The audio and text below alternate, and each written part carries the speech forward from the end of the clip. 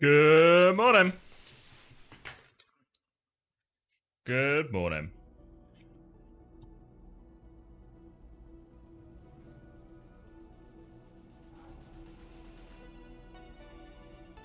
What do you mean, no, he is here?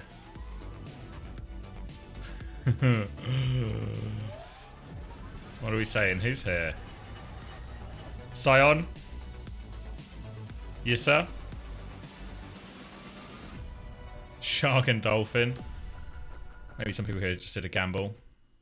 The Boulder clan? Can I go back to my hole? Cam off, please. I'm probably the first person ever to make this mistake, I reckon. But you ever just stay up late for no reason and then are tired in the morning? Probably the first person it ever happens to, but I've done that. Done that.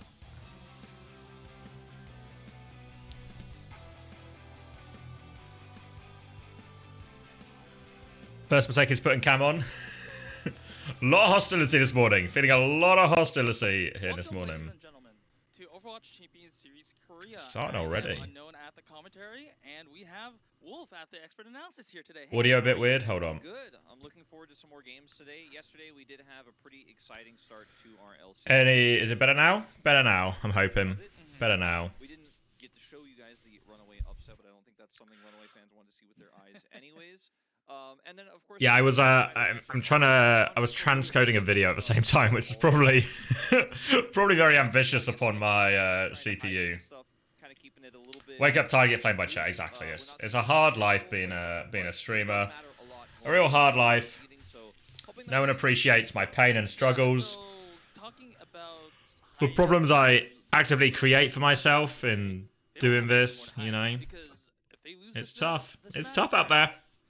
Tough out there. This match is going to be Genesis versus Pokerface. This is, I guess, arguably the highest stake match of the day. But someone else who's had a tough time of it all. Should we get the thing on? Ticket last place to the playoffs, and the loser will be having to just conclude. It's Genesis. So far. Where are we going? Korea. To go all the way to the qualifiers. This is where we're starting. Genesis, Pokerface, and then we've got WAC versus FTG, which most people I think would agree would be a good game. And then Falcons versus YETI, which most people probably agree not going to be a good game, but maybe YETI are on top of the world right now. So maybe YETI, maybe the game will be interesting if YETI are just going to keep forcing some kind of dive, and maybe Falcons want to keep doing their sim stuff. So maybe there's an interesting matchup there, just in terms of which comp wins.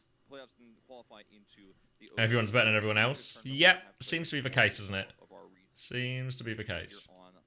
So very big deal if you want to be able to challenge with the best of the best. You got to win this matchup. You want to be able to go play in an international tournament, even though it will be here in Korea with other teams from around the world. Then you have to go through that playoff bracket. You know why people rated SPG and Pokerface so low in the rankings? I think just in theory, like the names on YETI and Genesis just looked a lot better. You know, even if there were like maybe some obvious problems. Not to just single out Teru as the obvious one, maybe, or main support, but some obvious problems. But he's as a Decay team. Choi So-wan, he's alright, isn't he? Kellen seems pretty good. Kellen Decay seems pretty good. But it's not really translated into a lot of success. But we are now in a situation where it's kind of do or die, right? We lost Vesta Crew. We lost Runaway. And now today we're going to lose one of Genesis and Pokerface. And the winners are going to make it through to our top 6. They'll still do a grand final. I think that's tomorrow, right? Yeah, the grand final tomorrow to figure out who's going in as the 5th seed and who's going in as the 6th seed. But this is the crucial one. This is the elimination game, right? And I think most people probably would have expected Genesis to be a top 6 team. Top 6 team with Decay would have seemed reasonable, I think. But not the case. Not the case. Because what we saw was not playoffs worthy.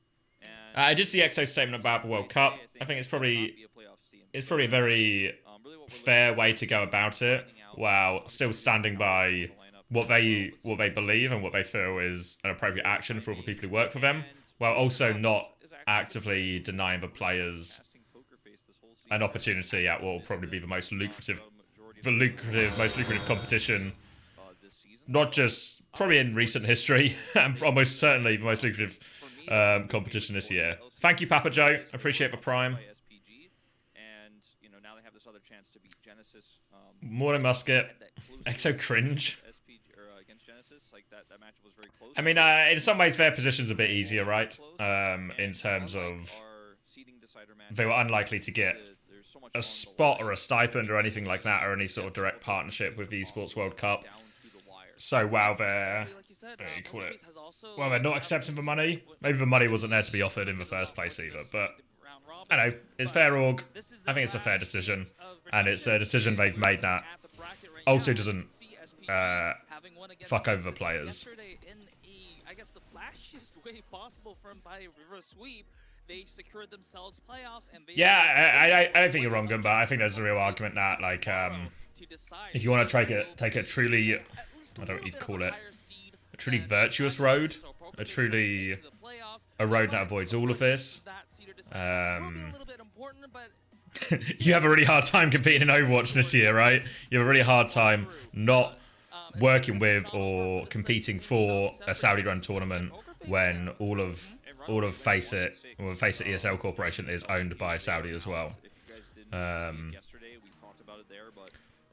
It's really so the only way is to really obviously almost dip out fully, right? I guess if you compete in Korea, but even then, if you compete in Korea, you'd have to compete in Korea, but then say you'd never go to the major, because then surely, because even though the WGG's circuit is separate, once you go to the major, you'd then be competing once again under Faceit. Is it fully funded by Faceit? I guess I don't know whether like the prize money as such comes from. My impression, I don't know actually. They're gonna have to play a lot better than they did yesterday. Yep. Once again, WAC was a little bit. I don't know if the money's like Faceit's money or Blizzard's money. Probably we're not on their 100% full strength mode, but still. So like, a lot to be desired from that. I actually don't know. Compared to what we've seen yesterday.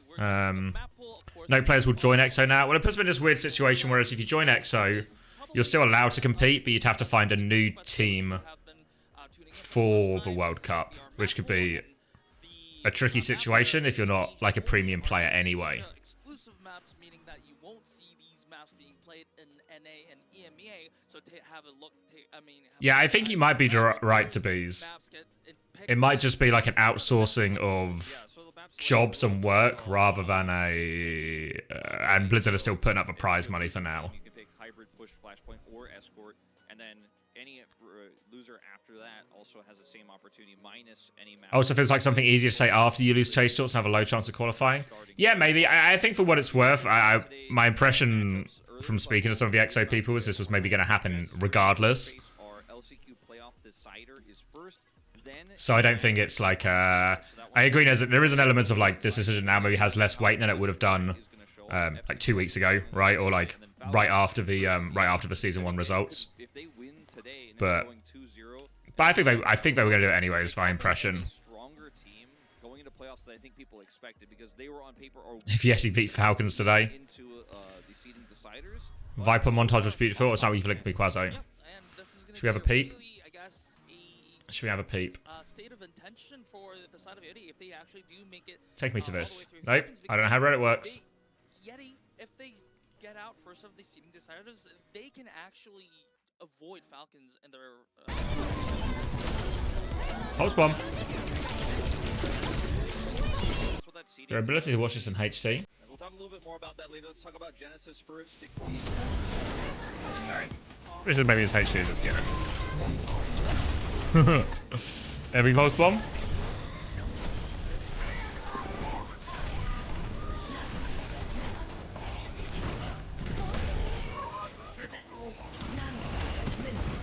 Pass is gonna get stuck.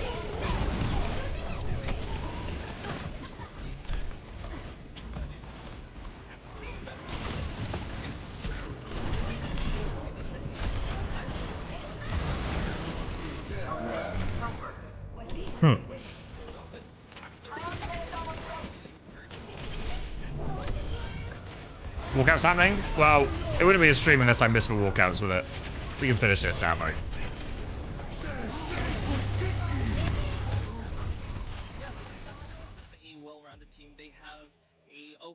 DPS line. I'm not saying like okay as in mediocre. They actually have a really impressive DPS line. They have popping All right, let's go back. in a huge way, but not able to carry the weight of a failing tank. Let's see. Genesis on the verge of elimination. Out of position, Solid bow. very strongly punished by Priza Gaming. We're gonna have to see that tightened up today, but it's been a whole season. Hands in. of similar Oh. issues for this Kellen leading the way. The less than 24 hours between the end of that All right. poker face at the beginning. On the way, they looked very confident, and the performance we saw from Kellen yesterday. Yes, I think the DPS line is a bit stronger for the side of Genesis. Good point. but There we go. actually gives Perfect Genesis a timing. slight edge going Chibi's forward, already on it. making them a more well-rounded Solid team. bow. Yeah, like you said, well, this is a well-rounded team. They have a okay DPS line. I'm not saying like okay as in mediocre. They actually have a really impressive DPS All line. right. Solid. Yeah, maybe I don't know if to like finish this for conversation, but I like Goomba's point of like, I don't care. Don't care for any babies I need for money. I think, you know, everyone has their own individual choice about, I don't know, I mean, where their moral or ethical line is, or where they think is what they think is worthwhile protesting, or I don't know what you call it. What they're willing to accept, right? Like, because I'm sure in reality, everyone also, at some point or another, is using or actively uses a product that maybe comes from an area. Yeah, boycotting's a good, the right word. But people use stuff that is from China, which has its own problems. People use products from Russia or other areas of the Middle East that will have problems. So everyone just sort of has to make their own decision. And I think, obviously, a lot of the Overwatch, especially the pro player base, the line is in a certain place. The line is in a place. Mine's the same. I'm not going to turn down any of these Saudi offers if they come in. If I'm asked to work for Esports World Cup, I'll say yes. Not going to make a big sort of secret or try and stand on any kind of high horse about it. I think everyone has to make that choice. I guess EXO have made theirs, right? This first question goes to both teams. This is the last opportunity to secure a spot in this playoffs. So how have You missed the FTG game. Was it good? first for Genesis? Yeah, it's pretty good. Wait, which one was the FTG game? Why is everything blowing into one? Yeah, I think it was a good game, actually. We saw a very new comp from Falcons. So I think there's a immediate level of interest there in terms of Falcons seem to be taking some of the sim stuff from the end of Overwatch League last season and trying to reapply it now. To take the win today. And for Pokerface, after losing to SPG, we were... How did Donghak make it to Overwatch? I think Donghak's really good. He's at Winston. Maybe there's a caveat to that. He doesn't run all the time. He's really good at Winston, but he is really good at Winston. I think it was more than reasonable that Donghak got into Overwatch League. More than reasonable. Micro, I think that today, I think we're able to showcase more of the macro aspect of our team. Walking in for And the the next interviews. match, the next question for Genesis, what was the feedback after the reverse sweep yesterday? What did you say after the reverse I week, think Kalios? it felt like we kind of tripped on our own foot. So while it was more of a carrot on a stick yesterday, I think today it's the preparation for the match today is more of a whip for the in terms of preparation. Carrot on a stick yesterday. Pokerface kept their player hopes alive by beating Runaway in the non-broadcasted match. So how confident are you in taking W today? Pokerface are the favourites, right? I think that's really reasonable to say. Practice progress for our players. I think that they were really desperate to win, and their attitudes have changed, like I mentioned earlier, so I think we'll be able to take the W today. And that was it for the team rep interview for the first match. Before we head into match one. Suitably vague and as normal. I need to do my preds. That's fair. That's fair. Alright, so Genesis, I think we'll lose to Pokerface. And then what's the order for games next? Is it WAC versus FTG second?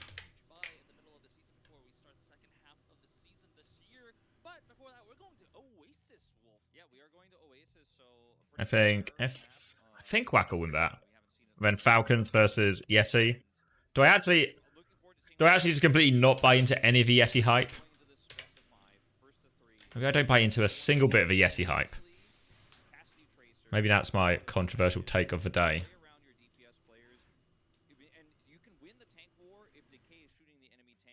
I'm really happy they won yesterday, but I also I feel like it was a flash in a pan. Flash in a pan and maybe some active mistakes from in the draft. Commander X not at Insomnia to watch the Overwatch tourney. No, I didn't make it out to Insomnia. Oh, bless me. Yeah, I've been to enough Insomnias in my time. I feel like going there for an Overwatch event. Not high on my agenda. Not high on my agenda.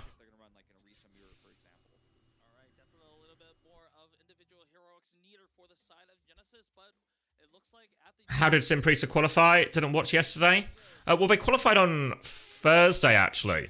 So I've actually seen the game. They actually beat Pokerface, and then... So didn't see that game, but I guess an impressive win in many ways, really. I think Pokerface were really, like, trending up towards the end of the group stage. But then they reverse swept Genesis, which, you know, just when you thought Genesis were maybe getting back on their feet, Undyne had saved them. Smacked back down to reality, there was always more pain and suffering for this Genesis roster. And we'll see today if the pain and suffering from the Genesis roster will continue even more.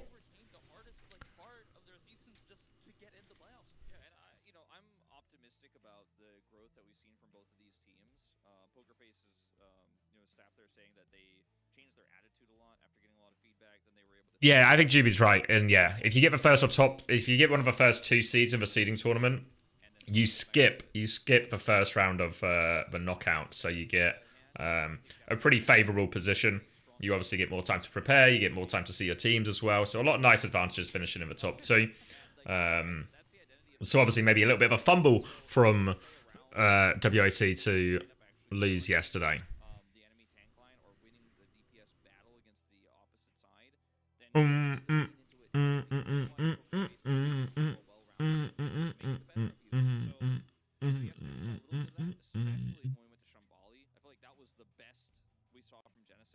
Good to see a proud boy in the chat.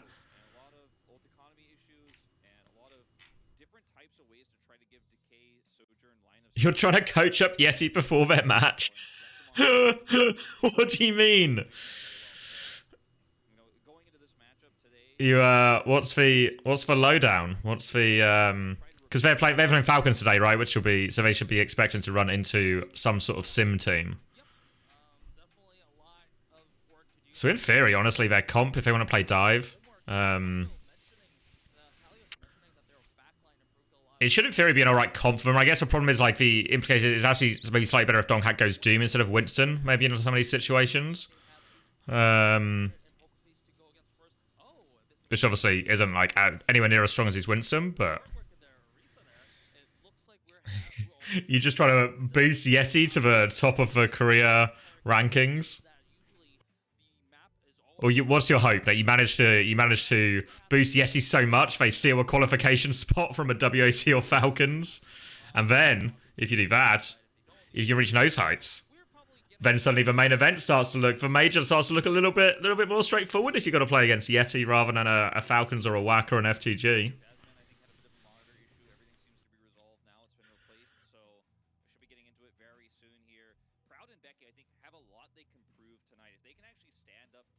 So a lot of what I think we saw Pokerface have success with was towards the end of the group stage was this more of the meta comps, Jasmine on Orisa. They were playing a lot of like Echo Cass.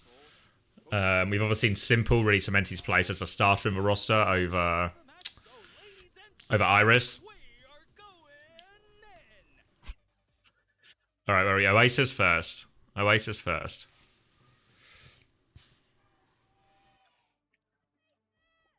Morning, Shilmy. I'm just gonna use this as a timing to eat a little bit of noodle.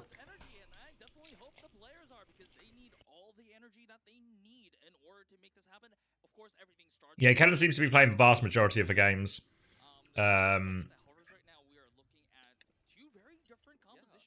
He's their Winston, he's their Orisa, so Kalios is really only in... Kalios is an indicator they want to go Sig. Just some curry flavored noodles. Just some curry flavored noodles. Really in the basic section. But they're a nice little snack to start with. All right. So see more of the same, right? More of the same from Pokerface. I think ultimately for Genesis, we saw Decay do a lot of work previously on Cass. Choice 01, Tracery's most comfortable hero. In theory, this should be a hard comp for Becky to play Echo into, but Becky is obviously the Echo guy, so he's going to play Echo. Bubble off from Kellen as Jasmine makes the aggressive move, but they're just going to circumvent Kellen's bubble completely, run onto this backline. And really just, Genesis didn't seem ready for any sort of horse rush, any sort of pressure, any sort of one rotating into them. It's been a pretty straightforward kill for Pokerface.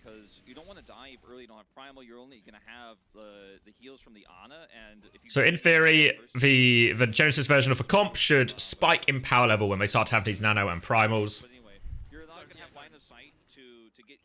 One thing that's nice about the Cass is actually with High Noon is not always the easiest ult to get good value out of, but versus primal you actually can. Looking for this nano, Kellen's going to get one bubble. Again, they're just trying to circumvent this bubble. Every time Kellen jumps, they just try and rotate forward, but the nano comes in behind them. The nade is good. They catch everyone. So, fell for the trick on the first time, Genesis, but did not fall for the trick this time around.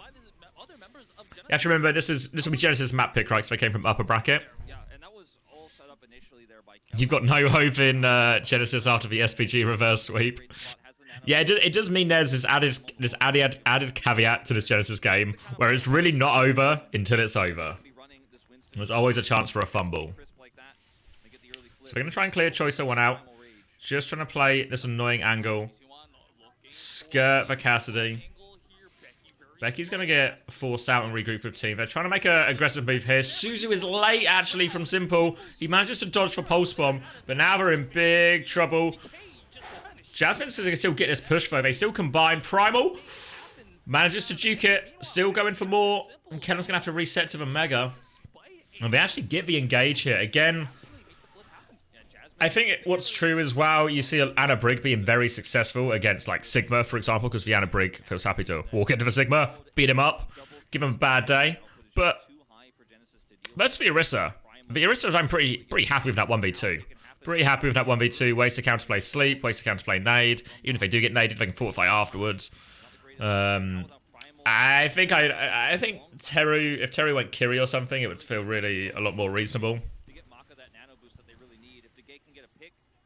And obviously it's a good hero for Teru, but they've got the rally now. Lurking up top. Proud is just gonna lose the duel to Decay. Now we're gonna walk in. Jasmine's gonna go anyway. They're gonna beat over the top. They're doubling down. Defensive nano onto the Cass. And they'll kill Maka, but the rally and the nano should mean they surely clean this up. They could have done with more than one kill, honestly, in the cleanup there. It's still a pretty treacherous situation, but they have got the flip. Looking for the Echo. Nowhere for Becky to go. Except into the pond.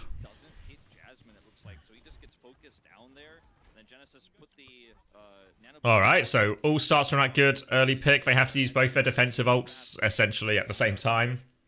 Jasmine's now going to go Queen. I didn't feel like the Orisa was not working. I feel like the Orisa was working real fine. Be more interested to see maybe the Echo drop out of this and they get a Tracer or something instead, but okay.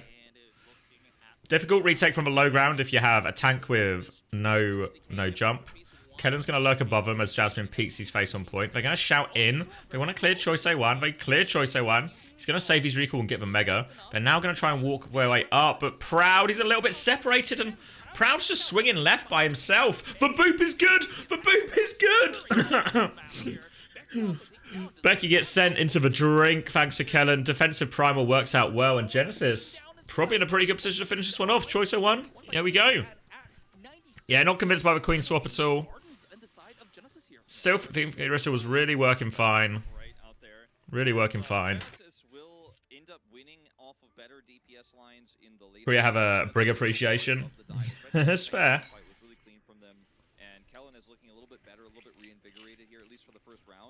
But it was Decay who really carried this game. Now, You know, just a bit rubbish from Pokerface in that last one. Like, you just have Proud swinging by himself. I think it's reasonable that Proud tries to go up those stairs, but why is his Kiri not with him? Why is his Lucio not with him? over to their own Orisa here. Why are they all trying to go up there at the same time their Echo goes? Becky also to go for the stolen Ana into big Bionade in the room. A lot of the last fight there was Greed Proud on the flank, trying to look for the Deadeye, instantly punished. Like to see a little bit more fundamental play here from PokerFace. I know they can stand up this team if they play standard. They're gonna look to do so in this first fight. All right. Now it's an Orisa mirror. Teru's gonna go for the boot, but Teru is in there. Teru is in there. Oh, that sure looked like a Lucio rollout from a guy who's not a Lucio player. And well, it's gonna really snowball into an entire fight loss. I think the fight was likely lost before that because Proud did way more relevant damage there, but still just the cherry on top of the cake that is PokerFace once again getting the first cap here. And now Retake from the low ground now. Becky's on the opposite side. From him, they have the Lucio to match Faith. Have to use Suzu early actually here. They're trying to take over this connector side on the left. Now they're going to walk forward. Kellen's going to get beamed down. Proud needs help. Pressure onto Proud. They find the kill actually. Choice One's going to get 2. Genesis just sort of bullying their way in here. Felt a little bit too easy again, didn't it? Sometimes PokerFace just seem a little bit easy to push over. Easy to walk in against them, easy to get on this Cass. Feel like it should be harder to kill Proud. Yeah, I mean, Cassidy, Tracer here for Genesis just has to be the name of the game, man. This is the best thing that they play, even better than Choice One's Echo, in my opinion. And yes, Kellen was a little bit caught, a little bit far forward there, but he knew he could kite back towards his DPS line. And guess what? Choice Okay, DPS ults coming up, tank ults, everything's coming up. Everything's coming up. Jasmine's Terra Surge a little bit slow. Come around the corner. Don't Kitsune Rush now. They just try and push them all the way back. They're going all the way around. They just catch Decay this time. Squishy, squishy Casses. Now the Kitsune Rushes are going to be traded. Copy Orisa comes in from Becky. Terra Surge comes out. They disengage it. Kellen's taking a load of damage from them. They have to give this up. The double horse on the road beats one horse. A classic situation of 2 horses being better than 1. I'm not entirely sure why Kellen decided to commit the Terra Surge there. Perhaps they thought they could to make something happen there with. And now, I don't really think yeah, advantage in Terra Surge, High Noons and a Beats available. onto Decay before they even use Just need to make sure Proud's harder to kill here. Genesis is in Let's not let Kellen touch. Don't let him touch our Cass. PokerFace now taking the lead here in what has been a very back and forth map of Oasis. Now Decay does have Deadeye here, can use it. Swinging in with Deadeye. Jasmine wants to go through. He's going to go with the Terra Surge. Beat over the top. Both beats going to be used. Proud's just swinging into him. He's going to drop a High Noon. They focus down Decay. They get their man, and that should be it. That should be it. I think they're okay. All right, one more fight. No real ults, just this Pulse Bomb, and Simple's getting way closer to that Terra Surge. Sound barrier there is another tool down for Genesis for a retake because, I mean, if you try to go for that Deadeye play, we've seen it. Lizard needs to put the horse down. If there's no answer, but PokerFace just dropped the beat and then push onto Decay, and so he can't do anything. Okay, swinging back in. Fight lost there. Now ult advantage with Kitsune Rush faster here for PokerFace as well for this final. Come around the corner. Win it. Bring us to 3. Fortify early to push him. Terra Surge comes out. Or not Terra Surge, but Kitsune Rush. I'm just going to try and kill Kellen with it. Suzu is good. Kellen gets his next set of cooldowns. The Pulse Bomb trades 1. But Proud's just all the way in now. Needs to land a shot. Alright. A truce for Kiri and Cassidy peek each other. They'll go back to point. There we go. Come on, Proud. You can get him. Simple will help him out. We're tied 1-1. And now we're going to City Center, which is obviously a big open map. In theory, obviously favors the Winston team.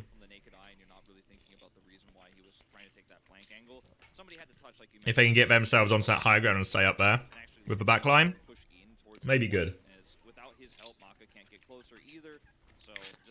But I don't know if you can do that first fight, because if you run into the Orisa, if you go coast here on first fight, you're presumably just going to run into an Orisa. And the Orisa's going to fuck you up, either boot you off the map or just straight up kill you. Okay, so they're going Kiri Lucio here instead. Going to be Echo Tracer maybe too? Makes me a little bit nervous, especially with Kellen back on the Winston. Alright, this is gonna be Alright. So yeah, Kiri Lucio this time. We have a high ground early, and PokerFace are actually going to swap the opposite side here. Just going to take a long, slow fight from opposite sides of point. I guess we want to make sure Proud gets sufficient pocket. Decay's lurking in on the left.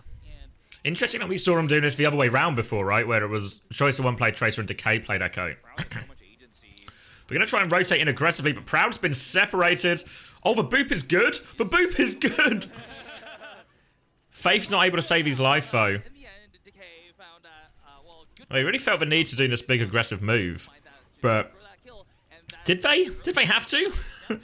Did they have to do this big aggressive move? I feel like this opens up opportunities for Winston and the Tracer. I feel like if you're happy just to trade on point, you're really fine. You don't have to worry. There's no nade to worry about. There's no chance of them getting a fast nano or anything. You can build Kitsune Rush at the same time. They'll build Kitsune Rush. Don't think that was necessary for Pokerface. We have seen him get value out of these aggressive pushes, but you look at some of those ones on like University and on Gardens, there's much more reachable areas to do these aggressive pushes. They try to do a big rotation around the entire map. Now Jasmine's going to go Queen.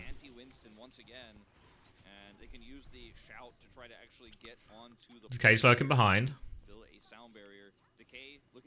He's the only one who can consistently kill Decay. Or sorry, kill You don't think it's too early to say the Korean map pick system has solved all the problems with Overwatch? Well, as long as we're not jumping to conclusions, that's okay then. Alright, they're going to come in with a Terra Surge and copy. Simple's going to have a later Terra Surge back. They've also got the copy Terra Surge on the go from Becky. They can keep building roads, keep paving the way.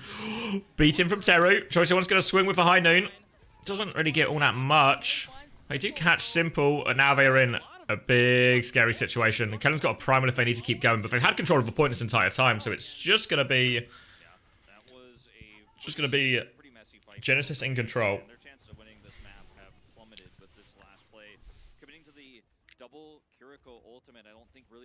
I mean, yeah, you're right, these are good games, but is some of the good games, how much of it is this, and how much of it is just like, these are like elimination games all of a sudden? Oh! He's gone! He's gone! Becky's got two, though. This is far from over. Far from over. Are they going to flip the map as well? Kellen's going to get back on. Kellen's low. Decay's going to be forced out. They'll get the flip here. Alright. Koreans are not mirroring each other, so it's more impressive than curing cancer. I mean, it has certainly added a bit of variety that we've seen so far. But maybe that's just the evolution. Maybe that's just the way it would have gone anyway. He ends up getting a pick, but it doesn't necessarily end up being a good call there. Then they're split, and Pokerface just cut right through the middle. All right, come back in now. Kitsune Rush for both. There will be a big rampage. Orisa now from Kellen. A hero that hasn't looked very good for him so far. In theory, though, good against the Junker Queen. Shout. I don't know where we're going with this shout. There's an Echo duel going on as well. Choice One's in trouble. He's not ready for the Becco. Rampage comes through, but do we not hit anyone? Does it get cancelled? Does Kellen cancel it? Where's the Rampage? Becky doesn't get anything with his copy either. They've just waited all of this out, and now Choice One's going to be back, and they can just take this fight. Pokerface just needs something to happen. Proud is back on Tracer with a pulse one of his own. Terry's getting close to this beat. Close, and then Faith is getting to this beat as well. Slow and steady fight. Proud's going to force the recall, actually. Makes DK go group up with his team. More pressure onto this Tracer. Oh, it felt stickable, did it not, Proud? It felt stickable. Obviously, I guess he has copyright, so he doesn't want to use it. Now the Terra Surge comes in. They finish the kill anyway. Faith doesn't get in this beat in the end. And they do exploit that timing. And Genesis will be taking map 1.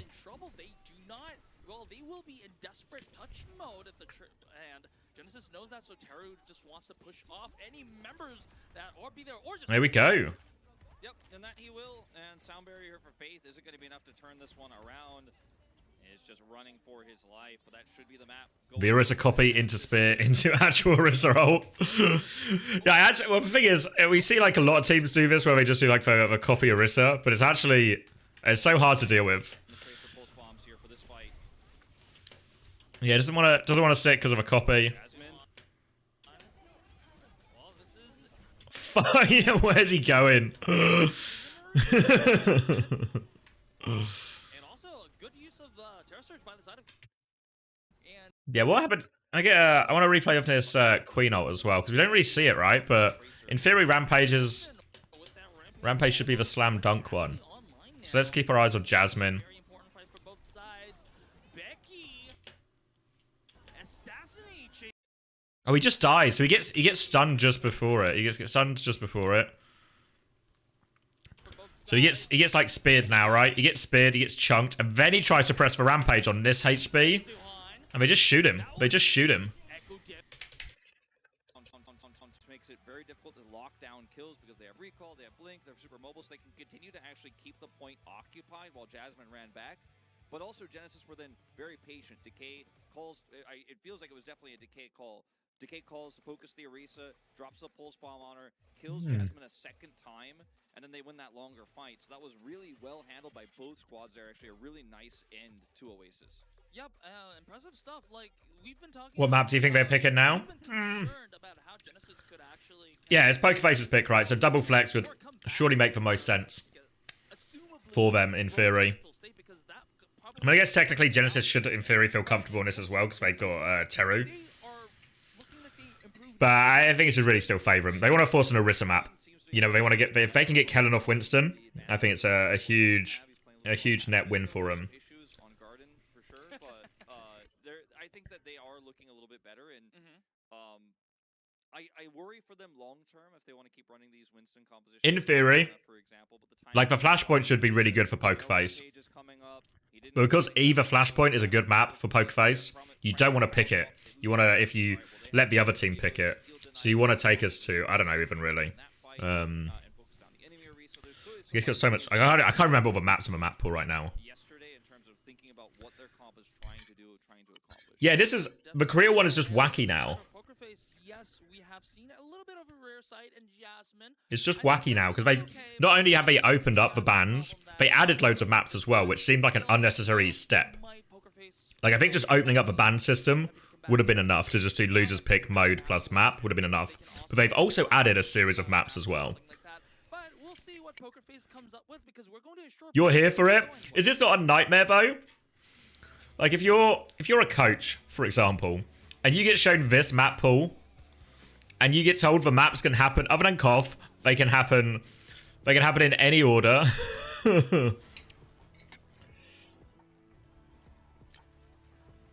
Any order, any of these maps.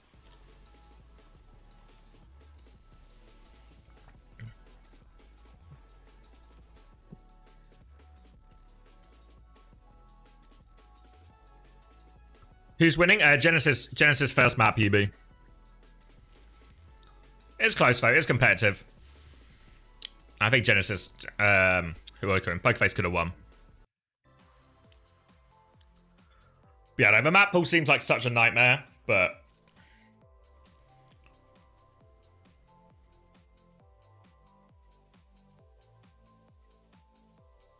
But you're also not wrong. The games, yesterday's games into, well, I guess we'll wait and see if this game like goes out in this way. But yesterday's games, probably was it the best day of Korean Overwatch we've had? I think. None of these group games, right? But this day, we had like this upset, the Falcons FTG, and we had this reverse sweep. Better than a lot of the EMEA NA games as well. Yeah, I guess even in EMEA, we had like surprising results, you know. But they all actually ended up being quite one-sided. Like even when Ents beat Twisted Minds, and in theory that should have been like a headline game, but it actually wasn't that close. And then similarly, I guess what was the closest game? Was it EXO versus SSG was the closest game? And then, was it Toronto Timeless was the closest game in NA? Like the first Toronto Timeless one? I mean, one thing that's certainly true. Yeah, one thing that's certainly true is even all these games, like actually, even the off-broadcast games, right? We've only had one 3-0, right? And maybe that's just, this game was played, this Pokerface game, again, Ronnie had to play right after losing to Genesis. So maybe this is just a mental boom 3-0, right? So all of these games, maps have been traded, right? Maps have been traded in all of the games except for what we can maybe just, you know, sure, one out of 6 games is a 3-0, and maybe they just mental boomed. KSA trolled the first game. Should, you know what you need to do then, UB? You need to take him out back and deal with him. But yeah, we'll see, because I don't know. I feel like you could get the same result from this ban system without having to add all the maps in the world to it. Right? I feel like it actually probably used to be the same result without adding this level of variety. You did some wrong plans, fix it the next day. I actually thought the most impressive was the Blizzard World versus I'll give a team now. For Blizzard World, you played against this one, against X Oblivion. This one. I thought this map was super impressive, actually. All the disengaged TPs, every TP plan felt like it really worked. It felt like all the decisions you made on, like, this Blizzard World especially, and, like, I guess for Sim in general, felt way ahead of when you did them in, like, this game.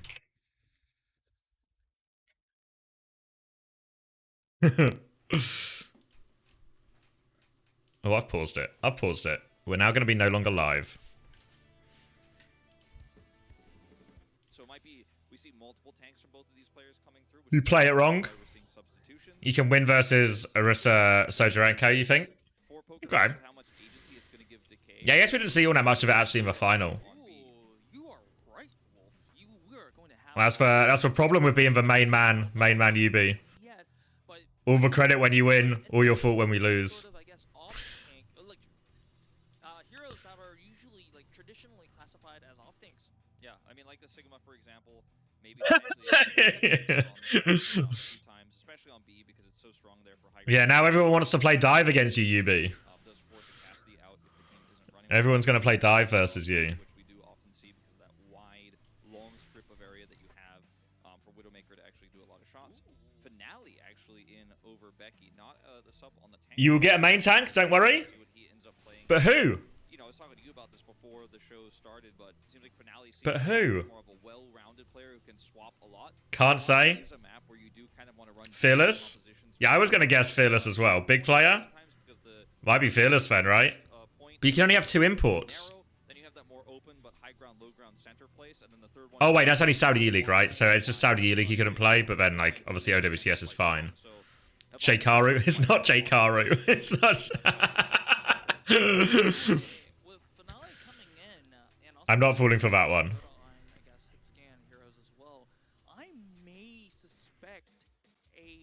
I think with Saudi E-League, I think like there's 4 majors in the year, but all the individual majors are a bit rubbish in terms of like quite low prize pool. But I think the big one at the end is worth it.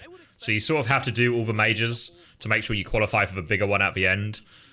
Even if like all the ones leading up to it are probably going to be maybe really not as interesting. Now, obviously, that we're not living in that timeline anymore. But okay, Pepe, you were right. So this is a massive sub lineup for Poker Face. Like it's a wholesale. Cloudy's Winston is someone else.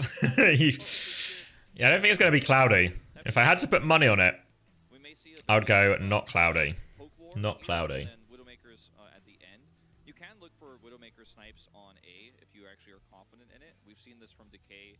I mean, back in the Kongdu Panthera days when you know, we saw Havana. There's a good chance Cloudy plays Dallas. Some of the early stages of that Overwatch League that year, like you would see a lot of players swap onto Widow. And what's the situation where Cloudy plays Dallas? As in, you don't think Chase will be available, or? Chances are not necessarily as high, but I think he's evolved as a player so much since then. And you don't think he can't get a visa? It really does test your team's entire hero pool across the board because of how different it is from start to finish. Yeah, I don't know that. I guess maybe. It's obviously going to be like a significant nerf, especially if you want to play like Winston comps or something. Ukraine can't use Fiesta? Oh, that's really fucking tough actually, isn't it? Becky's good. Okay, That's a really tricky situation then. Because then you either just need... Do you need to scrim with... Do you need to scrim with Cloudy then? Or... Because you have to get the circuit points out of them as well, right? Also, Rock offered Kellex. Yeah, I heard you be Rock have been going around with sacks of money trying to buy someone from every team. Rock are trying to steal all the circuit points, I think, from every team, build themselves a new team. But I don't think many people are saying yes to Rock right now. We're bringing it back a little bit. Love to see it. Yep. You think that's true for a lot of countries as well, though? Yeah, I don't know how it's going to work, because... That's godly us. That would be the... Because I feel like... Will they not just try and... What were they able to do for the World Cup? Because for World Cup, everyone got Esters, but we all got, like, we got Esters, but we all got documentation from Blizzard, which was just, like... I don't even know this. I might still have it. Maybe I don't. But it's just like a water paper explaining what the World Cup is and why we're there for it, if they ask. But even then, they told us not to bring it up unless they get really finicky about it. Just to say we're going to BlizzCon. So I don't know if they'll be able to do the same thing for at least all the countries that do allow an Ester. That would be the hope, at least. They really need to win this one. Alright, I am hearing that we are getting ready. Both players, both teams are actually ready to get into the game. So, ladies and gentlemen, we are going in. Oh, can Saudi and South Korea not use it either? I don't know, to be honest with you. US, Ester, or countries can't. It's a weird way to type it.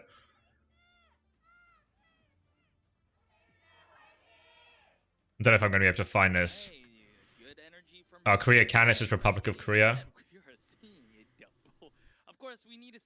I don't know if I'm going to be able to find this information quickly. Oh, this is in the Netherlands as well. Oh wait, that's just from the Netherlands.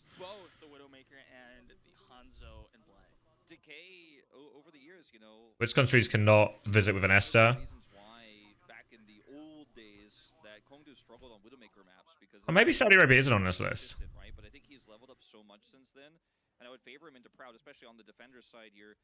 Look at the angle he's taking as well, so Proud can't find him on a pop-up shot here on A, and we'll see if Proud decides to stick with this or not. I don't know. I feel like this is the sort of situation I'm going to be able to solve very quickly. Yeah, list of countries you can't visit rather than specific ones that aren't eligible for an Ester. Yeah, this is probably a one that takes more than 5 minutes to figure out. But what we don't want to do is we don't want to miss the double flex mirror. And these will be allowed countries then. Estonia's in. Admiral's back. Admiral officially recognized. Oh yeah, Republic of Korea. Yeah, I guess it's by far just the European countries. Some of the Commonwealth as well.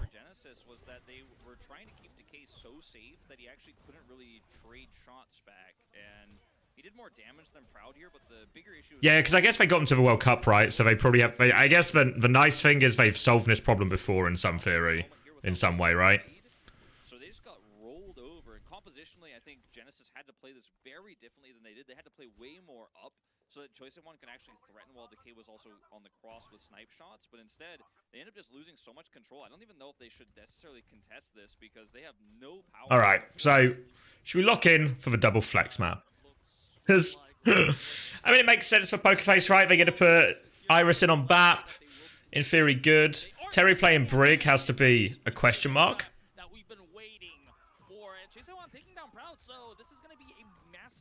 They lost. They're still going for it. They're sort of trapped in. Yeah, they're really trapped in unless Finale can do a whole lot of stuff, a whole lot of quickly.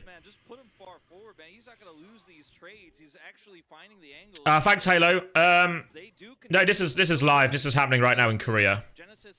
Happening right now. Map number 2. First one of the day, then we'll get a couple more Korean games on the go. Widow Jewel, Proud versus Decay.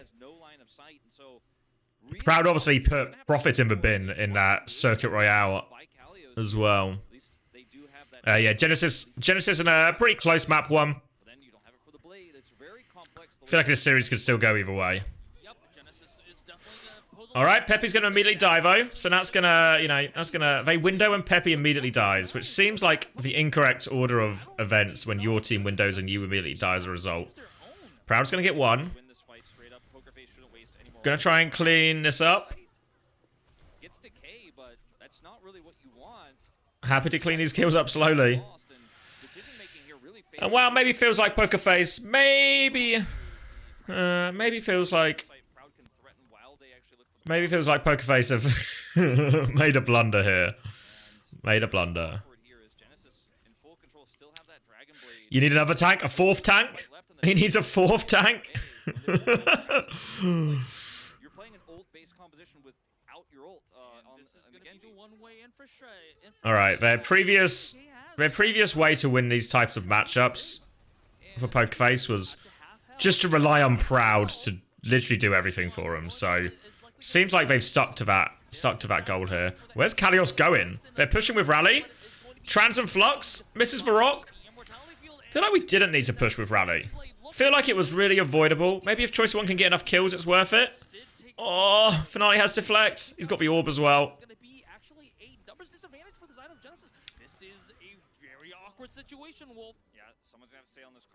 I mean, Rally push can be good if you got a good corner like that to go round in. But if they've got Transcendence, normally too hard. Normally too hard. And that's maybe what we saw there. Proud's now just on Sojourn as well. Kalios is coming back on ball. They think they can win this.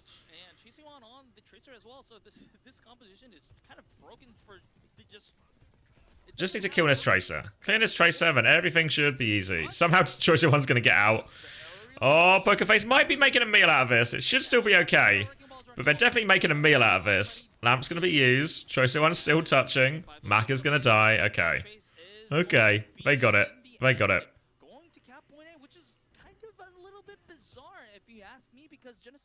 So many tools at their advantage, Wolf. Yeah, I really don't think the Flux. You know, I think Sig. If you're playing this type of mirror, Sig's really fine. Honestly, if you're like probably the best. I think there's very few other heroes that can do a lot of the same things Sig can in this type of mirror.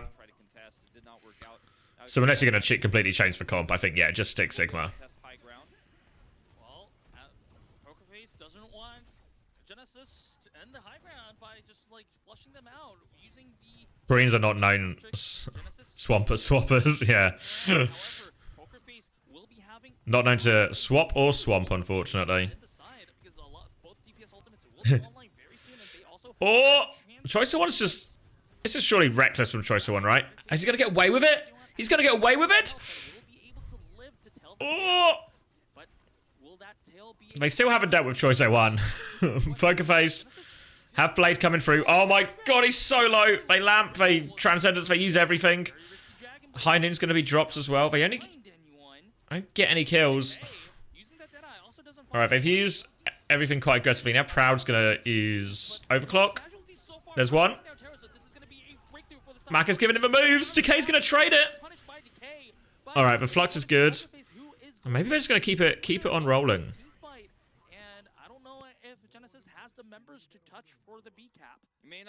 Why is Kalios wearing a mask in LAN? I don't know. This week there's been way more mask usage than there has been historically, so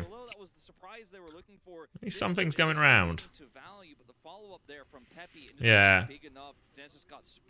Pretty sure, if I remember right, it was only been this week where we've seen more mask usage. No one's graphed it yet. Yeah, everyone got sick after World Cup. Alright. Wow, Pokerface have really turned this. This was looking so full holdable. Once he has the blade, maybe he can look to do something, but Decay is not going to have line of sight control. You can see how much he's struggling here. I saw Falcons playing the World Cup meta comp with Sig, Basti, and Batlucio. Are other teams playing this comp? Not yet. I don't think it's the craziest take. It's like, they seem to just play the Sim Bastion, and then if the other team swap like an Echo or something, they'd go Sim Cass. I'm excited to see more of it. I think one thing I didn't even really factor in with some of these old Sim comps is now the Sim TP is way better. That maybe a lot more of the plays are just way more reasonable, way more consistent because of the extra Sim TP health. Why do we go Bat Brig versus having a Zen? In some certain maps, Bat Brig can beat the Bat Zen because you just get to hold a lot of corners and it's really hard to push into, and you can deny the Zen ever taking like a truly meaningful angle. I think that's particularly hard on lots of parts of Havana. So I'm not sure why they've chosen to run it here, honestly. But I don't think it's unreasonable. I'm trying to think of like a good map. Like Blizzard World is probably like Blizzard World First Point especially, like a really nice map to do it on. Oh my god. The Transcendence, the Transblade, working every time. They have to use loads of ults, but it's working every time. Alright, full cap. Full cap, 31 seconds in the bank. As we all expected, right? We all saw that first point and thought these guys are finishing with 31 seconds left. A new combo, yeah, exactly. I mean, it's working, right? And to be fair, it is really hard to deal with. Really hard to deal with.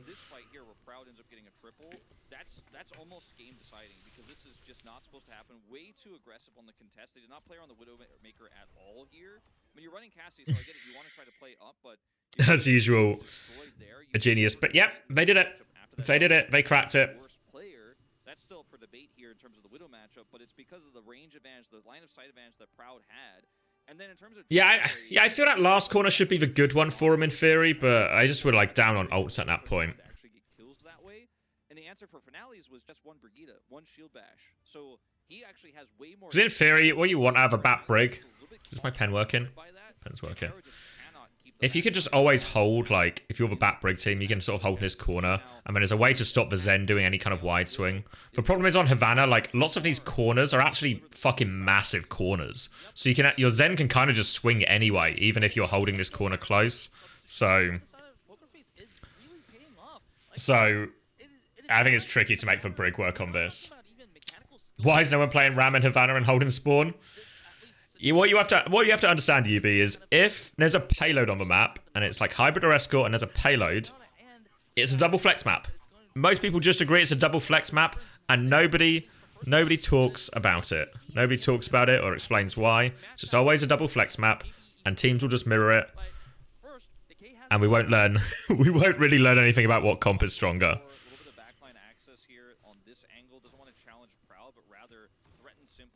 Are those letters? Those numbers. Majid told me they don't like to play Ram at all. I mean, I don't even know. I actually don't know. Is there, like... How many Korean tanks have I even seen play Ram? Like, Fearless played it a bit on Houston, right? I feel like it'd be, I feel like it would be, a hero Hanbin would be good at. It feels like that's in his pool. Oh, yeah, Donghack played it and looked really bad on it this year. I mean, to be fair, I think Fearless looked okay, actually. Oh, yeah, someone's a good one, of course. Yeah, that's who I'm forgetting. Someone's obviously, like, really good at Ram. But other than that, I feel like Fearless had a solid Ram. Donghack looked really bad. I have so much faith in Hanbin to be good at stuff. I'm sure Hanbin's more of a Winston player. Ah, sorry. I feel like it would be sort of hero Hanbin's good at, but I feel like I've never seen him play it. I feel like there's so many of these tanks, so many of these Korean tanks I've just not seen play Ram. So I don't know what it is about him that puts them off so much. Bellastria played it when he was in Poker Face.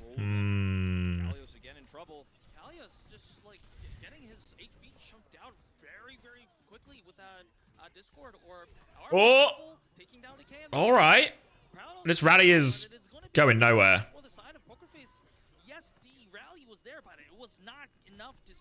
Get him! Get him! There we go.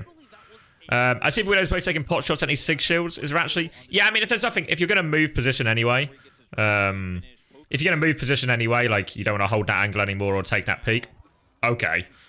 But if you're just going to, like, move angle, you might as well take the... use the charged up shot just on the shield. It's kind of just, like... It's not super high value, but it's, you know, just like a min-max thing. Alright, so Decay... Gonna resume his role of kicking and dragging Genesis into a thing. Oh! What if Finale was the better Widow? I didn't factor it in. Oh! It's good enough. It's good enough, Finale. We'll take it. Well, good enough. Good enough, mate. Alright, coming back with Blade and Flux, though. Transcendence is available for Simple, so pretty good way to deal with it. Decay's gone Tracer. Decay's gone Tracer. As soon as possible, knows he is disadvantaged in terms of the enemy Dragon Blade here, but Pokerface have that transcendence they can operate around. Unless Decay. Now it's going to be forced back to this deep angle. Immediate headshot on Choice 01. He's 1 HP. Decay's going to go down. Flux. Okay, they transcend the blade. Deal with that one. Alright, 44 seconds. Genesis now have the Flux advantage. Finale's going to die for it. Oh, don't die in spawn here. There we go. Just kill him. Ah! Okay. Alright. That's enough. We can go back. That's enough.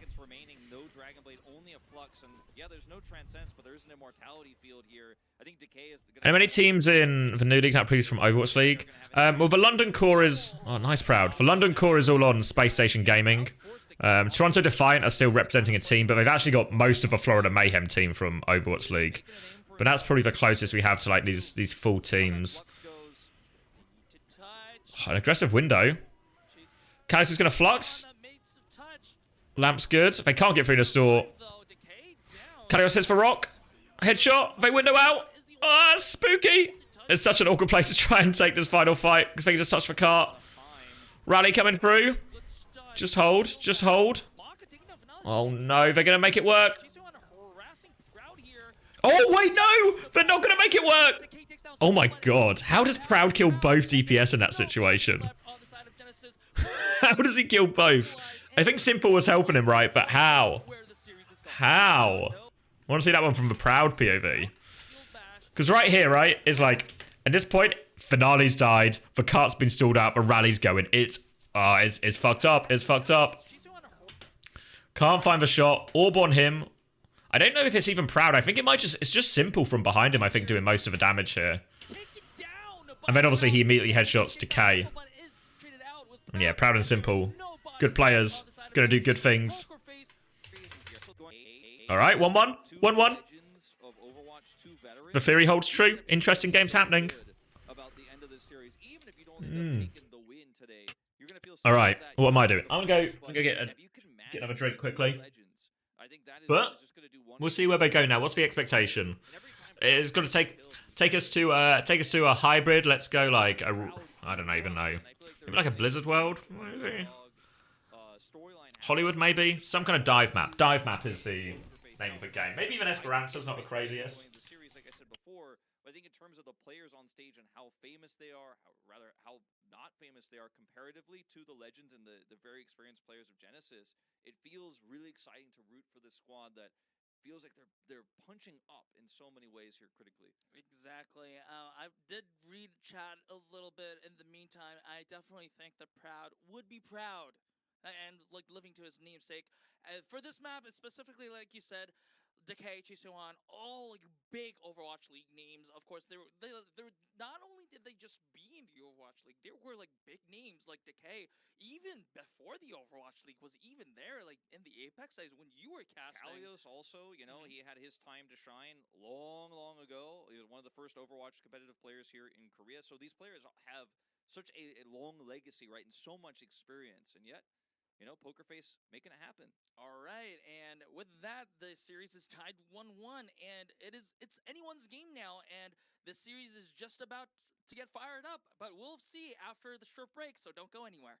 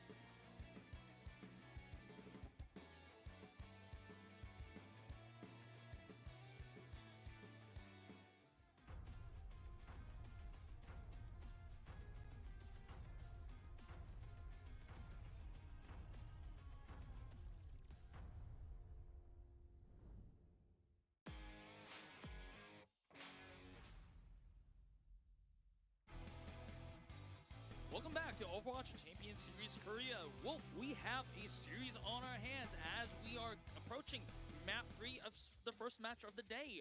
It is 1-1 tied by both Genesis and Pokerface, and we have Hybrid, Push, and Flashpoint remaining for Genesis to pick from. I would like to see. I mean, the cool thing about the pick from Pokerface there too is it actually denies Shambali from Genesis. Like that's where if I were Genesis, I really want to go to Shambali. But now they can't because Escort is out. So you can't actually pick from that anymore. That makes things super interesting here. I wonder if they'll take us to New Junk City or Surabasa, just try to get some momentum back, try to win out on a control-based map type where they did already find success in this series. Because if you go into Hybrid and Pokerface outclass you there, it gets a little bit awkward. Now, Nimbani. Okay, I understand. I think Kellen's coming in here, though. Yeah, I think definitely so. It's going to be a Winston map. It's going to be a Winston dive. I think, of course... Okay, I'm not good. You're the analyst here, but I can definitely I can see that coming. Yeah, no, I think that's definitely the right read. I Oh, do agree with you. Numbani. I mean, I think that's what's going on. Oh, anyone seen a Numbani recently? Today than yesterday on OWCS. There are some issues with how they're playing this, and they've been kind of running the Ana-less Winston, which can really struggle. I think that's not going to be the case here on Numbani. I think they have to run the Ana. It's just so important. But Proud has been so good, and the control of focusing down Kellen has been a big problem for Genesis. Always feels good to get the double flex maps when you get the double flex. You can't play the double flex heroes. Yeah, well, Maybe you could argue it is what it is. Good pick ultimately, I guess it turns out by Pokerface. Good fix. Good pick. I want to play Kalios here. I don't think that's the right call. Numbani's like a. I guess there is a world where Kalios plays. What did Pokerface do then? Oh, Numbani first point. Right, Numbani first point. Tricky. Genesis are going to Echo Tracer. Okay. I feel like it's not actually, it's really not unreasonable. Like the defense on the Orisa comp, I think it's probably quite reasonable, honestly. If you keep your Orisa on high ground, and you can pocket your Tracer enough to clear point and hold point against anything, it's really hard, right? If you make sure you keep control of, like, from defender's point of view, the top right. If we draw Numbani, there's like this high ground, and then there's this high ground. There's the point here. But if you can keep control of this with like your Orisa and stuff, you just get to gatekeep everything, right? Because the Ana, whatever, we're in Brig, and a Kiri can't, or whatever, can't take here. And they're just stuck playing main. You should be able to shoot point enough to clear point. Becky's back in, so presumably Echo as well. Yeah, the attack's harder. The attack's harder for sure for Pokerface. But I think the defense is probably quite reasonable. I don't know if I like.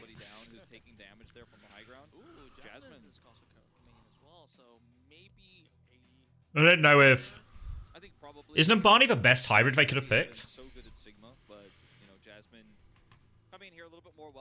Surely Paricio, right? Paricio, or maybe even Hollywood's better as well, actually. Yeah, Paricio's got to be like the good choice, right? Is how they gotten this far? Or do they play it in... Oh wait, maybe I remember that, actually. I remember Bishop Avril's stream. I've clicked on the wrong one. Genesis's game plan on this LCQ at least has been... Oh wait, here, it's not it's a different order, isn't it? Alright, they won by Numbani against Runaway. Did Runaway play Orisa as well? Support duo that we haven't been seeing, so this is going to be Faith and Eris. Yeah, it might just be Batiste and Ana to come through. Depends on if he wants to play the Brigida or not. Echo Tracer Mirror, Genesis were pretty good. Oh, okay. Yeah, my presumption is they're not going to get the same here. Because Jasmine's like an off-tank guy as well, right? So then maybe have to solve that. I mean, if they can solve, to be honest, if they can solve first point, the rest of the map probably starts to look a lot more reasonable.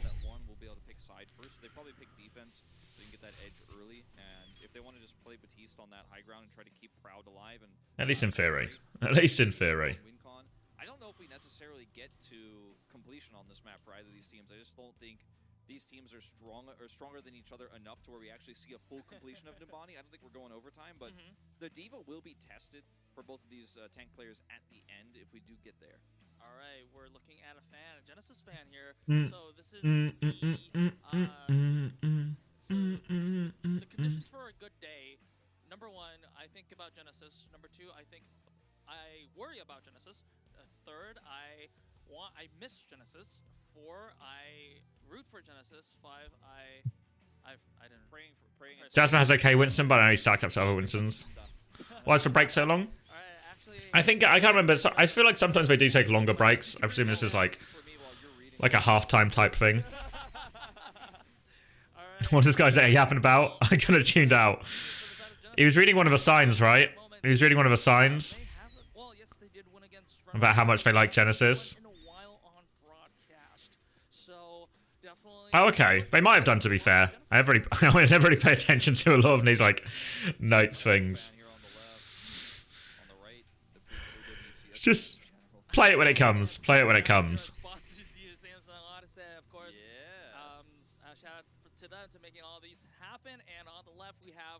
He didn't know J-Chan was changing to the scrim yesterday. Yeah, you just take it as it comes with these things. Did the Junkertown feel a lot better? I've not seen a scrim on it yet, but in theory, the first point at least looks like there's a few more options. There's maybe like that new like building in the middle feels like it might open up some different compositions than like the classic either double flex we get or just like Russian spawn type thing. I mean, maybe that map actually helps Russian spawn more, but it probably means like a dive on attack or something starts to look a little bit more reasonable. It just makes J-Town a normal map, right?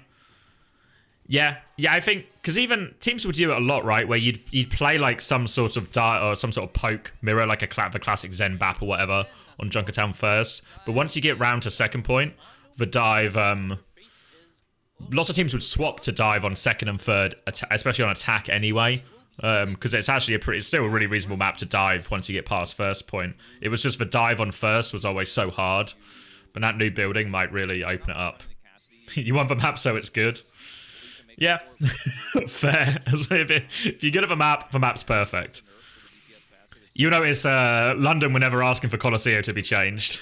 Happy with it. Seems fine to me. Who you dropping 22k on? Oh, fuck. This mirror? Genesis. This mirror, Genesis.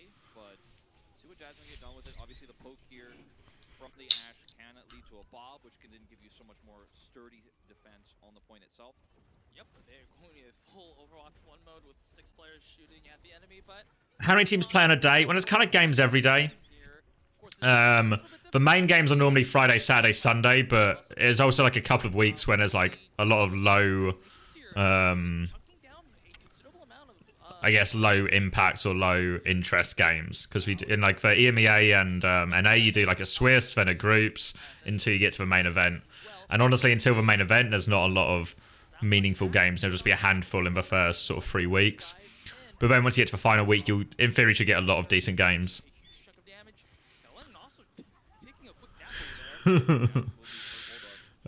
Korea though does Friday, Saturday, Sunday. I think that'll be pretty consistent for most of it. Hi Gandalf, doing good. Stayed up too late for no good reason, but I'm perking up now. Had some noodles, had a Pepsi, feeling it back. All right, Takei's immediately dead. All right. FTG whack. I think it's for a second game, right? So it'll be right after this. So I'd probably, honestly, like maybe an hour, depending on how the series goes. Lush morning, I know. Clear blue skies, sunny. Can't ask for much more. Maybe if a couple of degrees warmer and be really happy. Fast nanos for both. Nano on to Kellum. All right, boot back, disengage is good, but they have lost for high ground. Becky's in trouble. He's going to copy Brig. Suboptimal copy. Keeps him alive, though. Bob's going to get boot back as well. So, rubbish Bob. Big bomb. Copy bomb. I always knew Choice 1 was the Poco of Korea. I always knew it. No one believed me, but I knew it. Who won the Toronto Ents scrim? When I left, it was 3-2 to Ents, I think. They ended up doing a 3-hour block, so I wasn't there for the end of it, as I had some private coaching. You won 4-3 in the end? Oh, okay, easily. How many scrims is that with Chase now? What was this, like, second day, third day? Second day? Alright. Not too bad, then. Not too bad. How many losses before a team is knocked out for competing in the finals? There's like lots of different stages of the tournament, so it's hard to give like a clear answer. This game right now is an elimination game. So the loser of this goes out, and then the next 2 games we're going to watch today are just going to be seeding games. So neither team will go out, they're just vying for seeding. Korea's sort of split itself into 2 separate tournaments at this point. There's like the top teams are playing for seeding for the knockouts, and these teams are playing for their sort of, it's called last chance qualifiers. Last chance to get in. So for both of these teams, it is very much their last chance to get in.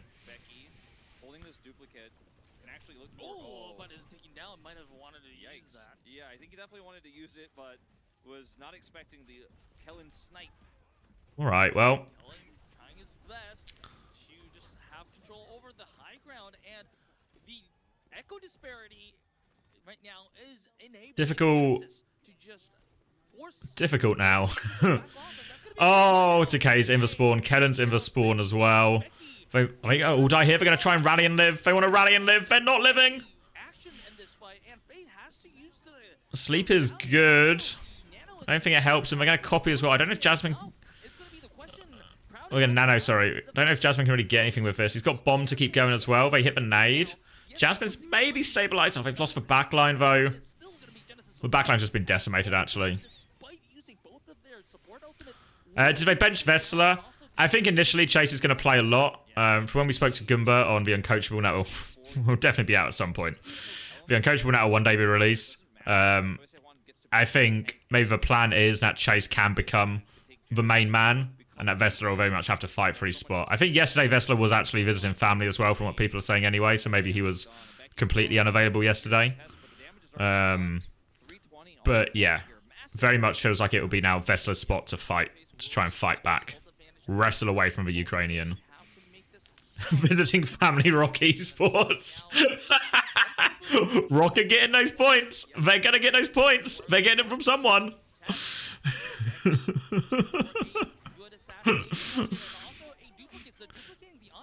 Oh, copy nade. Doesn't land, actually. They've managed to stabilize. How many teams are my favorites? I don't know. I've got a soft spot for SSG just because so much of a London team I used to work with.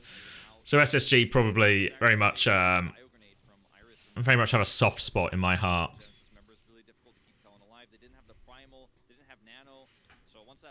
Will Chase be able to go to LAN? Yeah, the working theory is that he'll be able to leave Ukraine to compete / represent Ukraine.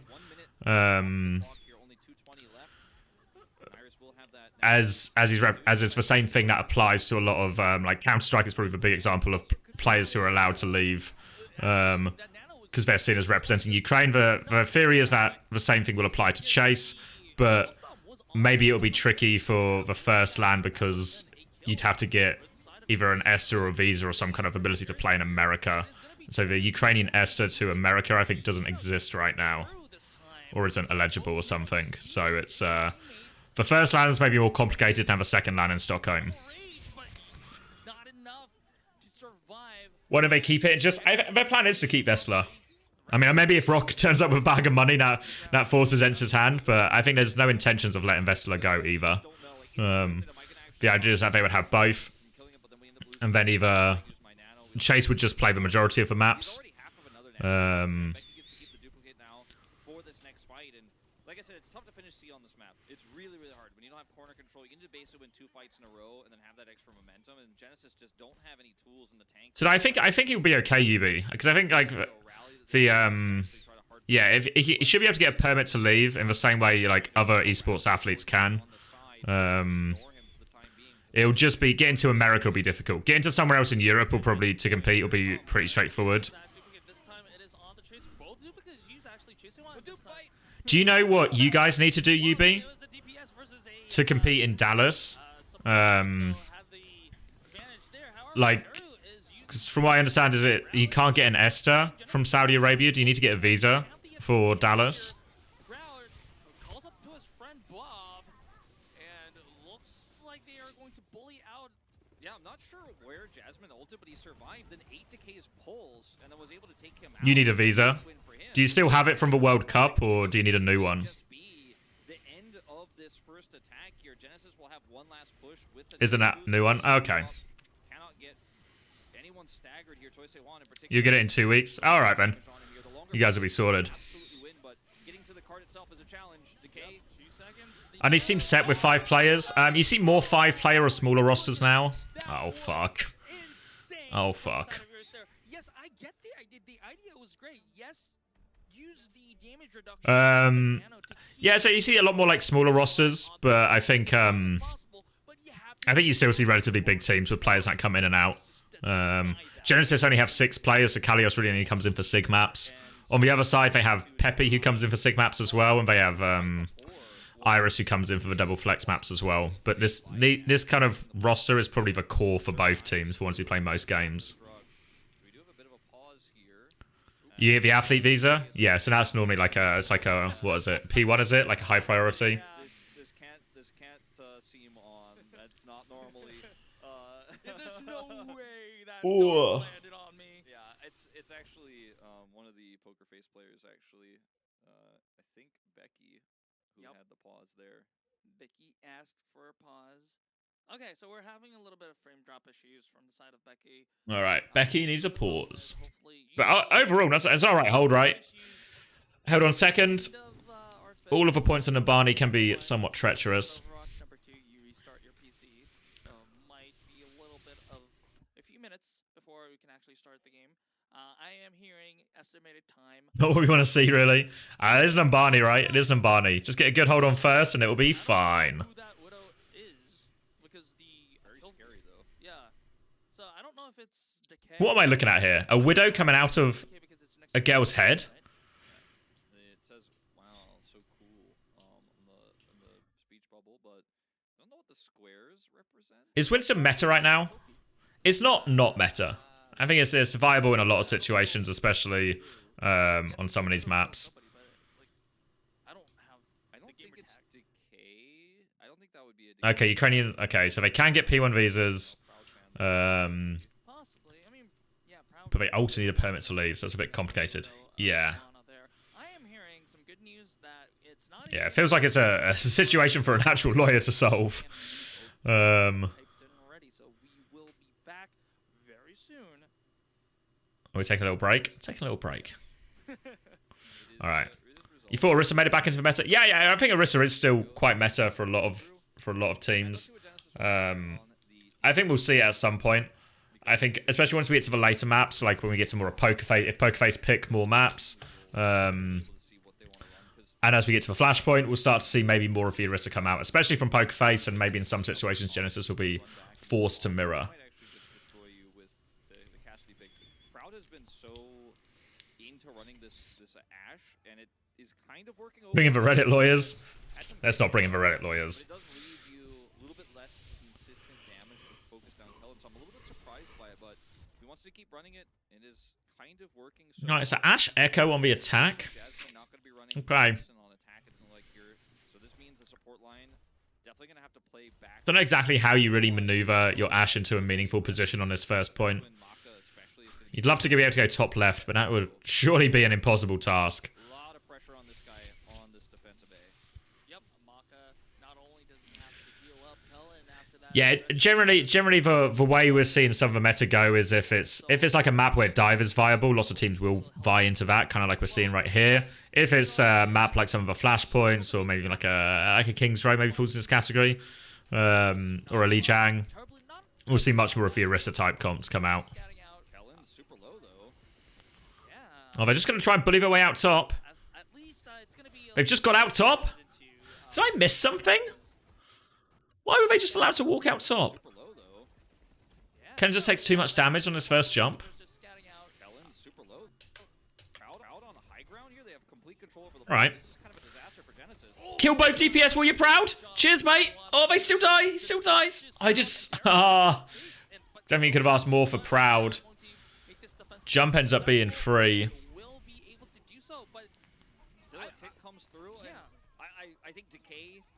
They got out for free, though. Yeah. Between the Winston being able to cycle up and down there and the nade threat and all of this, the Echo being above, it should be so hard for him to come on his top side. Decided to jump onto low ground there and got focused down, almost died. But as you mentioned, Maka, tons of nano charge as a result of that, and we'll have the nano boost here in the long. Why is Korea playing Anna Brig? Surely they get destroyed by Ram comp. I think in a lot of situations, but some of these maps obviously just really favor it. They get out again, and actually Becky forces Maka down. They've cleared Choice of One. They've survived for Pulse One. They've survived for Nade. Oh, Kellen's all the way in. Kellen's going to die for it, though. They're going to turn and kill... Oh, Choice of One's so deep as well. Now they get all the map. Becky also takes down Choice of One, so this is a window of opportunity for Pokemon. Yes, Genesis does have that nano boost, but is it going to have any meaning, though? I don't think necessarily. I don't think you want to nano that Brigida. The Winston is close. Will they contest? The answer is yes. He's nanoed. Nano comes in. Kellen can touch. He'll get to turn this into a primal as well. Becky's just going to bubble the corner. Bubble the corner, try and get himself a primal. Off the point too. Kellen slept off the point. He actually was. He's going to get burnt now. They can come back with Rally. Or... Yeah, it's gone. It's gone free. Alright. Pokeface. Back on top. I don't know if they're doing league skins for finalists. I don't know if that's maybe a thing that's just died with Overwatch League. Holding the corner, but again they can clear Kellen and just keep walking forward. Rally's going to be traded. Bob comes through. Copy Brig. Stop copying. Too many copy Brigs. Choice of One's going to die again. And they're just going to keep this one chugging forward.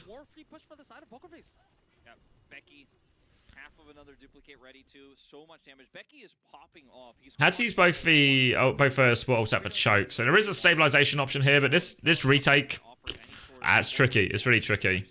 Would have preferred to see him come out top and clear his Diva as well. Jasmine now can just keep dropping, flying back up, dropping, flying back up. Nade from downtown doesn't hit anything. Pokeface going to back up a little bit. Now they're going to swing out top. On the low ground here, they're just going to try and go through inside. The cart's getting away from him though. Decay's going to touch for... Decay's going to touch for now, but he's dead. Choice of One coming behind. Becky is okay. Kellen's going to jump in, but he can't do anything but here, but contain the backline. Now they're going to turn on him. And oh, maybe it's unraveling for old Genesis. Never rule out a hold on third point, Nabani. Never rule it out. But this is a healthy time bank. Healthy time bank. Now they're gonna have a ton of ultimates here, but the time bank is so huge here for Pokerface. You just do 4 minutes. 4 minutes. On the side of Genesis, Blink charges coming back here for Decay. See if he can wrap around. It was really unlikely that Genesis would ever fumble, though. Honestly, yeah, you're right. Genesis fumbling, impossible. Adam's 22k is on the ropes. It's on life support. His bank is ringing his phone right now, trying to ask what's happened to all the money. Copy? Oh my god. Wow. Proud short deals with both DPS a disproportionate amount of time. For defensive nano onto Vianna. Thanks. Thanks, Becky. Alright, one more retake. Oh, post bomb. It's actually such an important trade. The lifeline's there. The lifeline's there. I think Decay needs to touch. They can nano the touch as well. Decay's going to go Cass. So I guess Kellen's touching. They have nano. Copy on. They're just going to disengage it. Proud doesn't get out though, does he? No. Ooh.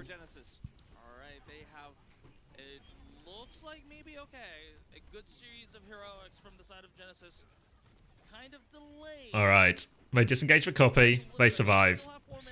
Nano and Rally up for both teams.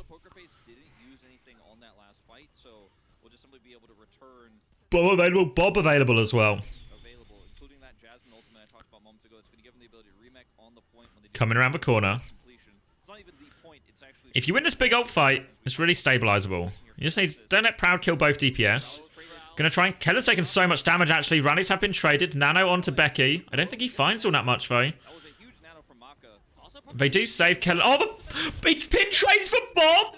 Why would he pin trade a Bob? What would possess him to do such a thing?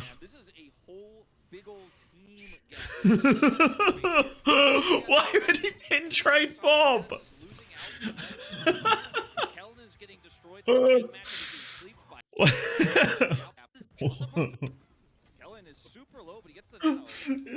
Everything's just okay, right? Oh, what? Kellen didn't want me to have any fucking money, did he? Yeah, I think Terry also wasn't interested either. Oh, I guess even if you tank it and bash out, you're probably really okay because then you don't get naded and stuff. You can, oh my god.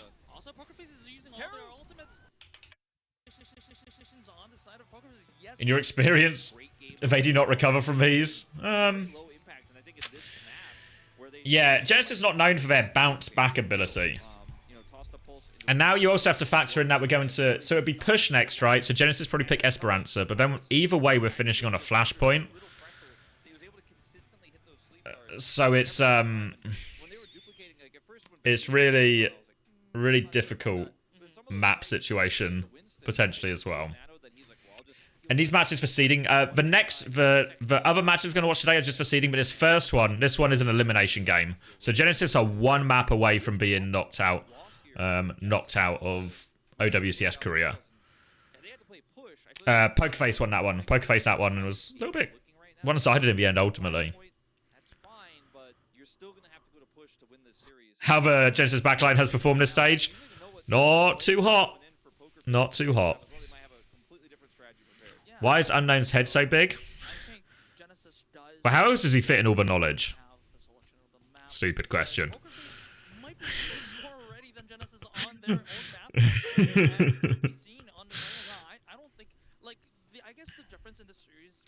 Are they actually together? They're in a studio, right? They're actually together. This is just like they're on the same green screen, essentially, right? It's not like they're just two separate entities put together.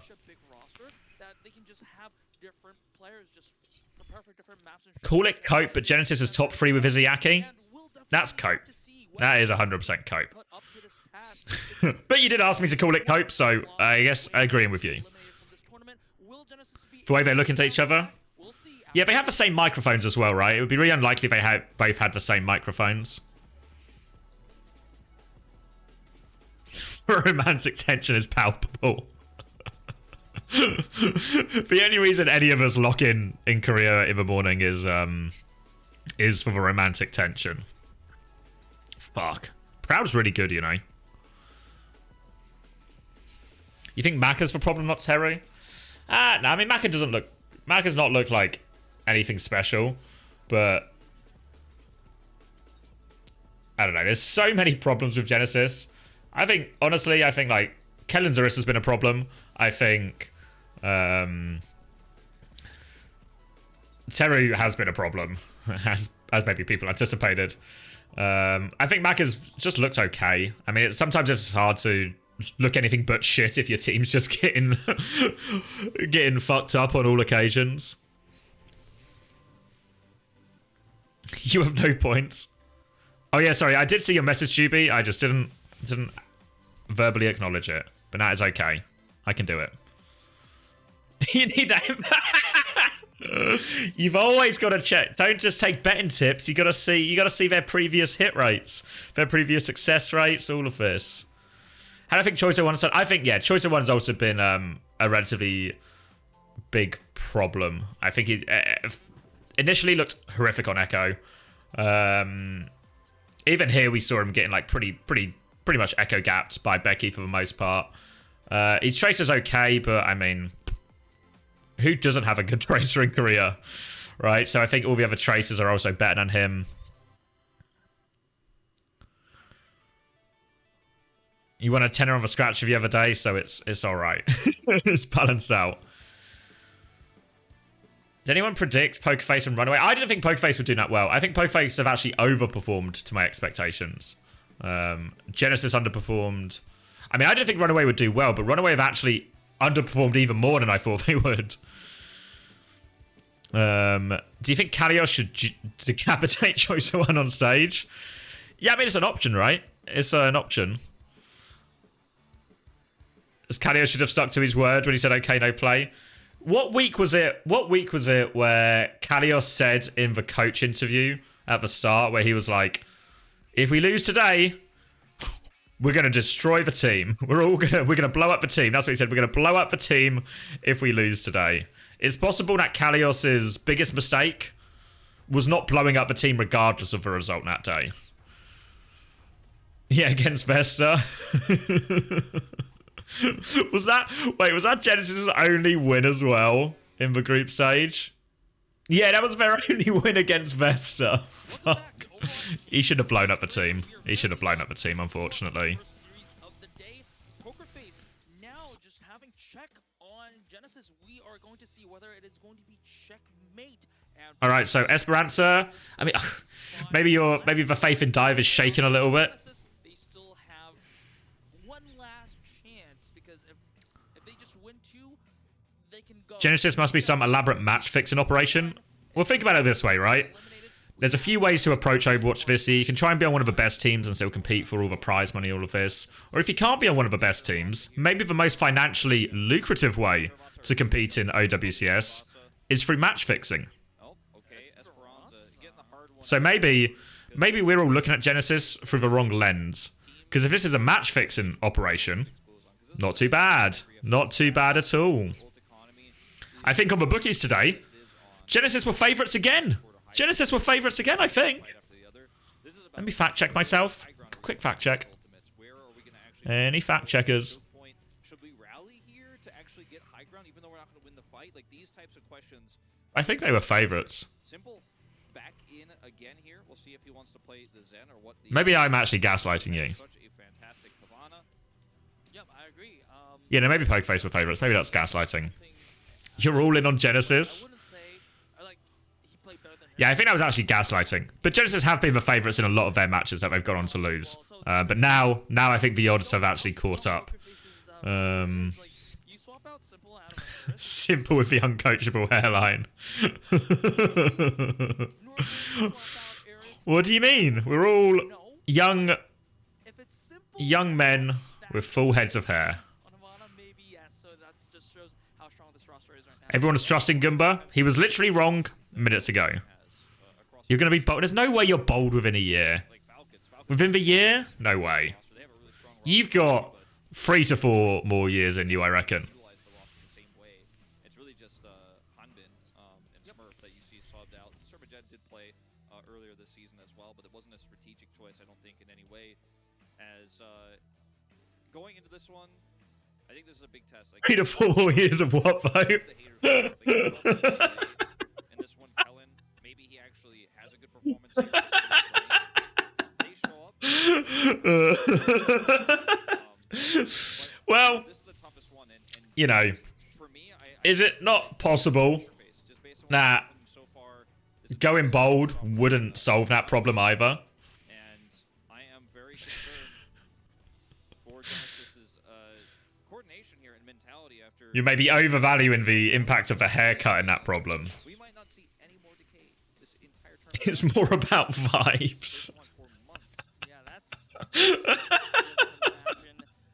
I don't know, we should serve.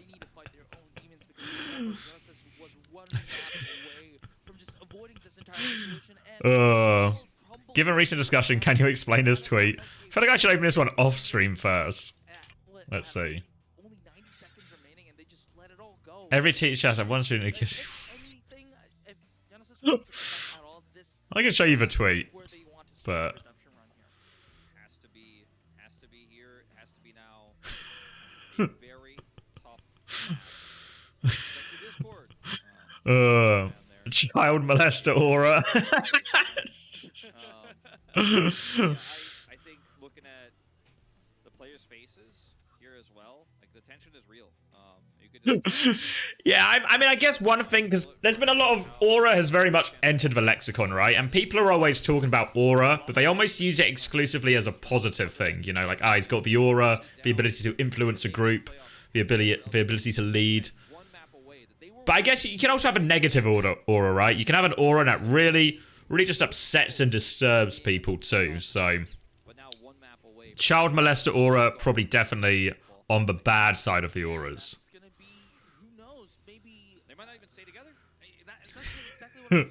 Definitely a geography teacher. I don't think you'd want me to teach you geography. Whenever we played GeoGuessr on London, I think I would come pretty much last quite consistently. And as everyone knows, if you want to be a geography teacher, you have to be good at GeoGuessr. Casaurus would sweep. Yeah, Casaurus is the geography teacher we need. Unrelated, but what are the X-heads even called? I think gambling addicts mostly.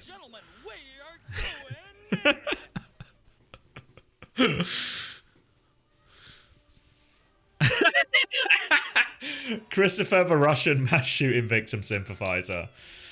Yeah, I feel like that reference. On Monday, you'll get that reference. On Monday, everyone will get that reference.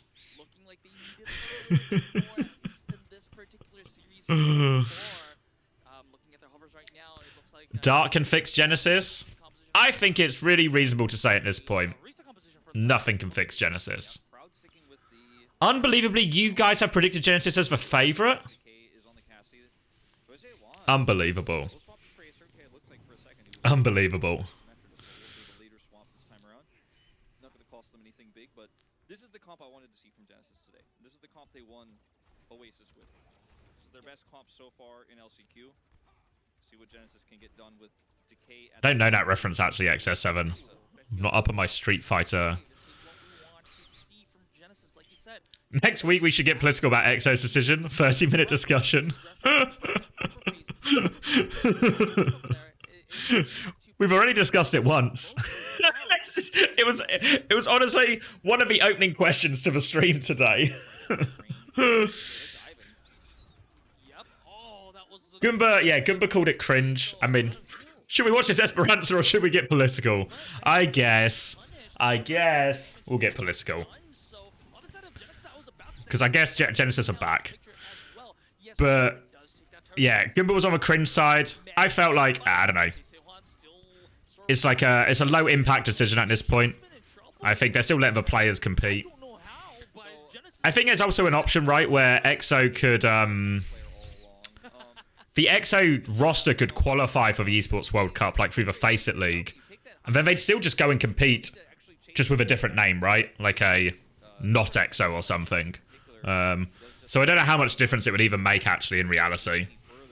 As Decay was isolated, there was no peel for him, but he gets to now just freely get back onto this high ground once again.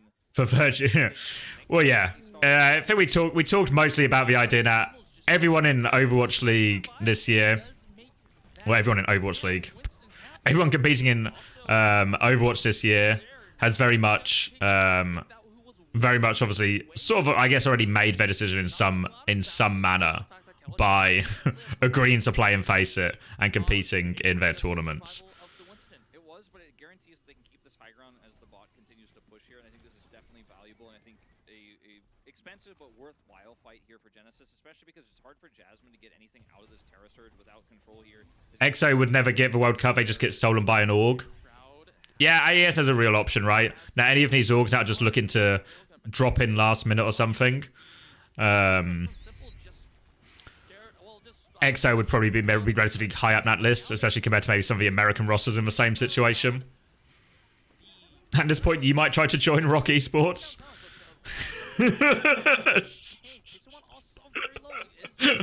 How the turntables? Guess everyone's going to end up on Rock Esports.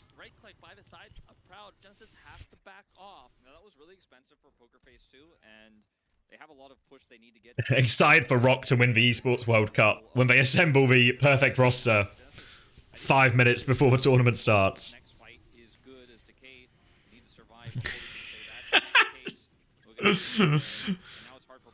actually get more. Can't lose if you're the only team. Exactly, Adam. They got a sound barrier for this. All right, they're beating in. Took out Decay early. They know who's going to be the primary threat. Maka falls. The TM job posted for a coach says not Kumba.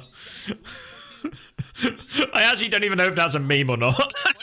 Like, it feels like a meme, but it also it's not a meme. What's it? Who posted it? Yep, the question is how long he is going to be able to contest. Well, Kellen joined the fray, meaning that is Hated by leftists and Saudis. Who is on my side? You're just on an island. You're just on a little island. But I don't think it did too much damage though. And I guess we're joining you on that island on Uncoachable by we're trying to build out the island, make it into a functional society. As well as the positioning is that Bio won't be too significant here, considering they're not fighting just yet. Kellen does have Primal. Radical centrist.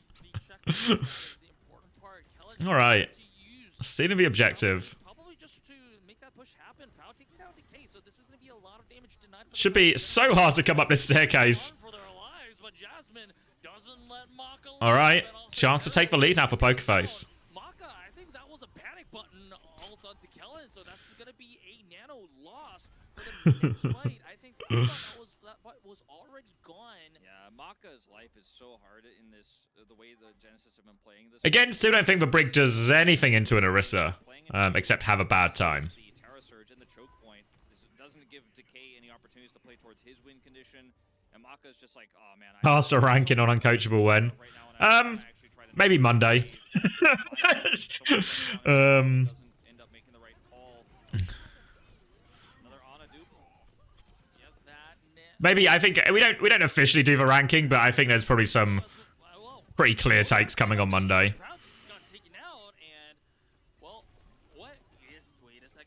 All right, lead's gonna be secured. Okay, this is Pokerface taking the lead here. Becky, yeah, you lost Proud, but you end up winning the longer fight there. And Kellen without Nano, without the Prime. This is maybe it, right? Genesis on the ropes. And the Orisa does a lot of damage. Like even if you lose Proud, if Becky is able to. Was there anyone we didn't name in the casting team?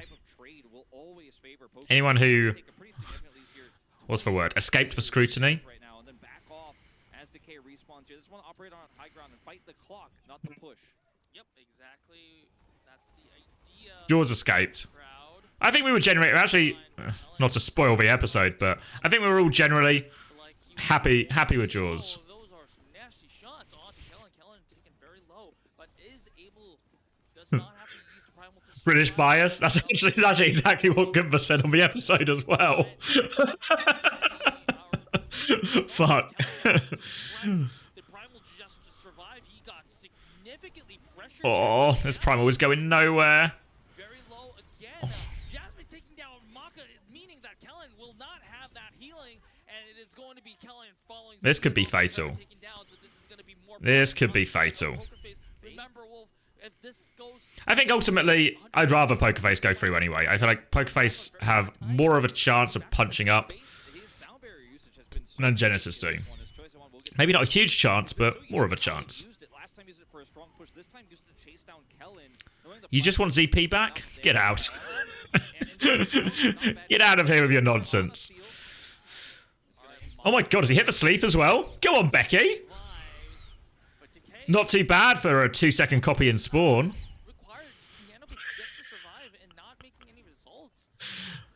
Alright, it's a big nade actually. Proud and Becky 1 HP. Jasmine's just making money moves. Where is Jasmine going? Where is Jasmine going? Why did he go so far?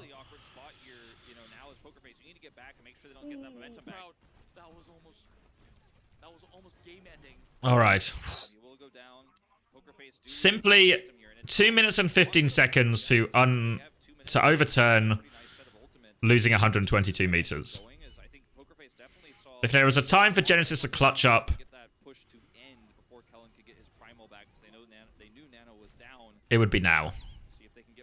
Rally available, Nano nearly available, Primal nearly available. They've got the ults to win some fights. Gonna rally around the corner. Nades, good. Suzu's cancels it out. They're gonna disengage this one. Happy with that if you're Pokerface now. Kitsune rush. Probably put this Nano Oh, yeah, they just drop on Kellen, actually. He's going to kill Proud. As long as they can survive this Kitsune Rush, Decay's going to drop the High Noon. Cancelled. Terror Surge over the top.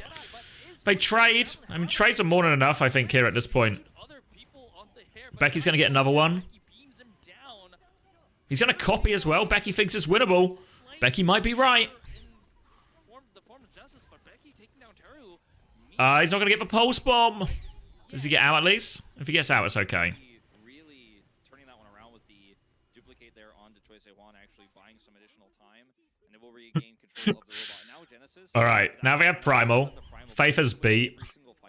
Need to really start connecting some big plays together, I think, with Genesis. Like, kind of just need, like, to Ajax Faith with this Primal. Gonna try and walk up this corridor, but it's surely just impossible. Like, it's just impossible for an Anabrig to swing this corridor. And it's maybe what we're seeing as well. Alright, Kellen needs to live and reset. Also committed here? This is disaster for Genesis. Everybody's so low. They're not What do you mean, what the fuck is a Civ? in Genesis. I mean, there's only 30 seconds to go. What do you mean? 1632? What are you talking about? Everyone knows what a Civ is. Nobody says the word strainer. Perfectly now. Proud taking down Kellen and Maka with that. You're with what? It's Just a Civ. And Genesis, there was nothing they could do against that. No nano, no primal from the last fight. Choice A1, they're looking. What do you mean you've never heard the word Civ before? The map ends. Just a Civ. You know, for Civing stuff. Like you might Civ some flour. Yeah, oh, Decay is taking down by Proud. Proud is on fire. I mean, just Yes! literally. The more you say it, the less it's out. Civ! Civ! It's just a fucking Civ! Yeah, strainer is nonsense. Yeah, I don't think I've ever heard a human person say out loud, strainer. Hollander? Sure. Civ? Sure. Strainer? Pass me the strainer, mate! A colander?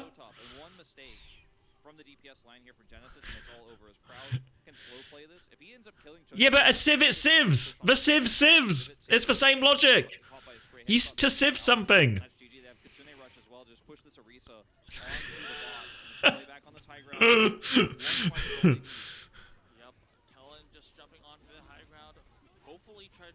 I'm not getting it from Game of Thrones! I'm getting it from the real world! Alright, Kellen's got Primal. Where's he going? Where's Kellen going? He's got the Mega. He's gonna make it work! Kellen's making it work! Oh, fuck. Alright, it's actually over. It's actually over. Pokerface will be our last playoff team in OWCS Korea. We say goodbye to Genesis.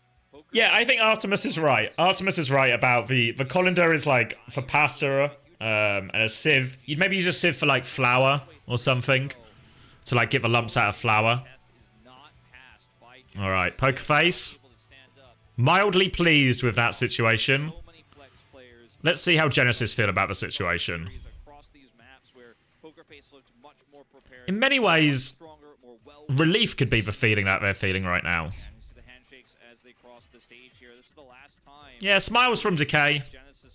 Smiles from Decay. Maybe the look on their faces is one of acceptance. Acceptance and relief that it's over. And that's, of course, assuming they make a return, because this is no longer a franchise tournament. This is no longer a franchise system where you're safe, even if you get eliminated from playoffs. You're like, well, so next season. That's not the case. You have to work hard and make a roster that can qualify every single season. There was so many. All right, so Genesis are dead. I guess that's okay. Yeah, exactly. So Can't believe he's nerds put on Choice A1. Goomba's dead to you now. He's led you astray too many times. Bad tips. There would never be fan art of Commander X like that. Who's player of the match? Becky? Oh yeah, Proud, probably. He likes his cheeks. What's this? A C and a backwards C? Iris also just had fantastic on a He's a crab. series long too. So Maybe he's a crab. I mean, I could have seen a split vote on this one, but I ultimately went Proud because he played all the maps. Yeah, and he was consistent on all the maps. He's a squirrel. His mouth is full of nuts. Ah. But just because Proud just played all the maps, you got, I guess, a little bit of a bias because remember, I mean, it's fair to say, though, if we look at his entire last chance qualifier, even like Betty and Jasmine who are we hoping made it out, right? and just outclassed their opponents. Who was the optimal way for this to go, right? Is there an argument that actually, if you just killed all of these teams, and I guess YETI have redeemed themselves yesterday, maybe you kill YETI as well, and you just have these 3 teams play all the time? That'd be too boring. We had 3 teams in OWCS Korea that were 4-4: YETI, Runaway, and Poker Face. And what's so interesting about Just have 0 teams qualified. Just have it be the top 3. The top 3 just keep playing some sort of eternally long 2-month tournament to determine who is the top 2 and who is 3rd. it was just 2 matches in each one of these ones. I'm good. We could. So we knew that Poker Face wasn't like a weak team by any means. Like they were 4-4, just the same as Runaway, just the same as YETI, who got the upset win over WAC yesterday. We knew the potential was there. This is the defending Final Contenders Championship team in Poker Face, and they showed us some clean play throughout the season, but I think they're really stepping up when it matters most here at the end. Coaching staff said it was an attitude change more than anything else that really pushed them over the line in that series against Runaway. But now, I mean, you look at this lineup and super well-rounded. Crowd is alright, true. Yeah, what could actually be the optimal, right? What could be the optimal way is after a while, you do the group stage, right, and you realize all these teams might be dead. And then you just build, you force all these teams, you force them all to create one team. And then that team enters this seeding thing. Like, you just force them all to merge into one sort of... So let's see, this team is obviously through. This team was through. This team was through. Because you can surely make a good team here, right? Surely you can make a good team if you take... Maybe you take Vigi, you take Zest, you take Viper, maybe you take Knife. I guess I take YETI, he got top 4, but I think he's still their players anyway. Take to K. You're gonna make a team here. Like the X Factor of One Direction. Exactly. You just... You don't want to kill the teams, just kill the bad players on the teams. Let Proud live. Proud and Zest? Proud and Zest? What if you took Proud and Zest, eh? That's a DPS duo. Genesis today, they crawled from the bottom to make it here. So how do you feel about making it to playoffs? I'm really happy about being able to play next week, and also happy that we won today. 이럴 때마다 멘탈 관리가 좀 힘들었을 것 같은데 어떻게 멘탈 관리를 How did you gather yourself mentally? Did for good players. Exactly. We all told ourselves that if we lose, there's no tomorrow. So let's we kind of rallied up and said that we have to work hard. I mean, they're right. After losing, I think it's fair to say they would have nothing to live for if they lost today. Really stepped up our mental game. 오늘 좀 경기를 말해보고 싶어요. 하바나를 선택했는데 We have to talk about today's match.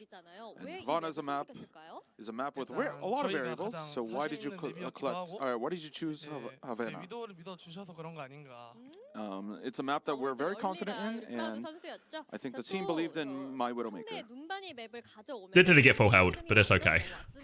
그 와중에 우리 프라우드 선수의 피지컬도 빛을 And of 발했는데요. course, 오늘 제가 after 프라우드 선수가 taking 어떤 the win 영웅들을 over 하는지 Numbani, 살펴보니까 the momentum kind of shifted. 캐서디 소전까지 5개의 영웅을 하면서 정말 He showcased 5 열일하셨더라고요. heroes: 오늘 본인의 플레이 Widowmaker, 어땠나요? Tracer, Ash, Cassidy, Sojourn. So how do you rate your own gameplay?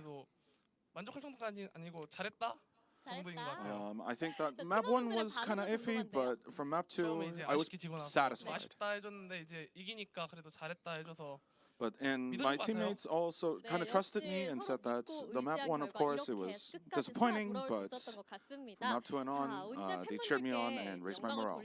Yeah, Koza, they're gone. Of course, there are fans that already bought the tickets for tomorrow.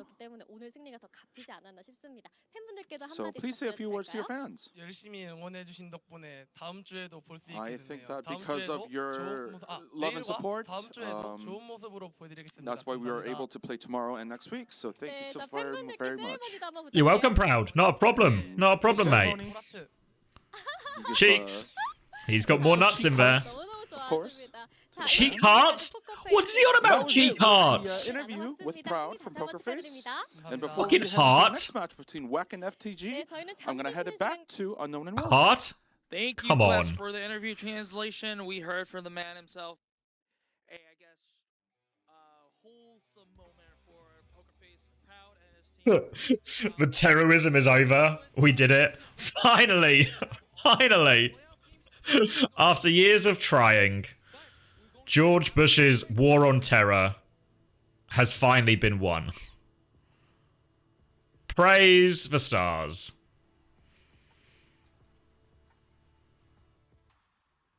Oh, sorry. Yeah, sorry, Habishi. You asked earlier about the VODs.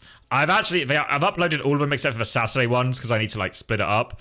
But I'll get them posted today. Actually, I promise you that. They'll be posted at some point today.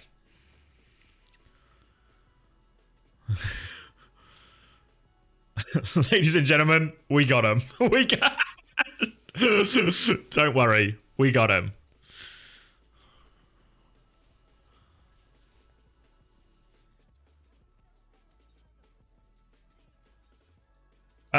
So where are we at now? Where are we at now?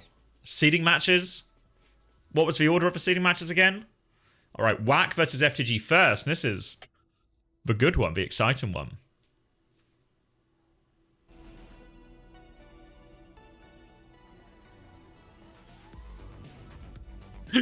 Quite possibly the most... Yeah, I think that's true, Koza. Yeah, the most American announcement of anything ever.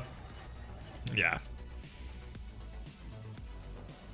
Space Station game. That's for Samsung Odyssey. If you guys not got your Samsung Odyssey Neo G9 yet, it's literally the best monitor I see advertised on this broadcast every morning. You bought 5. One for every room in the house.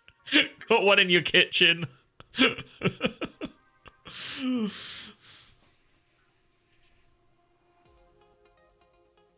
And yeah, I actually forgot. I keep reading messages, like replying in my head and then not replying out loud. But yeah, of course I get predictions fully right all the time, Juby. Literally, I have a high success rate. I'm a smart man with a high success rate in predictions. Might get them all right today, you know. Might get them all right. Not out of a question.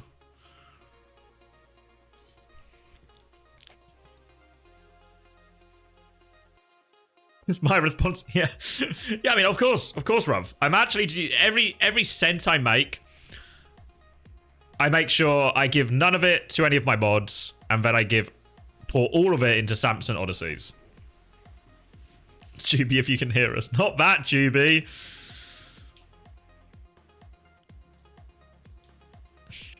Okay, which maps do you predict? Can I have a Samsung Odyssey? Fuck. I've now trapped myself in this world where I'm claiming about how many Samsung Odysseys I have. Add 7TV and better TV emotes.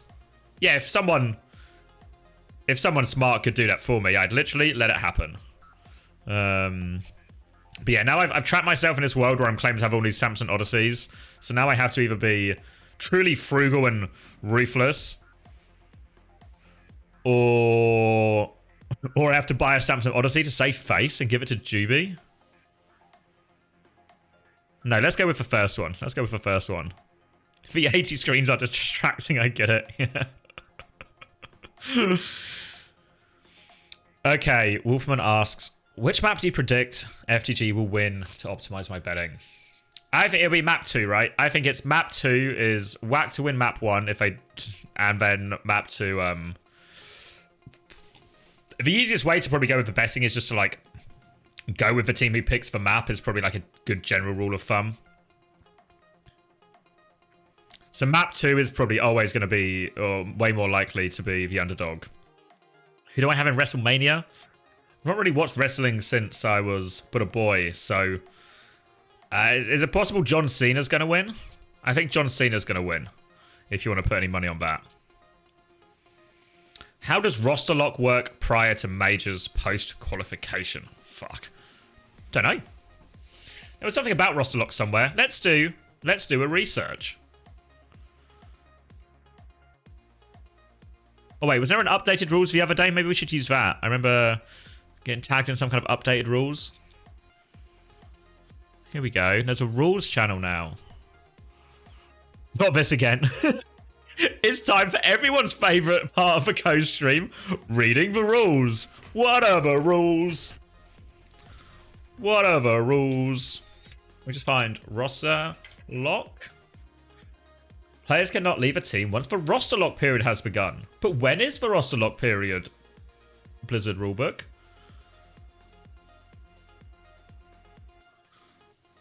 Oh, okay. 4th of April for the major. So the roster lock is in... It's Thursday. It's 5 days away. 5 days away.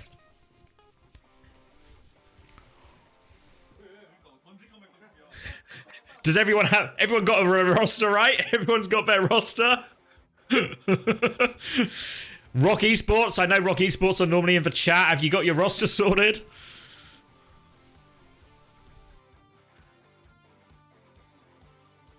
April Fool's roster lock. 4 Swiss matches a day. Oh yeah, they're up in the Swiss ones, aren't they? What are we saying? Do we know how many points M80 gained and lost? Oh, fuck. Surely someone of reasonable intelligence could figure it out. So they lost... Fuck's sake. Can't believe I'm being made to do math on stream. They have 105 points. Thank you, GB.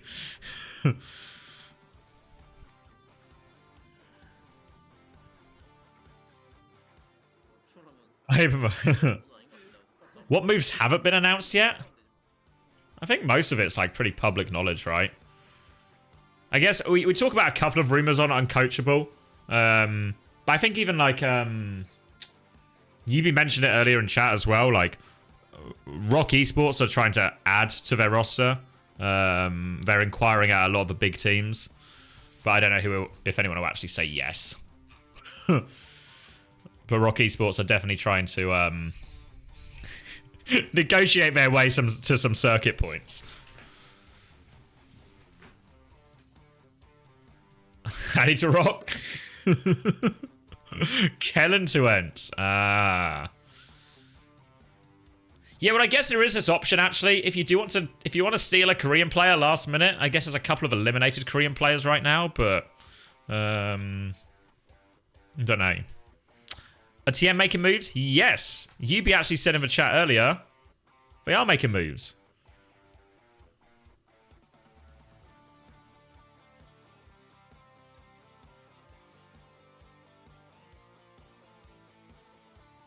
Wait, I forgot did I say the hero?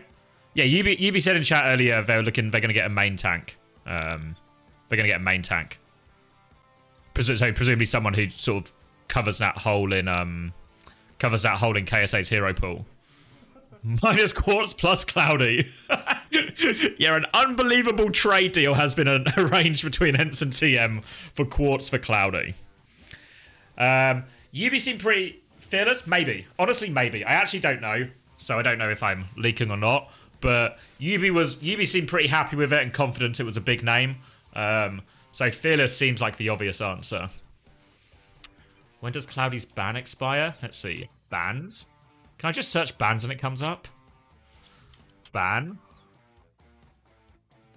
Banned players. There we go. 19th of April. Oh!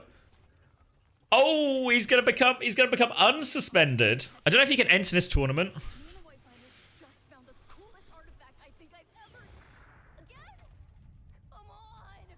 Oh, it's wrong on Liquipedia. Cloudy can play from the 11th. Oh, okay. What day is the 11th? That's the second week, so from groups onwards, essentially.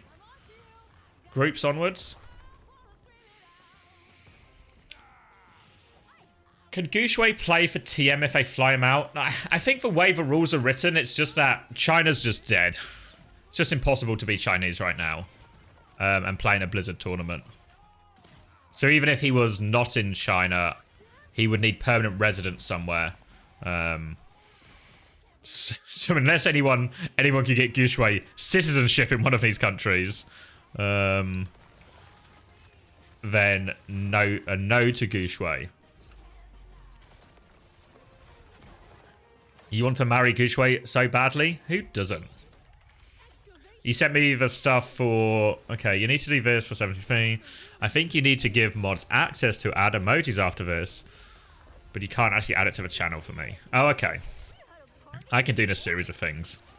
Yeah, I think my overall plan for today is going to be very much... there's no... Toronto aren't scrimming tonight, so I think I'm not going to do a scrim co-stream tonight. And I'm going to use today as a bit of a catch-up day. Lots of things I've been wanting to do. I want to make this bans thing, this ban spreadsheet with all the sort of ban information to try and help predict or help interpret the drafts. I want to make this comp database actually up to date and functional. And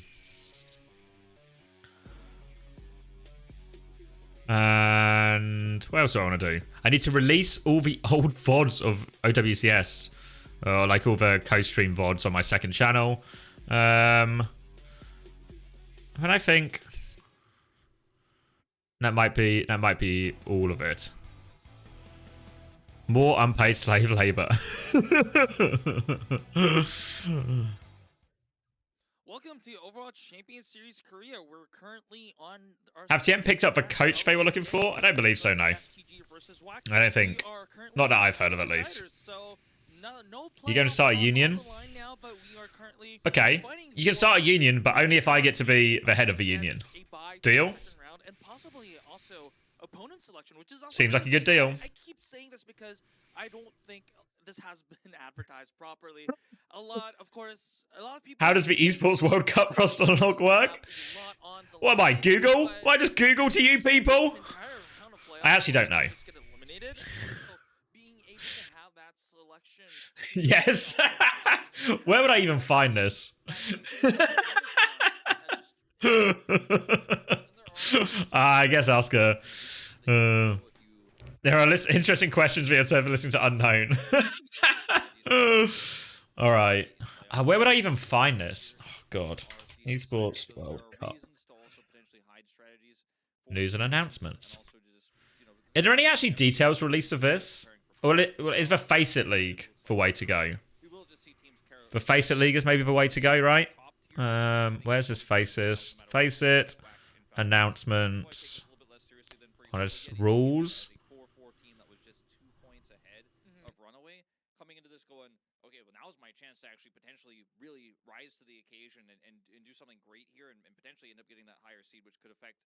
General discussions?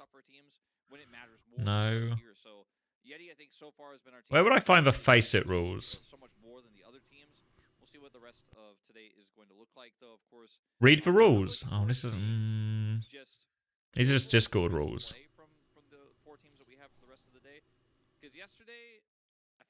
Face It Stage 2 rules? I don't know.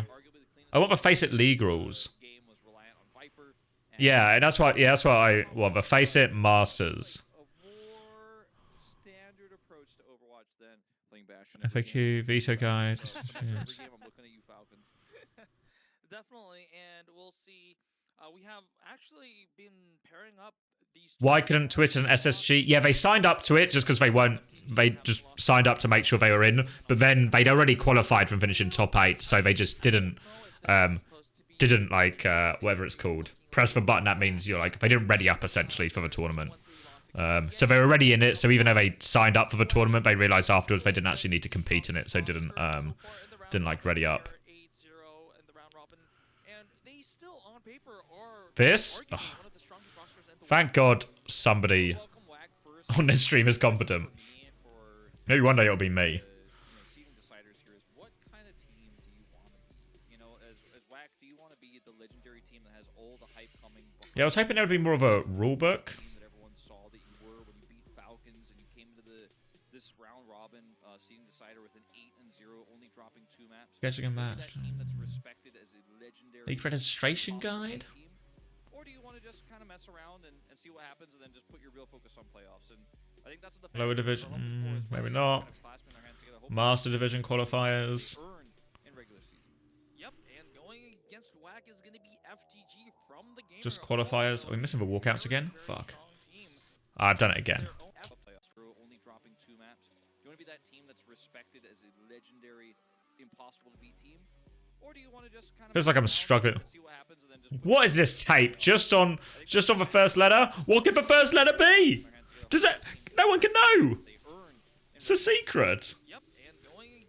It's a secret. I didn't see the CS2 major news that happened last night either, no. In their own right, they went 6-2 in their round robin. Of course, they did drop a match against Falcons and also WAC themselves. FTG walkout. Bellastria.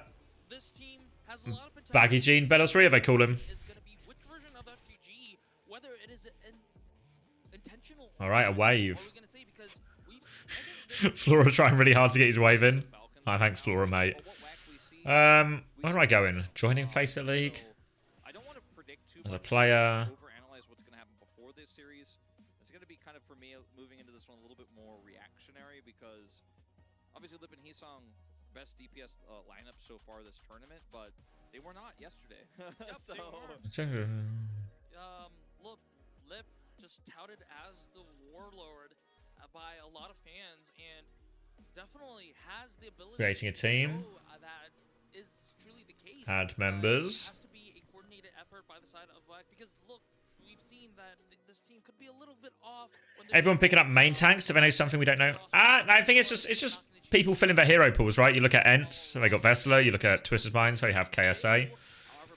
The obvious missing heroes from those pools are main tank heroes. Violet is going to be the only two supports that is available on this roster, so relatively small roster, a little bit. These all just seem like very much like how to use the website type guides. Well, they need to live up to their namesakes a little bit. Yes, Violet. I know that Violet does Violet things, but it was a little bit too Regions, Violet. conferences. and to me, actually, you know, Finn and Violet didn't have the greatest series yesterday, but to me, I think Alpha Yeet and Flora especially really didn't live up to my expectations. The roster lock for Faceit Masters. So if you could theoretically have one team for OWCS, but you missed that roster lock, but you could still use players additionally in Faceit Masters. All right, I am hearing that we are ready for our pre-match interview. So How can I reach for Master take it Division? away. Am I able to add? Yes, for all divisions, you are able to remove and add players from your leasing. However, there are restrictions as to how often you can add players or join teams. Additionally, there is a roster lock that occurs towards the end of the regular season. Oh, wait, here we go. More information regarding the team and roster requirements can be found in the league rulebook. We're getting closer. But where is the league rulebook? So basically, said that, Moon said that he would wear those. But where is it? Wear the hat and those sunglasses. League pass, league rulebook. Of course, WAC. None of these seem like a rulebook type button. So what was the feedback after the loss? I don't think esports World Cup rules. No, none I can see. Let me. That hat and sunglasses. Because I feel like the esports World Cup website is actually just shit in terms of like information, like FAQs. Yesterday or last week. So what advice should I give to my players? So Moon said, well, what can I tell you from an opponent's perspective? So we needed a little kicker to kind of shock the players into, you know, to take things a bit more seriously. He's wearing the outfit? Oh! Fair play, Moon. This guy fucking lost. He has to wear the hat. Fair play. Fair play. It must have been good motivation. They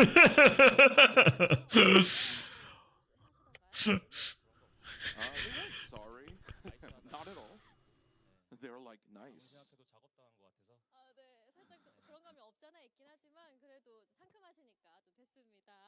The game is LAN? Yeah. Well, it's... Yeah, I don't think it's technically LAN. It's like a LAN server, but it's played in the same building. This tape is trying so hard. It's trying so hard to do its job. I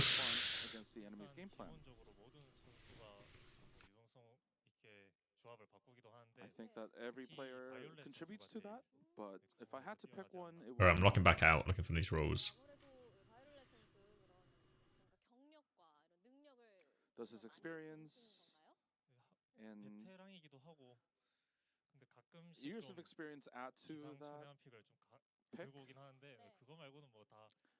He's also a veteran, but he also has a few pockets. That's all very generic news. Maybe this? Let's see. Overall. So both teams suffered a loss. Okay. Today is critical. So what's the score prediction? Regions. So as you can Gotta be see, over 16. Roster lock. Teams can register up to 5 players for each subject, 1 coach. 1 rotation is closed, no further additions. Fine. But this includes between stages and the qualifier. You won't have to wear that for next time. But I think that Moon has to wear that for tomorrow as well. As for FTG, again, WAC is not... WAC losing yesterday doesn't mean that they're a weak team, so... And these are all just like map and stuff ones. Pokerface won. Pokerface won earlier. And before we head into match 2 between WAC and FTG, I'm going to send it back to Unknown and Wolf. Thank you, Quest, and what a chat of Moon that is. A man of his word, of course. Yes, Fate did not accept the challenge. So I guess the implications here, so you can't have between stages in the qualifier. But I guess is there like, you know how like OWCS, it doesn't unlock between the second tournament and the major. It would also be a similar thing where between this qualifier, it doesn't unlock. Would they really lock it for that long?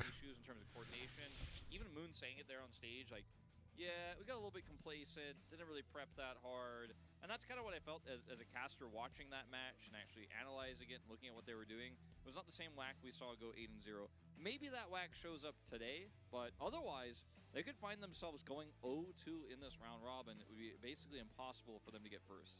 Yeah, and then I think what's really important for WAC, and just we're talking about WAC because Moon just left such a strong impression on us, but losing can also be a habit. So even though if you know that your team is really good, if you just... There are 2 stages to the qualifier. You can change teams at any point. That isn't between those 2 stages. So your roster would be locked for the OWCS major, but not locked for the Face It qualifier.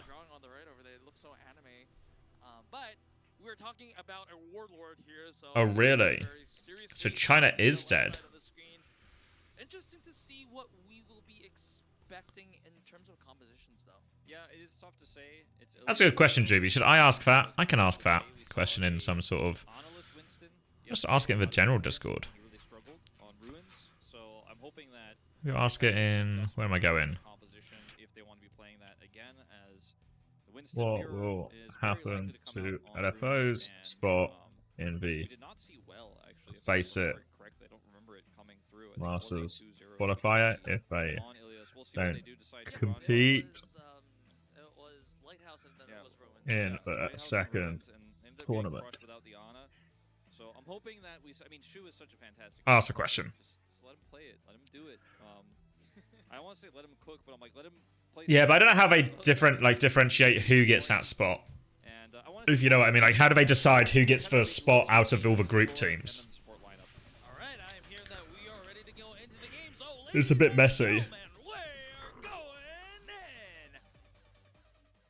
So yeah, sorry, we kind of skipped over the stuff Artemis was saying as well.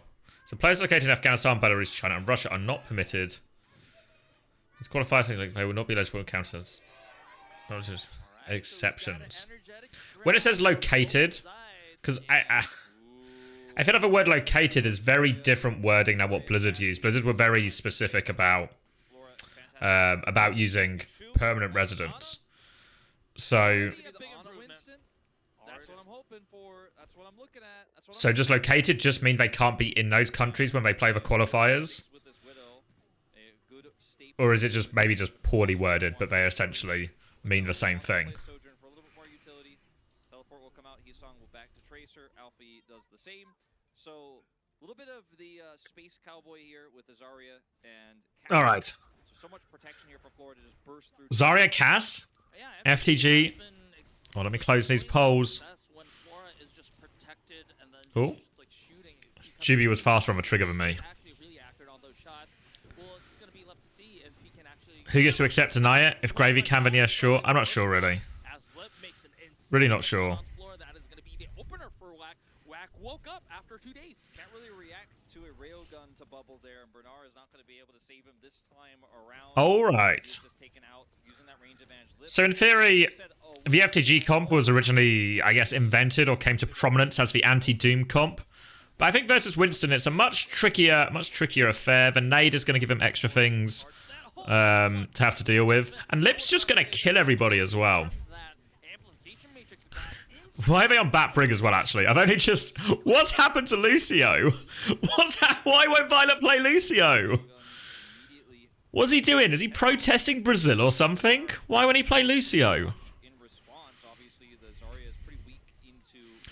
Good morning. A name I will only exclusively get wrong. Zlilmador. The options for FTG are just so limited now. Their ability... Just go for, what's their plan? Just stand here and absorb everything? I feel Lucio is... I don't know. They're sort of pinned in here. The disengage is going to be okay, but they're still just crammed in this corner now. Bash in from Violet. They've got Rally and stuff coming back, but they're going to get primaled in this room. Sleep is good. Shu's going to hit another nade onto Violet. Violet's going to pop the Rally and get a bubble. Window out. But they're just disengaging all of this. As long as Jump In survives, they should feel pretty good about this. Lip trying to find a last rail. They're going to move to point. Lip's got another one. Every fight has started with Lip clicking on somebody's face. Will get these final 2 kills here and recall away. And it looks like Bernard will just barely survive. Actually, nope, drops back down. Okay. Back. Wanted to get all right. Out, or rather the, all right, then. I see. Am I not remembering the name of the Graviton Surge, thank you. As they need to contest here with Alpha Yi. Look out. Have his life taken out away from him, and then also... I know, hidden hero bans in Korea or something. Yeah, maybe there are hero bans in Korea, and they just haven't told anyone. And they've just perma-banned Lucio from WAC. As actually... You're actually probably right, Wolfman, honestly. That's the most logical explanation I've heard so far. As soon as he sees someone's head, he just pops it. Like, that's what he does. He's like, I charge railgun, and then I kill with it. I don't miss all right. Yeah, we can't play Zarya on Lighthouse. Okay. I mean, they can't really play this on Lighthouse either, honestly, but I guess it's, what are they going to do? What are they doing? Okay, no, we're actually going to see this Tracer Echo from the side of WAC. FTG still opting to going to that. Do you think Yaki was... Yeah, the other explanation is Yaki was put in charge of comps for today? Fuck. Burst damage is insane on the side of WAC. If they're going to go to point... Alright. Okay, I mean... Can always respect an element of a team just being willing to stand on point, but with an Orisa, you're probably just going to get naded on cooldown by Shu. And there's nothing that stops Shu just doing this all the time. You just kill Hisang, I guess, maybe. Shu's going to have another nade soon. I imagine this is the first team win for the side of FTG. Right. Sandbagging to get a worse seed. There doesn't seem to be a huge advantage in that, honestly.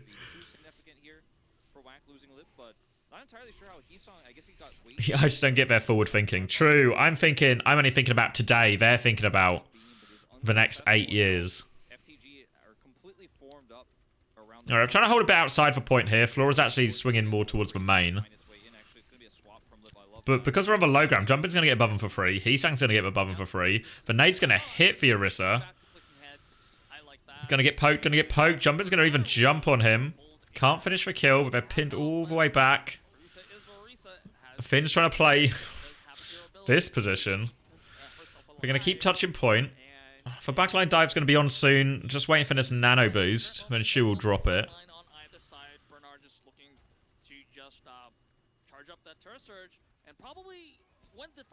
Alright, all the time in the world. Now it comes. Boop's going to be used.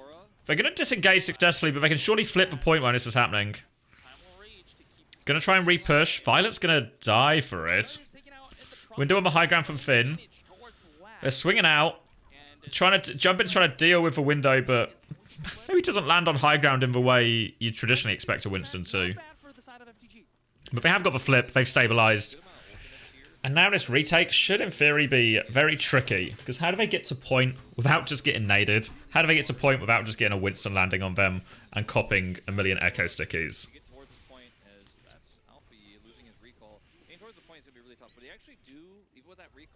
Force Bernard onto the point now. Good javelin! Javelin, that's 1 second away from his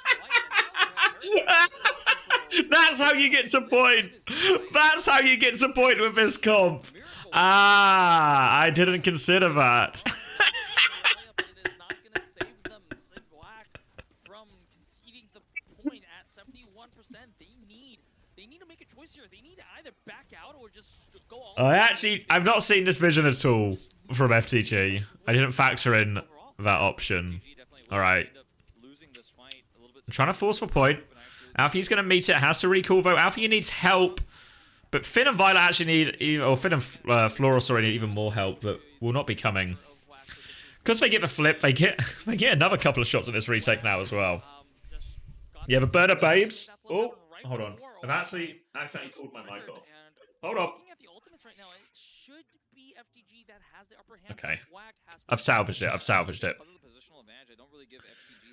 Yeah, burner babes. Burner babes. On top. Get Bella's in now. Oh! Pokeball miss from Alfie. It was an ambitious one. Alright, Shu. So many nade opportunities. And if anyone ever seen Shu play before, they might know he's good at throwing the grenade. Doesn't hit that one though, so turns out he's no longer good at throwing nades. Gonna use nano. Jumpin's gonna keep going through. Jumpin will just kill everything. He's just gonna kill everything. And now the retake's really tricky. Violet nearly has Rally. They have High Noon and Terra Surge.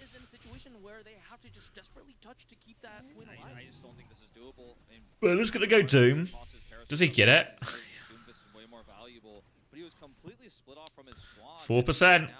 You can make it. Oh. Alfie's going to go first. The High Noon's going to be used. They've used for Rally on point. Oh, Sleep! Sleep onto Burner. He's going to go down. WOC are going to win this first map. And, wow. Wow. Wow. Right. Is Korea just forcing Brig, or is she actually good? I think if you were to play an Anna, like an Anna Winston mirror, playing a Brig, really reasonable. To be honest, we're on Ilios as well, right? So there's a reasonableness to Anna Brig. The Bat Brig that's being run on the FTG side, much harder to figure that one out. Much harder. Really significantly harder. Yes, you're gonna 3-1 Falcons today. People, I'm calling the bluff. It was a flash in the pan. A flash in the pan. All right, I'm gonna grab a drink. Yeah, grab a drink. Grab a sandwich. Grab a drink. Grab a sandwich. Yeah, I think it will be an interesting match in that YETI one, just on the basis that we're probably going to get a team that wants to play dive come up against a team that wants to play sim. So it'll be an interesting matchup, just because we'll actually get to see some different comps interact and some a comp interaction we've probably not seen before. So there'll be a level of interest to how it actually works out for both teams. This one though, I wish FTG would just play the normal comps. Just play the normal comps. Your team's pretty good. Lip just instantly just play the normal comps. And just assumes dominance once again. And then I think this is going to be the storyline of the series. Whether Lip, it's of course WAC is not only just about Lip, but Lip's sojourn, Lip's hit scan in general is just so strong that whether FTG is going to find an answer to Lip's hit scan is going to be the answer to whether FTG can just beat the aggression from WAC or not. Yeah, maybe Alpha E needs to play Genji. Maybe they need to find some other way to get on top of this this insanely strong long-range hit scan player in Lip, because otherwise, it looks like this might just be a 3-0. And I'm saying that after map 1. Yep. That's how dominant it was. Yep, it was a very dominant display indeed from WAC, and let's see if this continues after a short break.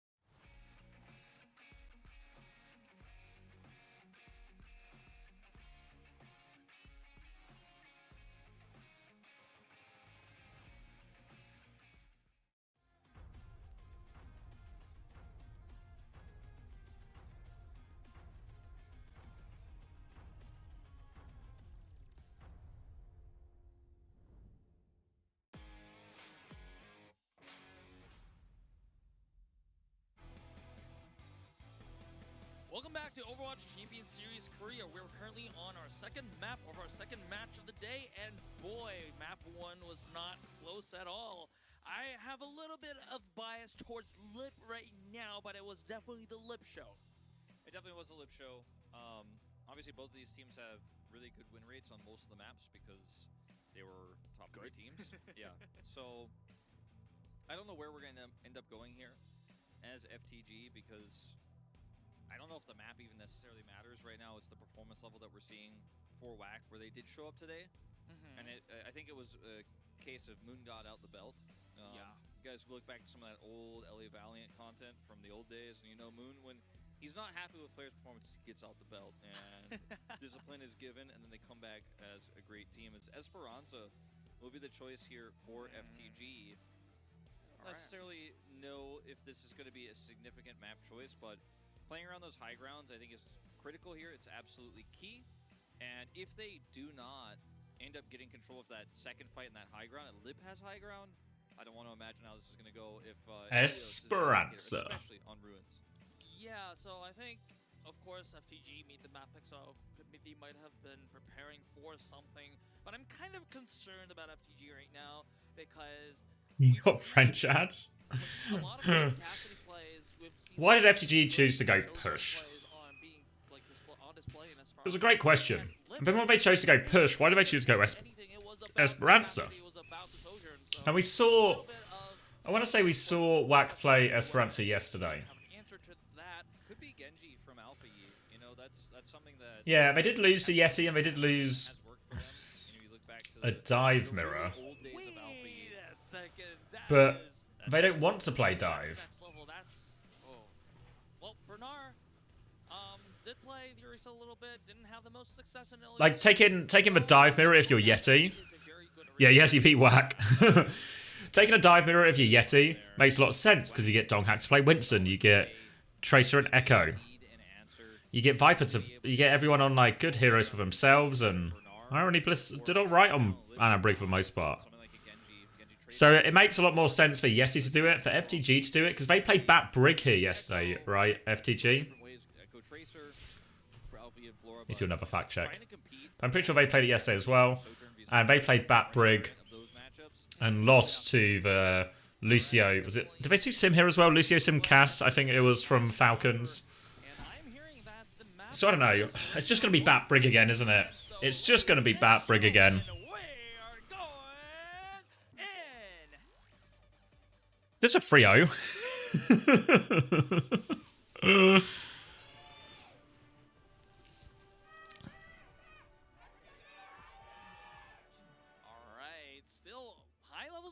From both fans of both teams, and looking at Explain Bat Brig to us. Oh, they're gonna go Cass Zarya. Looks like Bernard is still confident with the Zarya composition. I don't know about this. They used it a lot in Violet on Lucio. Wait. I mean, it's still. I still very much argue this is not favourable. Not favourable for FTG. But Violet has unlocked Lucio. May just simply be outranged. Eventually, Lip swaps over to Sojourn. He is going to see this now, and will just try to outpoke it. A good Zarya v Winston matchup. I mean, it's not unwinnable. On the point itself, but Flora is going to have to do a lot of work to keep him at bay, and he is doing Jumpin's going to take a lot of damage at least. Just clicking heads. Jumpin actually really low. It's going back. Jumpin going back to the safety of this. Alright, so WAC probably not in any great rush to do anything until they get Nano, honestly. They can stalemate it out with their guys on the high ground. But I don't really know how you... Like, what's your next move now if you're FTG, right? How do you do the next move? How do you clear this high ground? How do you move anything work? Or how do you, like, move any space forward? I don't really know. I guess we'll wait and see. Maybe the answer is no, they just sit here and accept that they're going to have to try and tank a nano dive.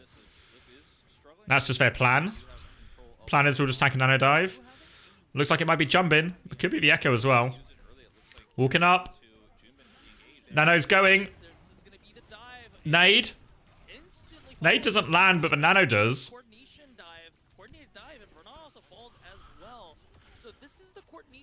Right. Okay. You're shocked this is how events unfolded. Okay. Let's give... Now they have Alf... Okay. Now they have some ults coming back. Burner is nowhere near his grav. They did not further nano dive. That was just the plan. Just tank it, guys. Just hold your ground. Hold your ground.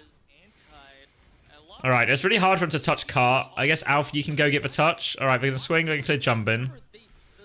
So they've sort of taken control. Can they swing top now, though? Oh, the Primal's going to get so much value. Jumpin's gone over the top. Jumpin's behind him. He's primaling them in. It's so hard to stay together now on the high ground. They've sort of weathered the storm, but now they're on low ground. Copies Zarya comes in from Heesang. Bubbly's monkey in. Bubbly's monkey in if he wants. Bubbly's brigging. They're rallying forward. Violet has beat. All right. Need to back up. Catch for copy. Now they disengage. They're pushing into a high noon, though. And another nano's going to be available soon. Another nano. Oh, so many stickies. Oh, Burner's just going to die. If they just get stuck on this low ground, then it's just over. Shu and Chirong are under zero pressure at any point.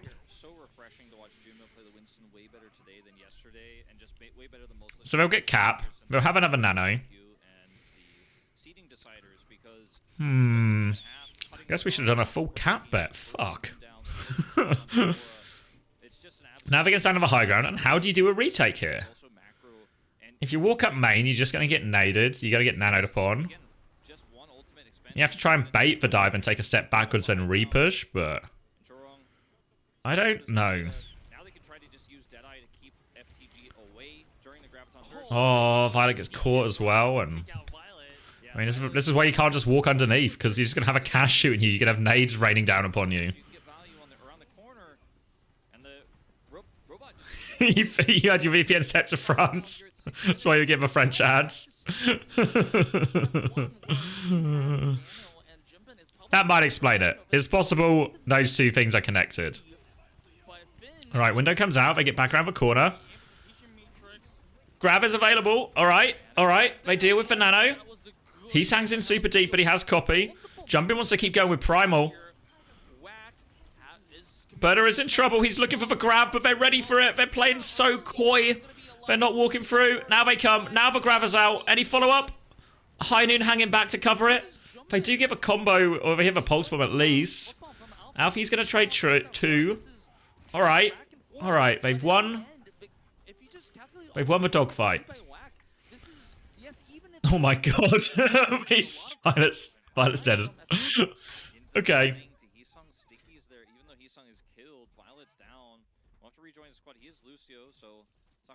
Too much, but you know, even these late picks and these fights really affect FTG's ability to recontest high ground. Bernard's graviton. Yeah, I mean, I don't think like FTG should sub in Battle Streeter and take the mirror either, but they should just take it to a map where I don't know, like it's not great to take a double flex mirror against WAC either, really. I guess WAC is a strong team, but maybe you try and force it to something where you can just play like an Orisa mirror. Like that's probably the weakness here, right? Or as close to a weakness as you'll get from this sort of WAC roster. Aggressive rally in. Oh, where are we going, Chirong? Okay. They're turning it. They're turning it. Good play by FTG. Like Wolf said, they used the sound barrier early to just jump, get momentum to jump on lip. So finally they get some. All right, Chirong's going to Lucio now. I mean, it's kind of... Oh, no. He's just speeding out spawn. Okay, I was going to say, there's not a huge amount for Chirong to do against this comp. Like, if you wanted to go Kiri or something, I think it'd be really reasonable from Chirong. Not seen Anna Kiri in so long. I don't know why there's such like a...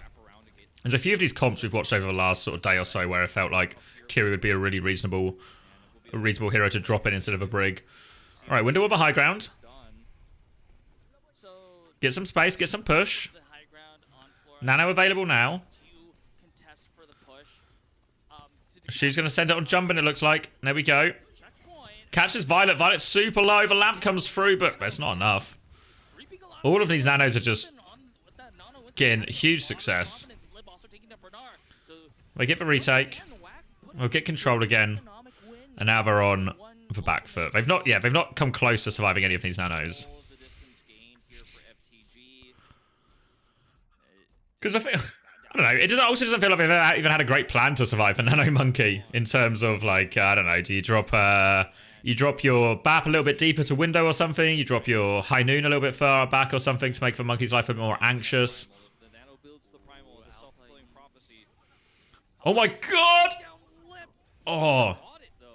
If he'd hit the one clip and then stuck the pulse, that would have been a good play. Instead, he's got nothing. And now again, it's just this is for part of Esperanza. If you're on dive, you just hold it forever. How do FTG navigate in this situation? Now he's going to land on Violet as well. See, Heesang's got his top left building under control as well. If he did two things, exactly. If he just did, instead of doing the two bad things he did two good things, then it would have been a good play. All right, they're going to try and walk underneath with beat. Alfie's going to get caught. They're going to window to try and swing out as well. Ah, they're losing everyone as video. The grab's it's actually a big grab. Can anyone shoot with him? No.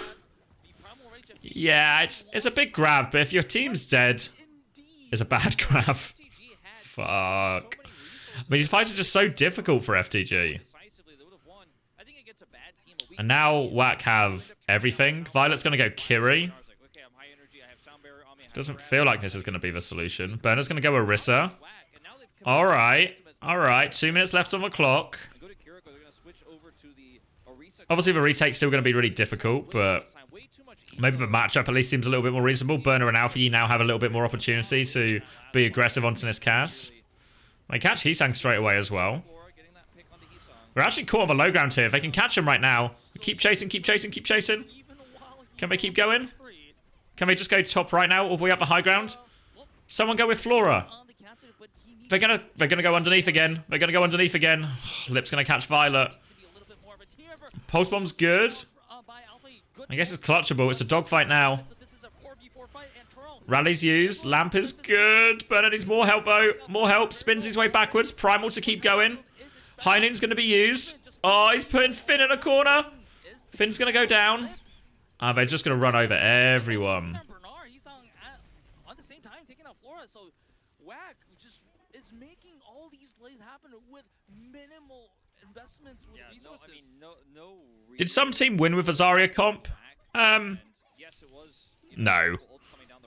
I mean, it worked into the Doom, right? I think it worked into the Doom for sure.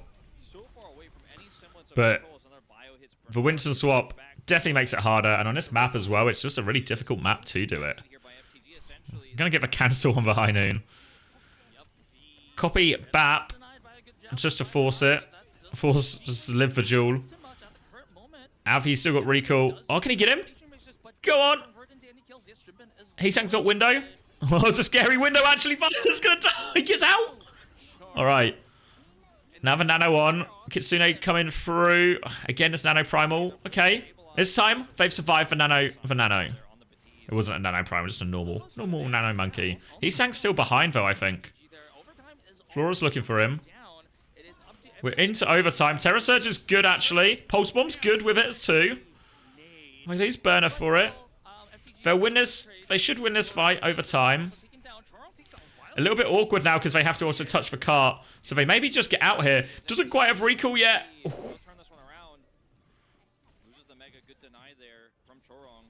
Strong's gonna get out? Okay. It's okay. Can we get 5 people together on point? Just 57 meters to go. 57 meters to tie it up. Heesang's in. Oh my god, yeah. It doesn't feel like they've ever really been able to regroup properly because the cart's been moving forward the entire time. Violet's now in big trouble. Primal's going to be free again. How many of these dives has Finn actually survived, right? Maybe 0? Maybe 0?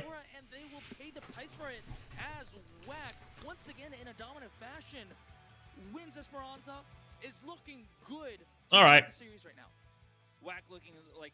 Close one, yeah, close one. Okay. Okay.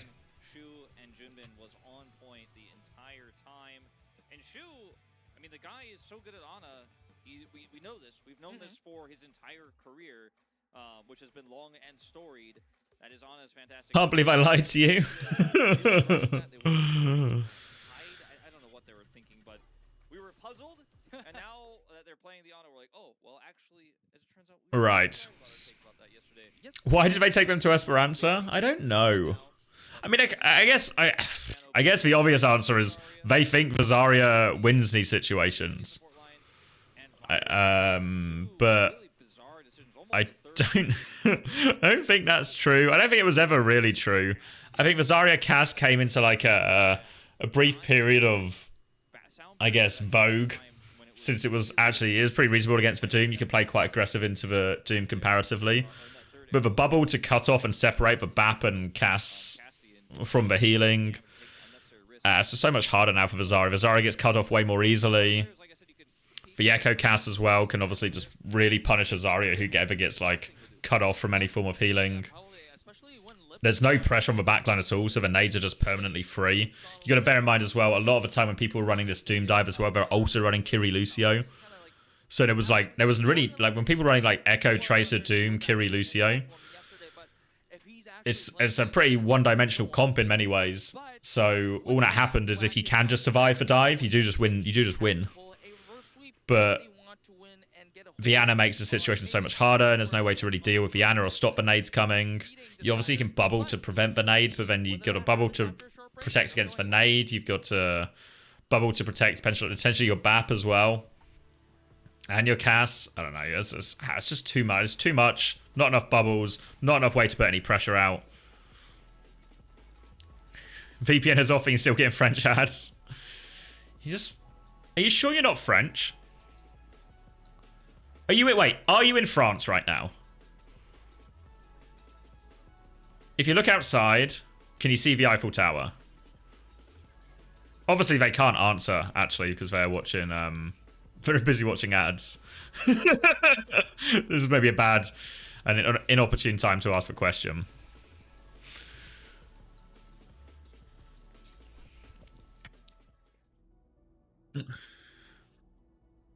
I can see the Eiffel Tower from my window. Yeah, exactly. You might be in France. You're British? Yeah, but are you in France? The ad's potentially still running. They're still watching, probably, presumably, some baguette and wine adverts. At home? Yeah, but do you live... Is your home in Paris or Marseille or something?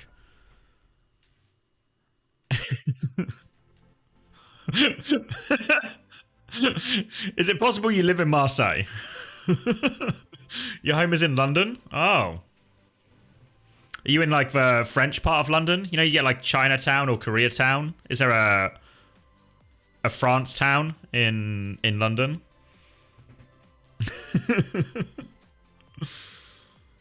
French town. Yeah. Yeah, French town. You think there is?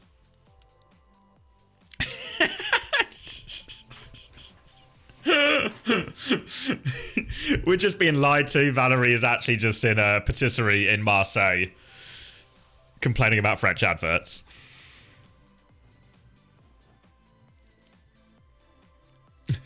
I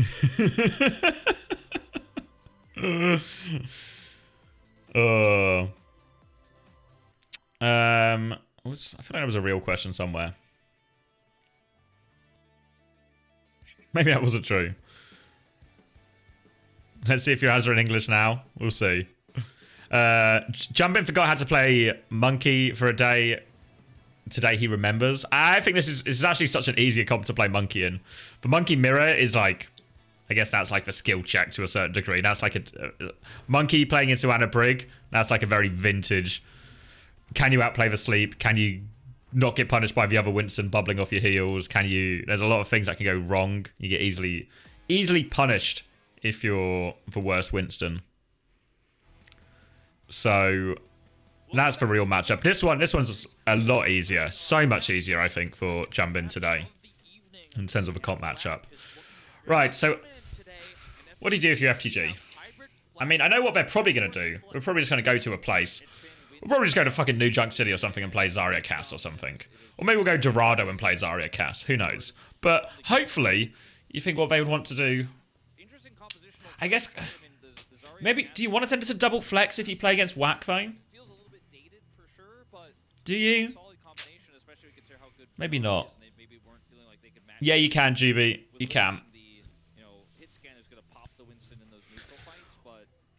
I feel like you just want to actually go to just, like... Something where it's just like an Orisa matchup or something. Like a Midtown. Midtown! Alright. Don't play Bat Brick, though. We can just play Lucio. We can just play Lucio Orisa. Maybe even Kiri.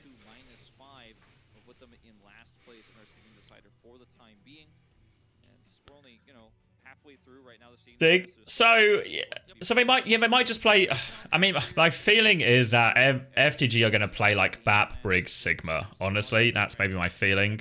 What I'd rather they do is just like the Kiri, Lucio, Orisa or something. I think for Whack, we'll probably see Max come in as well, and they'll just play some sort of Sig comp too. Okay. Wow.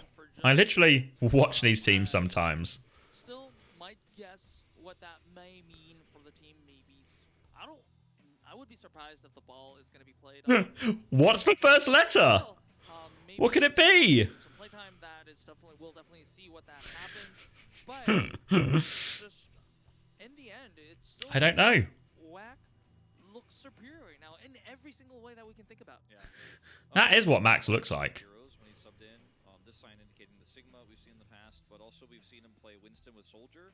Winston Soldier on specifically. We've also seen him play a little bit of Diva on Midtown, so that could be something he goes for. The Diva has. Oh, she got two? She got a jump in one as well? Fails here on Midtown, so I hope that's Wait. might just be She's playing both sides. She's playing both sides. She's got a jump in one and a burner one. You can't just play both sides. Yep, WAC is Literally ready to just jump on whichever team wins. Whichever team wins, that's the team I've always supported. But FTG, they are the ones that are going against Big tank fan. Maybe she's dating both. Ah, you're right, Gandalf. What if she's dating both at the same time? Of course. FTG Predators are cowardly. Not throwing around any cash. I mean, if you were an FTG, even if you were a diehard FTG fan, how much money are you really putting on this one, you know? How much money are you really putting on this one? Okay, Midtown. FTG have gone back brig.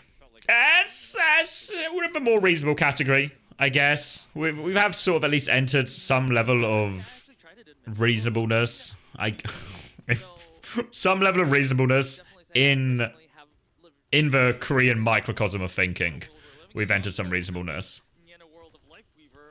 And it looks like WAC are just going to go, yep, here's the bat brick map, so it's okay. No mark. You got 7 seconds. 7 seconds. We're on live. Chirong do not pick break. He's gonna do it.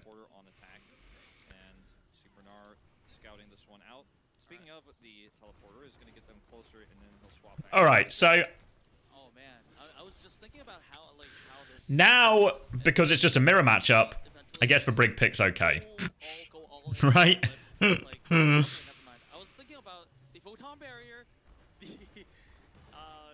Yeah, so now reverse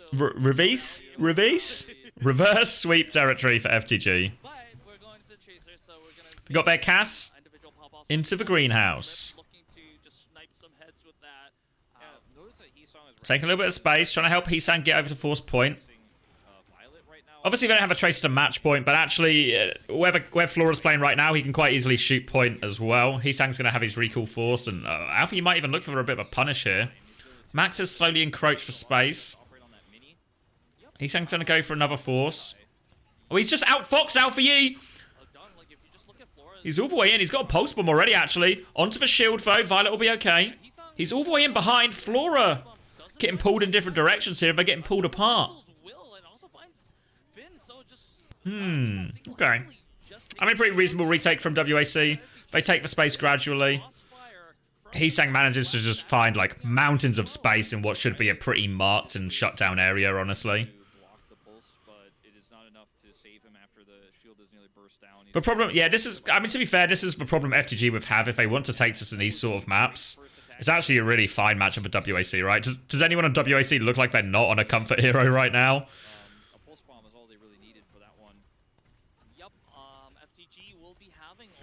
Holding this high ground now. Now this is probably the trickiest part of Midtown to take, I think.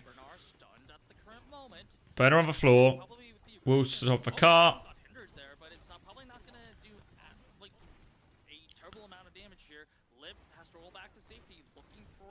Just trying to win the war of attrition right now on the shield. They're all peeking. Chirong is trying to force the point underneath. Flux comes through. Catches Flora. They just finish him, actually.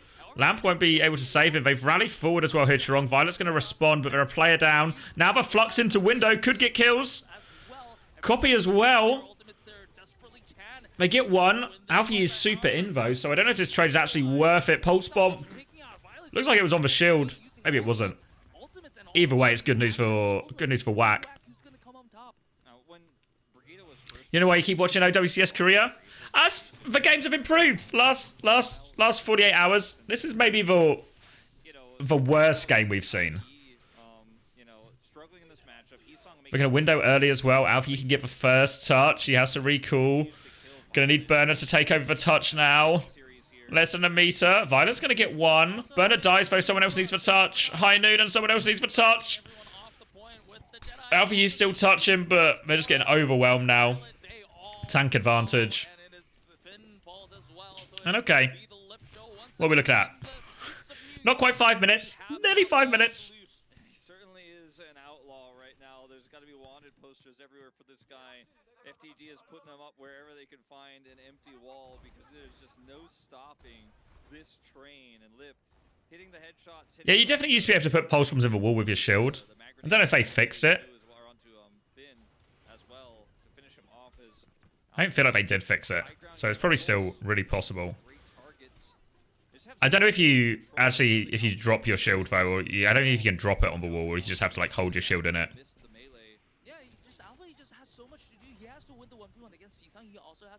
Okay, thank you, Wilder. Wilder with the crackdown. Alfie's gonna get caught. Now the flux comes in. Lamp is good. No lamp. But it stops them really getting any value out of this window. Still able to walk forward. Chance now to go with Rally in a second. Violet does have it to match though.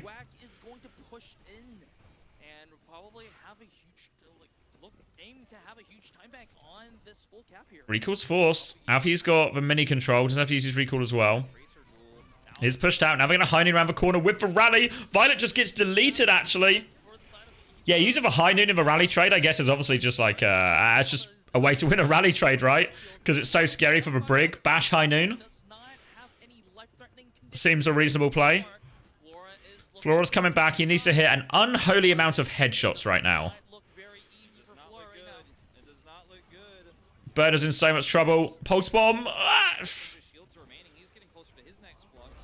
Oh, he's got one. All right. All right. All right. Stabilized. Stabilized.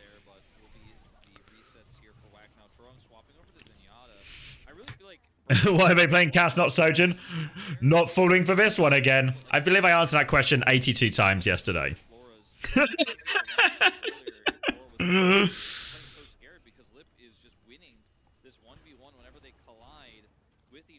It's because of the it's because of the secret hero bans. They banned Lucio and they banned Sojin. That's why. The secret hero bans have prevented us locking those heroes.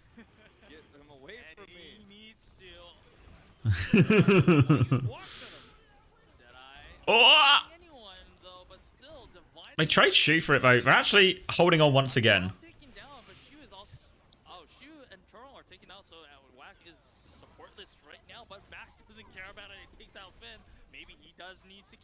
Okay, so I guess, yeah, we actually have seen evolution. We've watched evolution happen live in front of our eyes as we now have a Zen and a Kiri on either side. So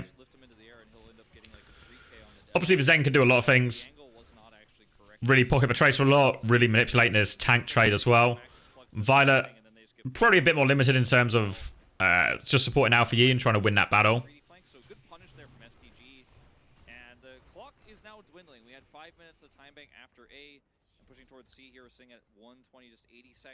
Burner holding the opposite side. Difficult angle to clear. Lip's just going to kill Flora. Flux comes through on top of the window. Kitsune from downtown. Violet's kind of just using it for himself here. Needs to find something with it, Violet. Needs to find something with it. He's going for the kill. Any trade is good. He gets one. Is that enough? Oh, it is if Flora hits that shot. It is. Both DPS dead. Flora's going to swap. Burner is back on Doom. Could do with someone hitting this Zen. Sharong just... Oh, wait. Violet's going to delete it. Has the Transcendence too. Can they find more kills with this? Burner's in big trouble. Lamp comes out. Punch on in. Alfie is still sticking to point. And he has a stick as well. Needs to connect it, really. That'll do. Maybe needs more. Max is low. Oh, just get the Matrix off in time. Now he has the Flux. They need to cancel this Flux somehow. Okay, Finn's back with Window. It's still holdable. Still holdable. Alfie is still dogfighting on point. Flora's back. He's got another Widow pick. They've dug their heels in here. Trong's on Lucio. Max, are they just going dive in this last fight? I guess so. A classic Doom BAP dive. Right. They don't give a touch. Okay. Sort of giving themselves a chance. FG have given themselves a chance with that. What was it like? What was it? 4 minutes, 47-second hold?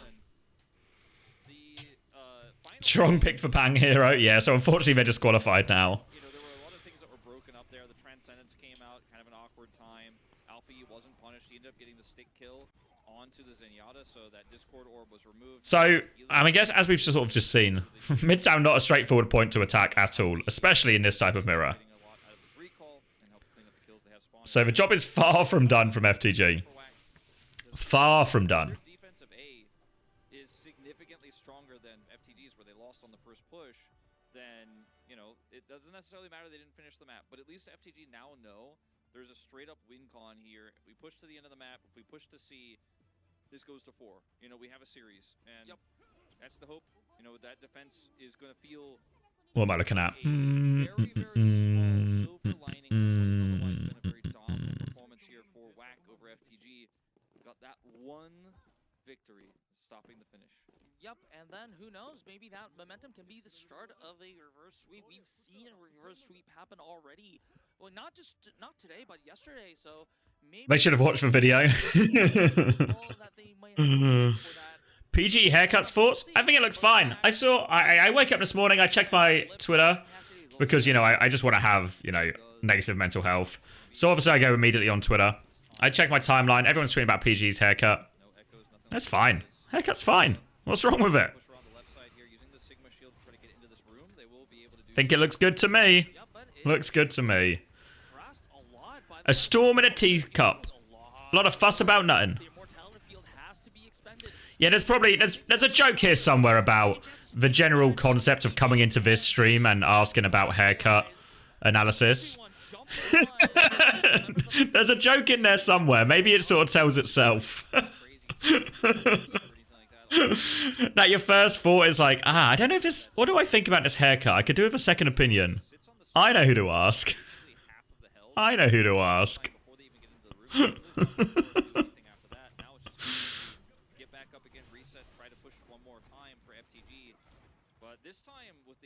Any haircut? I think it looks fine. Don't know what the drama's about. What's my hair routine? Just shave it once a week. Thanks for asking, though.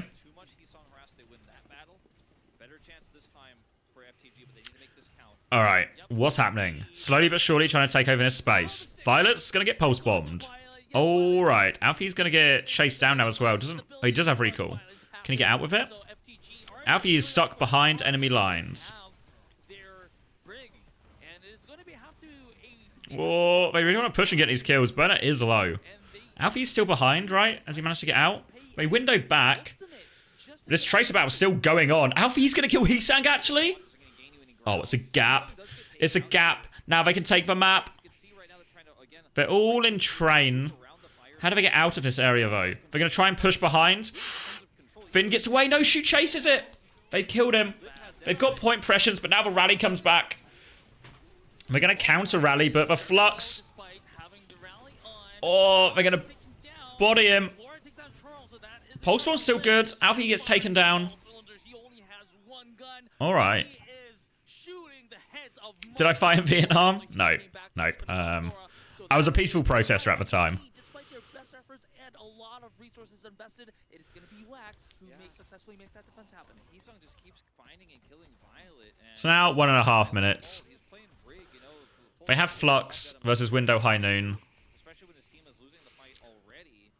He just keeps getting isolated and killed, and Heesang is just ruthless on the back line and then just breaking shields. Gonna do the same thing again. They've got Violet and Alfie trying to force for point side while the rest of them try and swing out. Trying to bait this window, I imagine. Just a big tracer battle on point. They're gonna try and rotate everyone. Alfie's really going. Pressure onto Chorong here. Lamp has to be used, actually, for Chorong. Heesang's considering the pulse bomb. Has these recall force. Now they can swing out, potentially. Flux is going to be used by Burner onto this high noon. Did he pick up the high noon? They've used window. They can kind of just TP all of this, actually. So it's really okay. Can keep forcing point now. Max is going to try and walk forward. Violet's on point. Pulse bomb! Pulse bomb's good! Heesang's got the important kill. Now they want to push inside. They're going to push into a window though. Oh! Okay, Tracer's down. Alpha U actually be back sooner here with his pulse bomb. So if he can just wait a little bit. Trying to force point with the tail in this window. Max is trying to come in behind him, actually. He nearly has Flux. Alpha U's going to be back. Max is just going to get demolished. Alpha U back. Oh, they've got themselves a first point. Had to drop a rally in the end as well. Yeah, I'm not sure why Max was being so aggressive there. Like, obviously didn't factor in the Tracer respawn, but even without the Tracer respawn, I think he was in big trouble there. Now they're looking for more kills. There is someone underneath. Alfie's found him. Heesang's going to run all the way out. All the way out.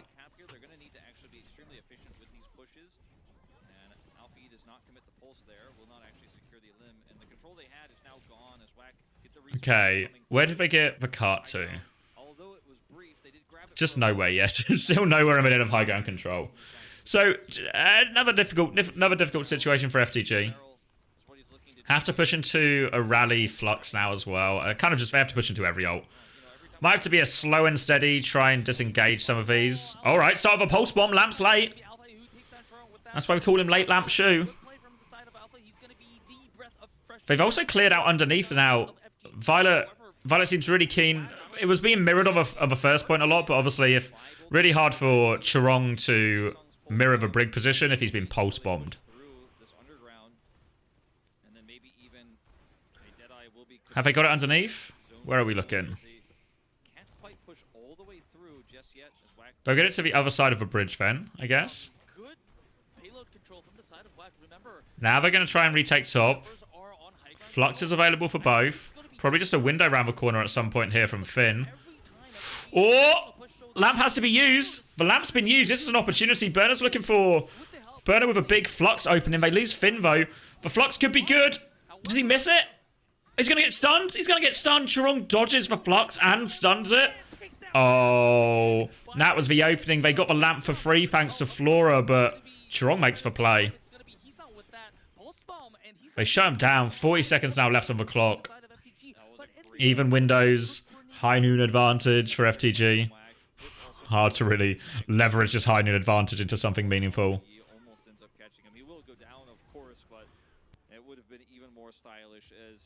Heesang above. Alfie does have another pulse bomb.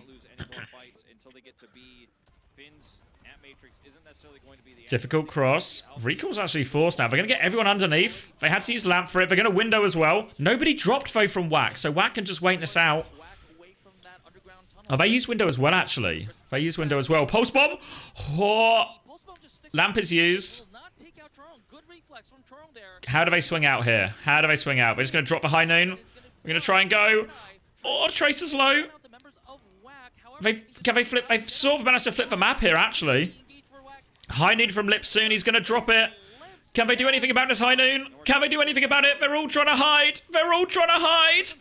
Heesang's going to pick them off while they're all hiding. And that'll just be it. 3-0 to WAC. FTG's host. This is a 3-0. This is the WAC we have been expected. The WAC we were promised, unknown, and they will move on. All right.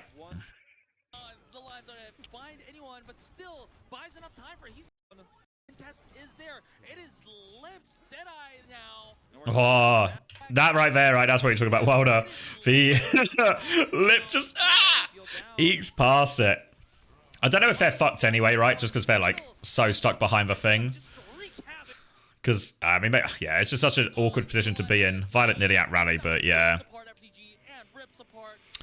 Yeah, maybe it's still scary. I think they're still taking a lot of damage, and they're really stuck. And Heesang's still like putting so much pressure out. I think Heesang probably finds at least a kill there anyway. How do they lose to YETI? Well, one thing that we've learned, right? If Falcons beat Sorry, if WAC beat Falcons, and then WAC beat FTG, twice now, and then YETI beat WAC, YETI have the best team. YETI have the best team.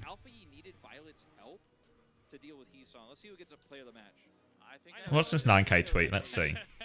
Oh, lit player of a match? Okay. Close some of these.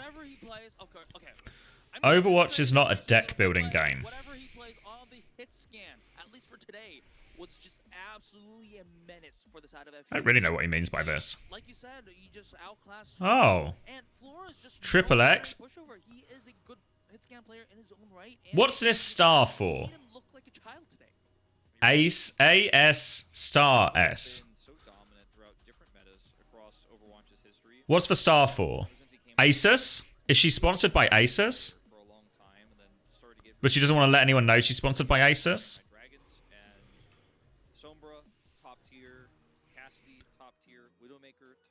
Yes. Okay.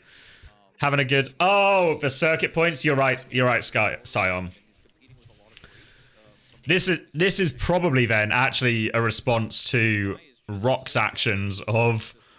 What if I take one player from Twisted Minds? What if I take one player from Hence? What if I took a player from Space Station? And then I added them to Checkers. Then I've created a team. So, okay. That makes sense. Good shout, Sion. I can now understand. Can you check her bio for you?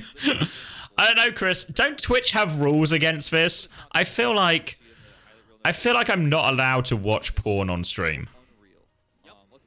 I mean, no one's ever explicitly said it. But I feel like the answer's no. Okay, one more. I'm not even gonna say that's even Alpha's fault.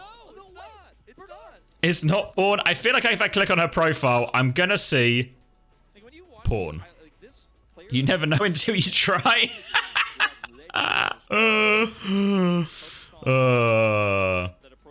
Not today. Not today. Not looking at porn at 11:22 AM with chat. That's my one rule. The Rock stuff. So we'll talk about it a little bit on Coachable, but the word on the street is very much that Rock are trying to currently sign a lot of players. Obviously, they had a pretty disastrous stage 1, and they're looking to sign. I guess just a player from each team, essentially. Just to take circuit points away from everyone else. And obviously, at the same time, strengthen their team as well, right? But yeah. Let's hear from a big man. And I am the DPS for WAC. True. True. Of course, it was a performance that made everyone say, of course it's WAC. So how do you feel?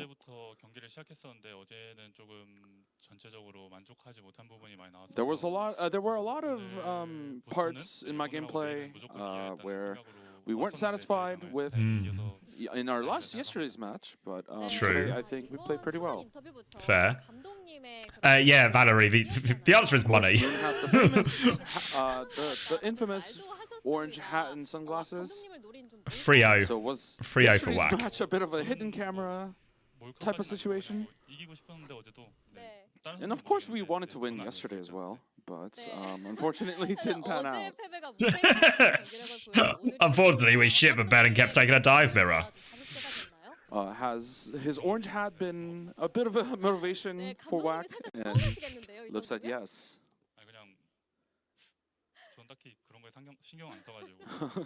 He doesn't really care if Moon is sad or happy.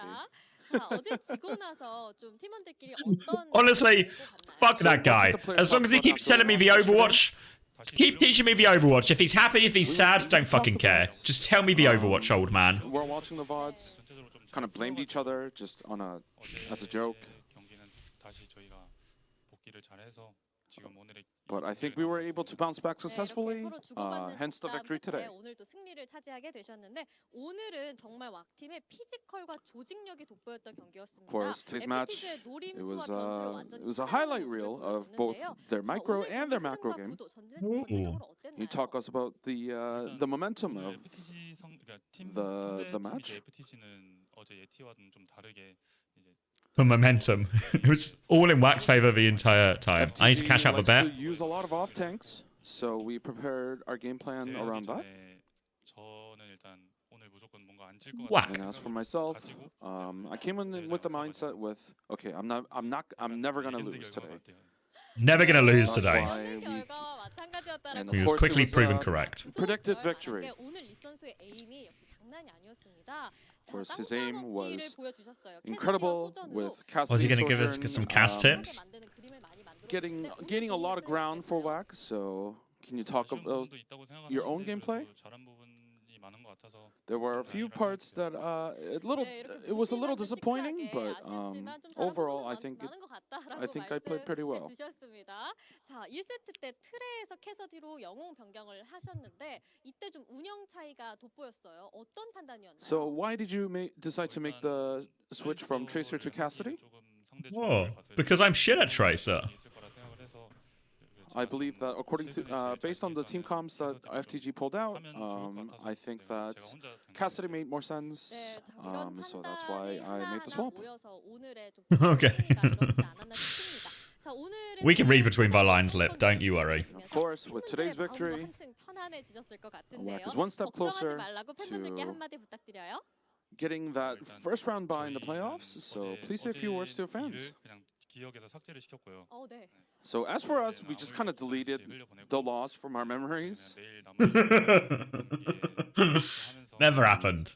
Never happened. We'll be focusing on our match against Falcons tomorrow, so I'm not sure whether or not we'll be moving to the playoffs in the first place from the seeding deciders, but I will make sure to put on a good show for them. Nah, YETI are going to finish first place. And that was it with thanks, Lisa Yoon. With Wax Lip. And before we head into the Team Falcons versus YETI, I'm going to send it back to Unknown and Wolf. Thank you, Quest, and wow. Is Chase better than Vess on Ram Sig? On Sigma, no. On Ram, I'd argue yes. I think Chase is actually. Do I want to say the what are my Ram power rankings? Probably something like KSA, Chase, Vess. That would be my top three, unless I'm missing someone egregious. Is Ram an off tank or a main tank? Oh, well, lots of these heroes that came out after the tank role was reduced to 1. So like Junker Queen, Ram, Mauga, everyone just plays it. Everyone just plays it. Haddy? No, I think Haddy's Ram's fine. He obviously has very good, like, Haddy, any version of Brawl Haddy plays, he has a very good understanding of all these sort of like push and pull timings. But I think on Ram, he's probably a step behind a lot of them compared to say like Orisa and Mauga, where he's probably much closer to the top. Your ads are English again. Have you just arrived back from Marseille and now you're back in England? Were you on the ferry at the time? Were you somewhere between Calais and Dover while you were watching the stream?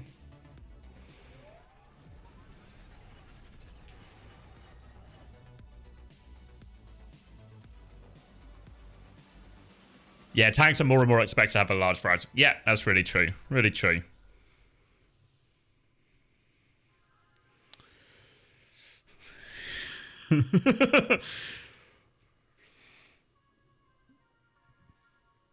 Ooh. If LAN was tomorrow, what, as in like the major, like top 8 worldwide? Maybe it's quite easy, right? Is it just I think Wack and Falcons, SSG, Twisted Minds, Ents, Toronto, M80, and Timeless. I think we've actually got a relatively clear top 8 right now, honestly, if we're working on the qualification spots.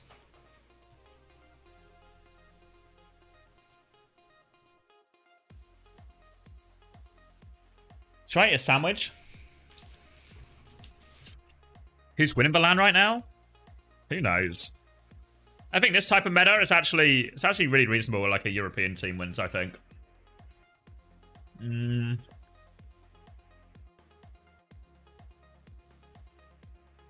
I think Twisted Minds has a really hard time against the Korean teams.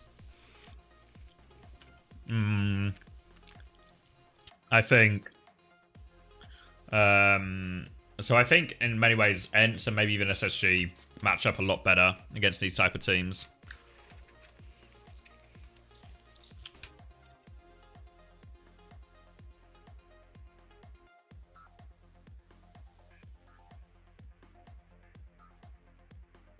I see the Falcons TM Scrim League. What you mean from like just from ages ago in their boot camp? I think I watched a bit of it, but not all of it.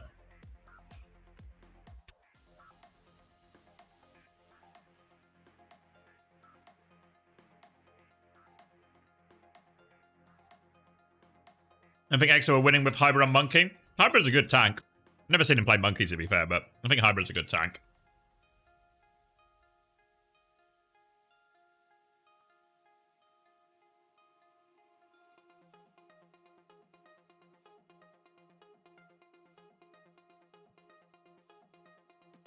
Maybe you think it's time for Carson to stop calling Plex support and main support? I don't know, I feel like they're such established terms now, Nat. Everyone just knows what you mean. Is there a resource that shows us for circuit point rankings? Oh, somebody sent me one. Hold on. Somebody sent me one. Let me see. Was it RD hooked me up? RD made it, but I don't know where the link is. Where did I put the link? I don't know if that shows you the rankings, actually. It might just be like the points builder.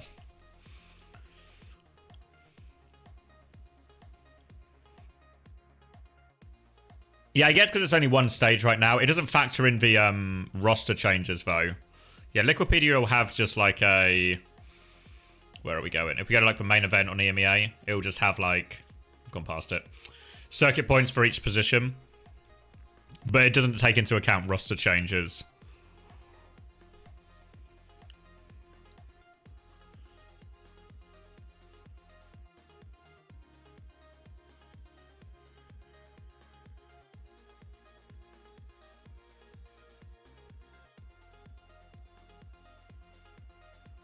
What do I think of Rock?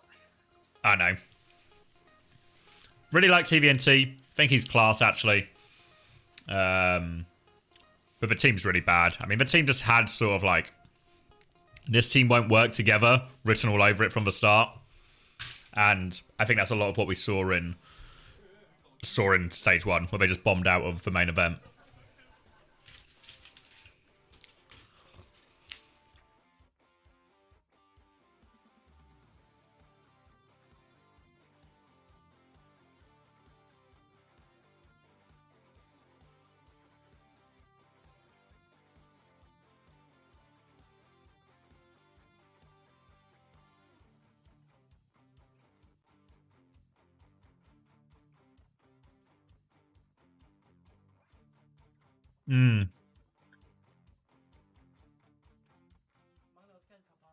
Yeah, you're right, Valerie. SSG is above EXO right now because EXO lost Chase, but obviously depending on who they pick up, they might gain some of those points back as well.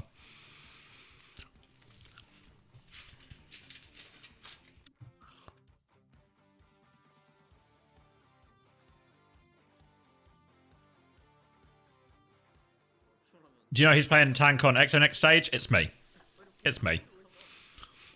They're going to announce me soon, but whenever they get their stuff ready, but it'll actually be me.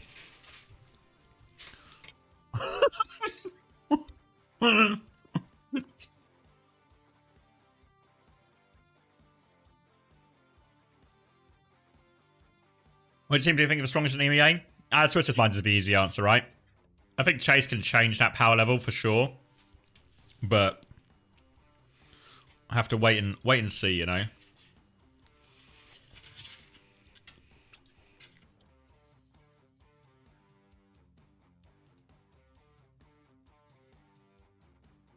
Whereas Chase now, ENTS.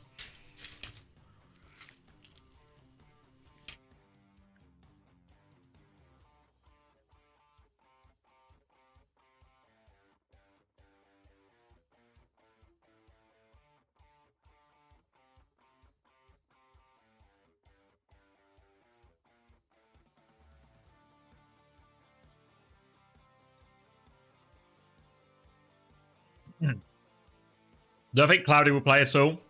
It's really unlikely. Really unlikely. I think there is maybe a situation where if they have a problem getting chased to America, and Cloudy might be required. But I think it will only be a situation like that. I can really see him coming back into the meta unless somehow some combination of patches and venture make it a Rhine meta. But seems unlikely given the current state of Rhine.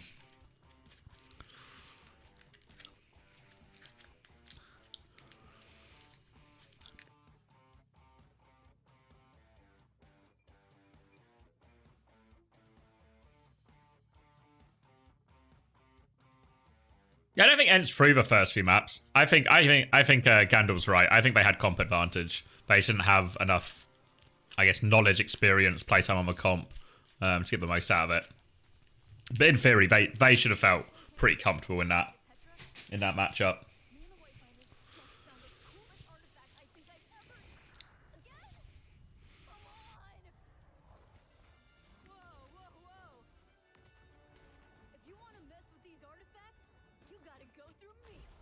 All they need to do is Giga buff Ryan. I don't even know. You have to give Ryan so much stuff.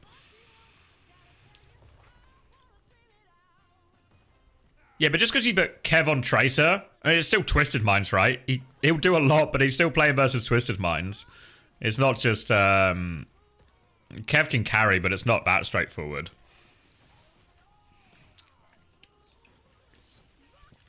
I think you can make an argument they could have tried it like a map or something sooner, right? Like, they could have pulled the trigger to swap earlier, but the comp should really be fine, especially versus like especially when it's just Ram Moira.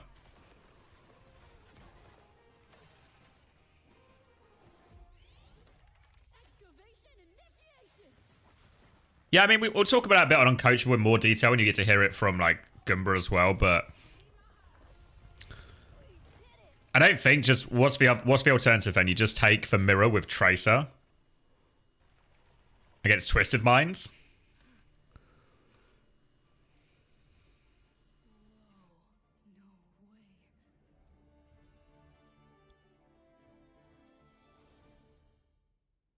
Goomba the next episode, yeah. So we're gonna have a Goomba episode come out Monday, and then the Jake episode's been pushed to after that. So potentially you actually get 2 Uncoachables next week, technically.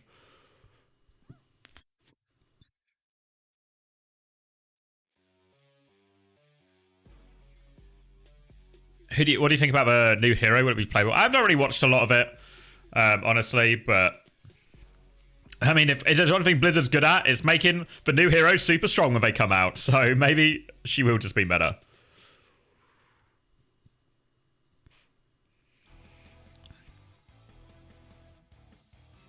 Do I know when the Iron v Jake debate for 5v5 or 6v6 is? Are they actually having a debate? I think Chris and Jake are going to have a bit of a debate on the episode of Uncoachable we filmed for next week. Walkouts? Am I actually here for walkouts? Should I be right back now, maybe? I'll be right back now. Feels like it's going to be weird to actually see the walkouts first time. Go get some water, I think. I'll do it the other way around. Should I do walkout into get a drink?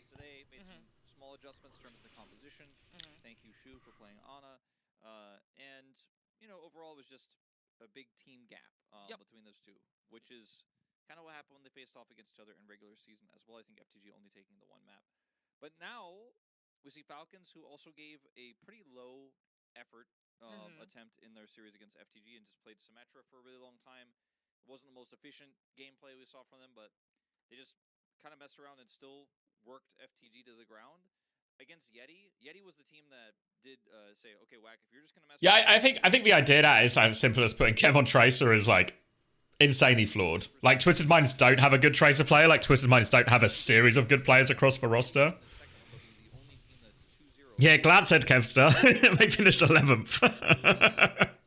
Yeah.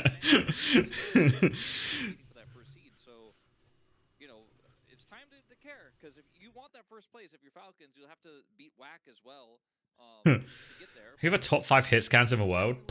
Yeah, because Lit, Quartz, Merit. Yeah, because like adding on to what you just said, if Yeti Kai? let's just say Yeti wins over Falcons today, and then they do end up getting like first seed, we might end up in a situation Maybe where Team Proper? Falcons and WAC has to play each other in round 1 of playoffs. That Yeah, Shy would be in there if he was if he existed anymore, but unfortunately, we all know China's not a real place. Does anyone believe China's a real place? Come on. Yeah, Kai. I think Kai did have a good tournament. The other one would be Seeker, right? I think, especially if you look at maybe recent form, Seeker has to like kind of bottom out. So maybe it is something like Kai and Proper as those final 2 slots. If we again discounting Shy.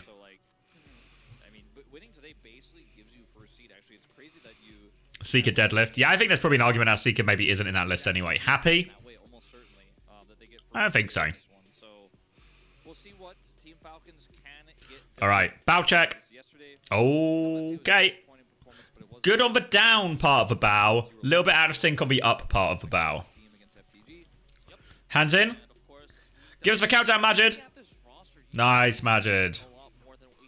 We're back. WAC did give us an example of what they could do, so maybe Team Falcons is going to follow suit. But we are going to introduce. All right, here they are.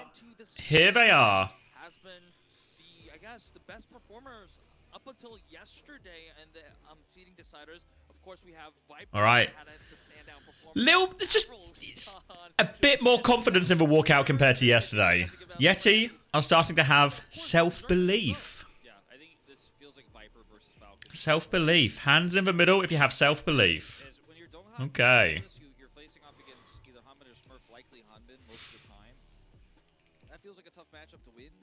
Proper Stalker, that's tough as well. Will be Hanbin to start off tonight. No Majed, at least. 0 Riz.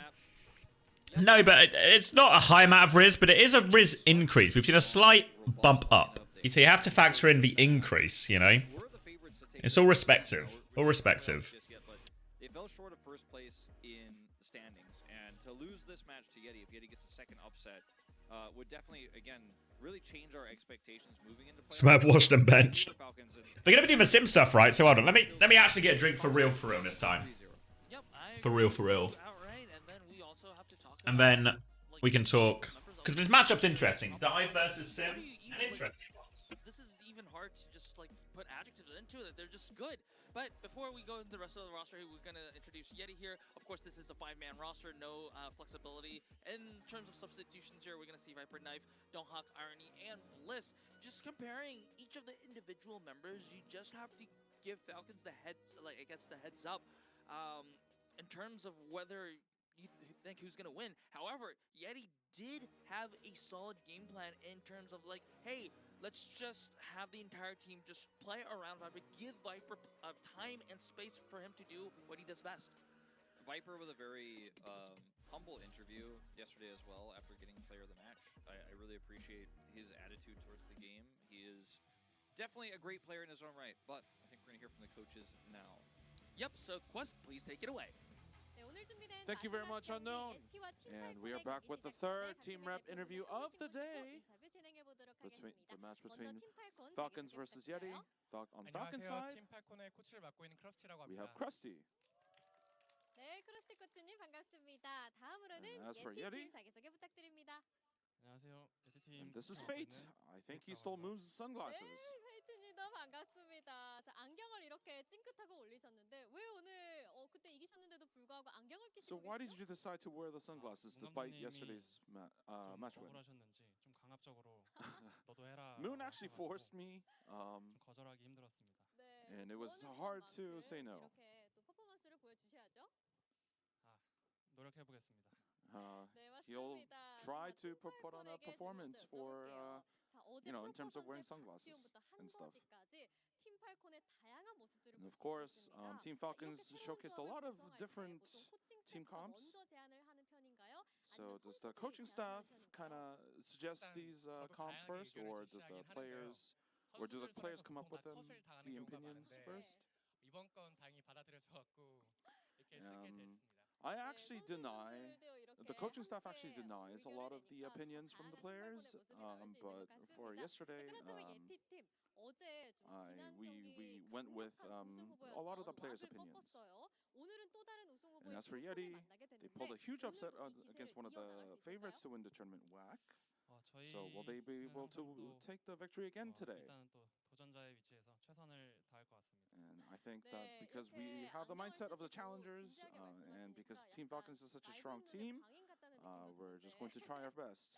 자, 이렇게 웨이트님까지 얘기를 들어봤습니다. 두 팀 모두 오늘 1승, 어제 1승을 So both teams took a victory yesterday. 플레이오프에 진출할 수 있게 되는 There is a chance that they will be moving on to playoffs as the first seed. So how confident in securing another W and to move on as first seed?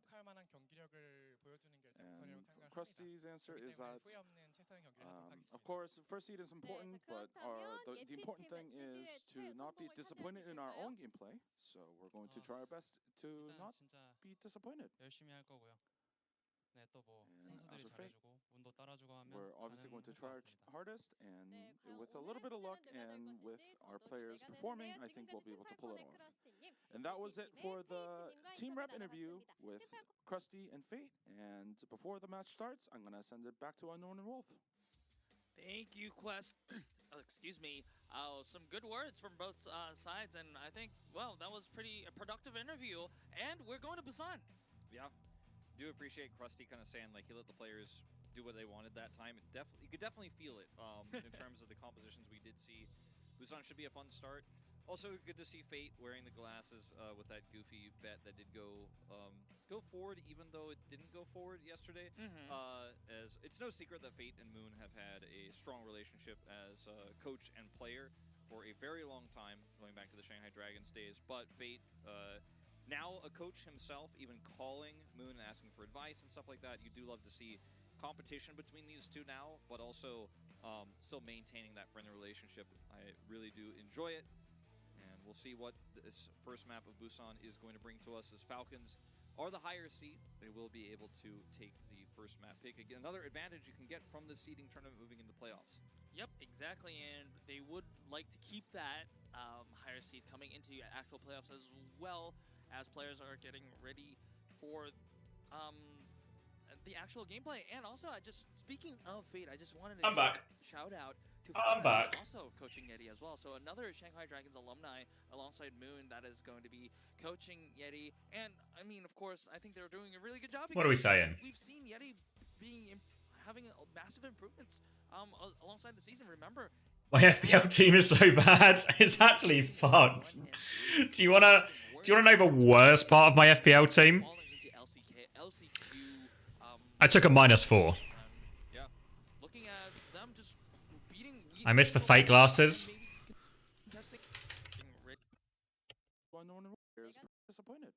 Oh, but he won! Why is he wearing the glasses? He won! He didn't have to wear the glasses. I can't get Salarin. I've got Salarin, but I'm still just unbelievably fucked. So fucked. It's going to be such a bad week in FPL. We can do a quick. Where's my thing?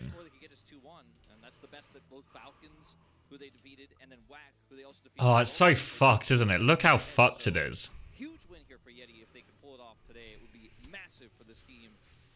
There's one already, Garfonts. There's an uncoachable one. If you go in the server, it'll be in there somewhere.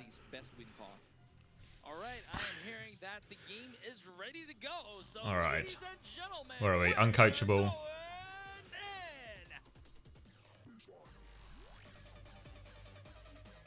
Yeah, like I got kind of the Man City Arsenal game is the Man City Arsenal game's really bad for my team. And also I had Kyle Walker as well, who got injured, which has caused even more problems. If it's a 3-3, I'm laughing. Yeah, if somehow it's a 3-3 and these guys score and these guys score, maybe Gabriel gets past the injury doubt and gets me a goal, I'll be okay. So I just need a 3-3. You're right. So maybe I shouldn't lose all hope just yet.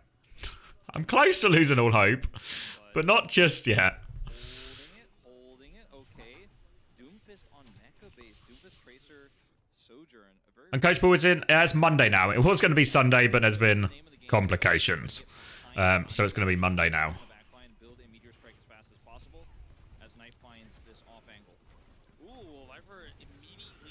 Alright, so Dive versus Sim Cass. Can YETI do it 2 days in a row? Need a Muniz hat trick? If you have Muniz, you're actually in a great place. That team fucking sucks. Yeah, thanks, Valerie. I'm aware, okay? I'm aware.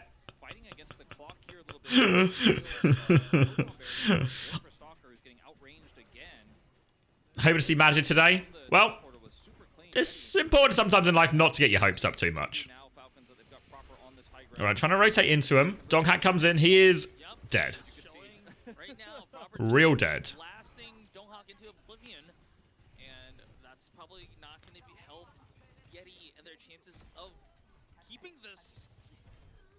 Alright, need another couple knife, really. Nope. Okay. The retake in theory is the hardest bit now, because how on earth does an Anna Brigg backline walk out of this choke against an Orisa?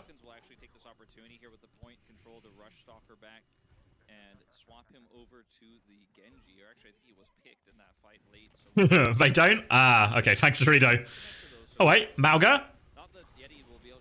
Anna Brigg Mauga.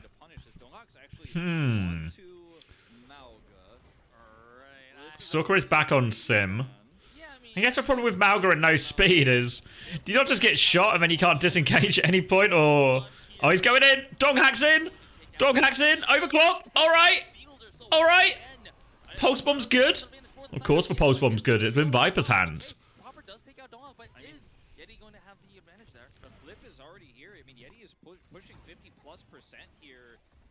Alright, alright. I mean, they've got Rally. I don't think Rally really beats Terra Surge or Beat in this situation, so maybe just want to try and make this walkout hard for him. Cop a big nade if we can. Where's the TP going? TP in, TP aggressive. Just a fake TP. Nade and Rally are going to be used. Chio still has Beat. Terra Surge is going to be used. Hambit needs his Beat. Beat will come through. They managed to stabilize. Ults are kind of all traded now. Fielder's actually asleep. Has to lamp himself in the end. Knife's going to kill him too. Oh my god. Wait. Wait. Wait. A YETI? The best team in the world?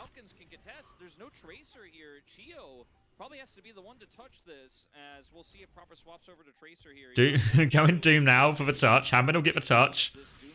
He's in trouble though. Someone else needs to take over the touch. Stalker, 30%. Pulse Bomb, not enough. Alright. Alright. Anna Brigg Mauga. YETI have got it. YETI are the best team in the world.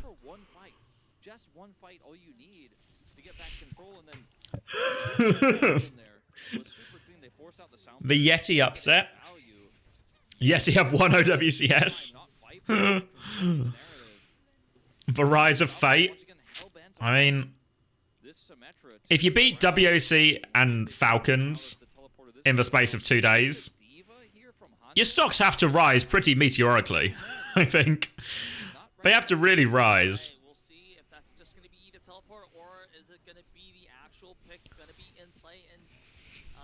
Why don't they mirror?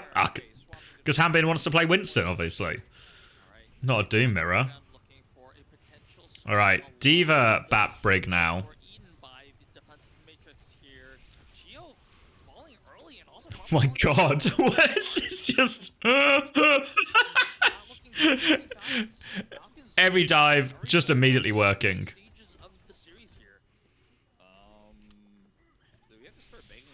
Okay. YETI sweep.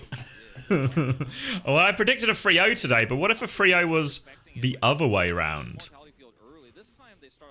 Okay, never mind.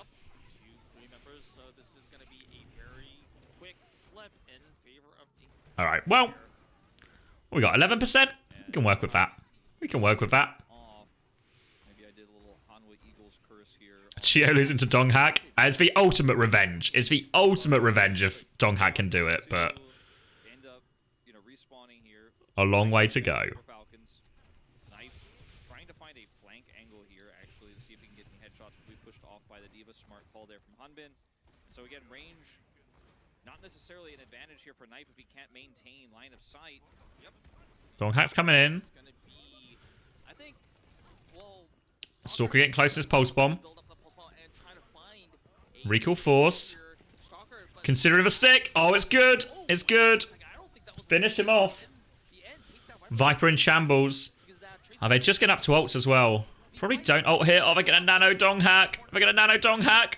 Can he make it work? The lamp's good. However, Knife is gonna be a Knife's died as well.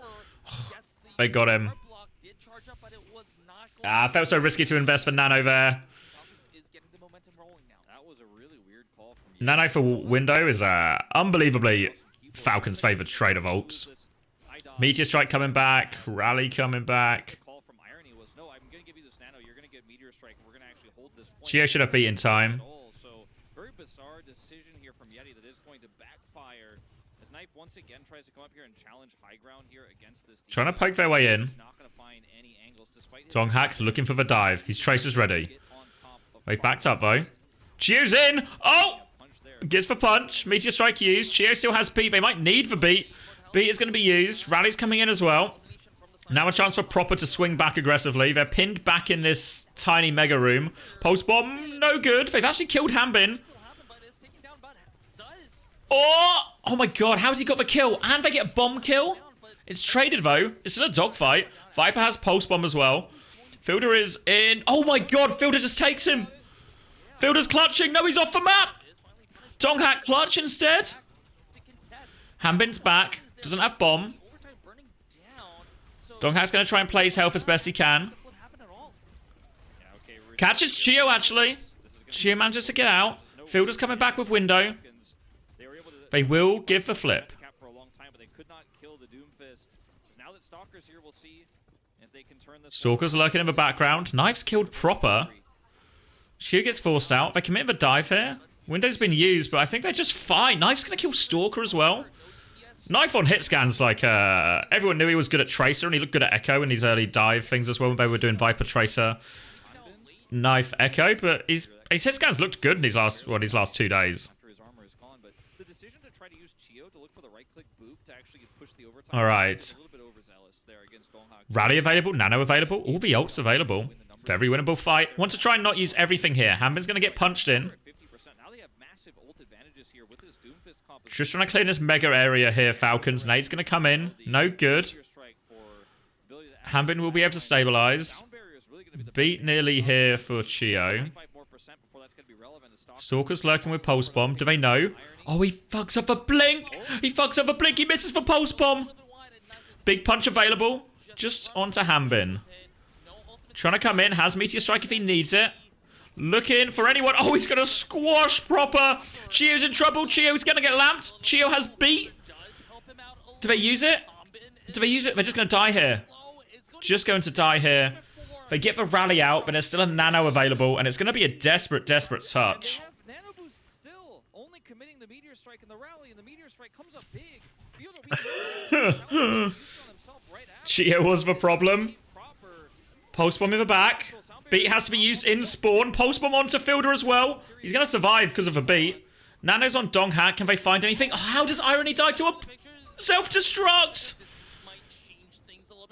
Knife's got one. Knife overclock.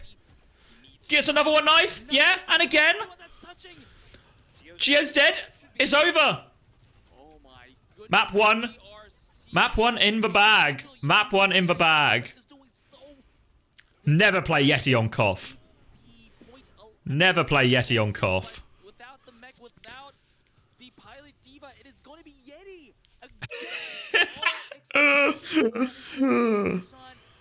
Ooh. Oh, YETI. What I said going into today when we were talking about our previous series, WAC, I was like, what team do you want to be? Do you want to be the team that shows... Knife greater than Proper, Viper greater than Stalker, Donghak greater than Hanbin, Irony greater than Fielder, Bliss greater than Chio. Well, hard to argue. This guy, why he's just got a knife? This guy has not put in as much work into the signs as some of the other members of the audience.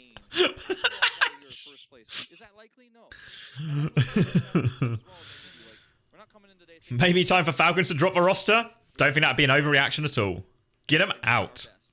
And it's only one map right now, but they outclassed him both rounds. Take a 2-0. Magic turns this around. And like I said, if YETI wins this, they're probably our first seed. Why are YETI rolling every good team? That they might do it. Just for dive boys. They've just got a bit of confidence, right? Bit of confidence can change the world. Win a couple of maps against WAC. Managed to convert the win. On top of the world right now. And this time, it actually made sense. Preparation from the side of YETI. And I think after that, Hunter, everyone's whacking their shit right now. They were taking it easy a little bit. Right now for the first, in the first map today, Team Falcons a little bit. Okay, so there's two decisions to make now. There's the whack decision where you go, we need to double down on the dive mirror. Or you try and take him to somewhere where dive might not be good. Let's see what Krusty and Junkbuck have in mind. They should play Bat Brick. It's an FTG theory solution. Get a full cap, Red.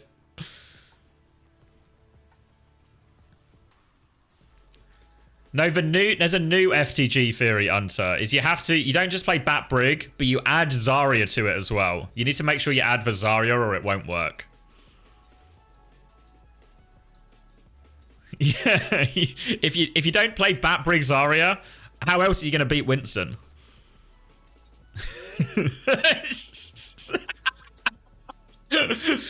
There is probably some poetic beauty on Luminosity Gaming pulling out Vazaria and going down swinging, then FTG bringing out Vazaria and, well, they maybe just went down without swinging, but they went down.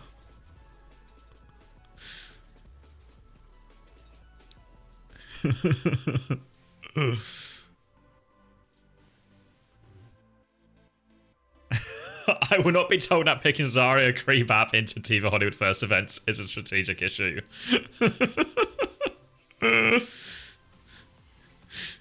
Well, the only way to truly analyze any sort of decision is to just look at the results, right? Just look at the results and base your analysis on the results. So if we look at the results, well...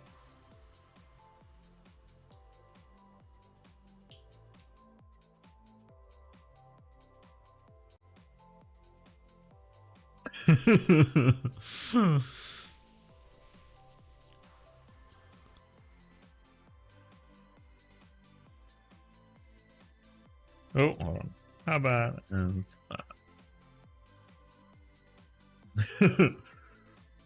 Hambin is complete shit.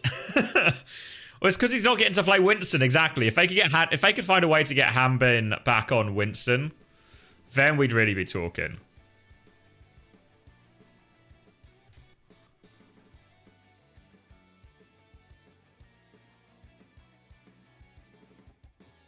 Can we go to Hollywood here?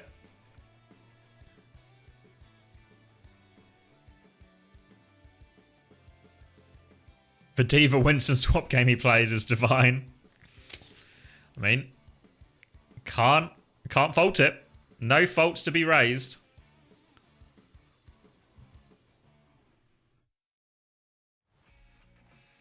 Falcons need Dong Hack. That's the trade that needs to happen.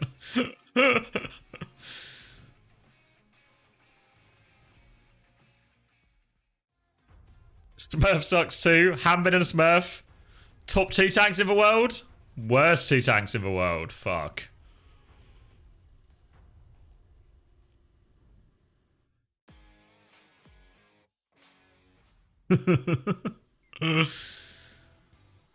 Maybe Hawk could remedy in a situation. I think it's too late to get Hawk in. Of the last match of the evening, and Falcons, unexpectedly on their own map pick, no less, they lost to YETI and YETI. Fearless wouldn't lose these. All right. What are we thinking, Krusty, mate? There's got to be... What's the play here? What's the play? Because these are the map types that have the most common, strong win rates for them. Like if you wanted to play away from Blizzard World, for example, you could just lock in hybrid. Blizzard World now. Okay, Midtown, all right, presumably. I think fair to say. A tricky dive map. Tricky dive map. What do YETI do? Do they just cop the Orisa? This is where Falcons played some of it, a lot of their sim stuff, right? Sig, Sim, well, it was Bastion. They swapped to Cass versus the Echo. It worked really well, especially in Overwatch, Champion Series Japan, where players like Pressure were continuing to run Doomfist on Midtown and finding great success with it. It is viable, and Donghak is he's feeling himself today. He's playing his own way. You love to see it. Ambit is still in. 5 other coaches. Well, they're gonna do the sim stuff. It's gonna be sim time now.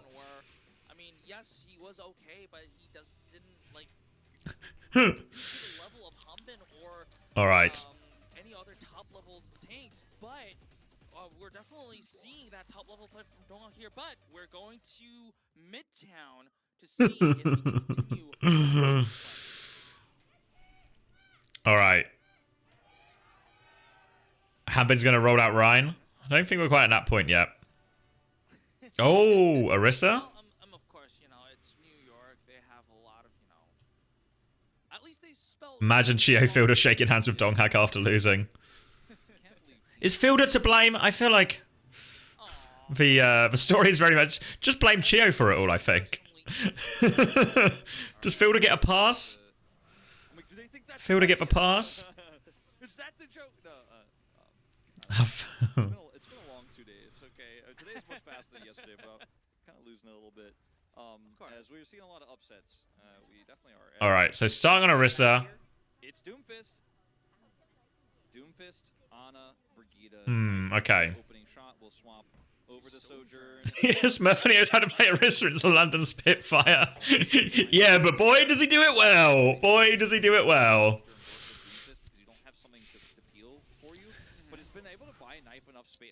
He's going Winston?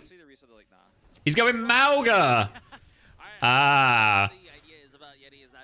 Fate and Fletter have been cooking. Yeah, they think they could burst the Orisa down with that DPS. They get on the point and give Knife an angle on the opposition's support line. Alright, gonna start forcing a point. TP in. Where's Donghak going? Donghak's in a pickle. Fielder's died for this though. Into a pause. So we're gonna lose a tick at least. Is it a net win? Is it a net win? Because Donghak will get back faster as well than a BAP. It'll get back faster, so it's maybe worth. Maybe this was all part of it. All part of it. He has an audio issue, so usually, like we said, it's a USB issue or it's a software collision issue. Hopefully, not taking too long. Oh, that's a poll that they. Oh wait, hold on. I need to mute everything for a second. I need to listen to something. Hold on. Hold up.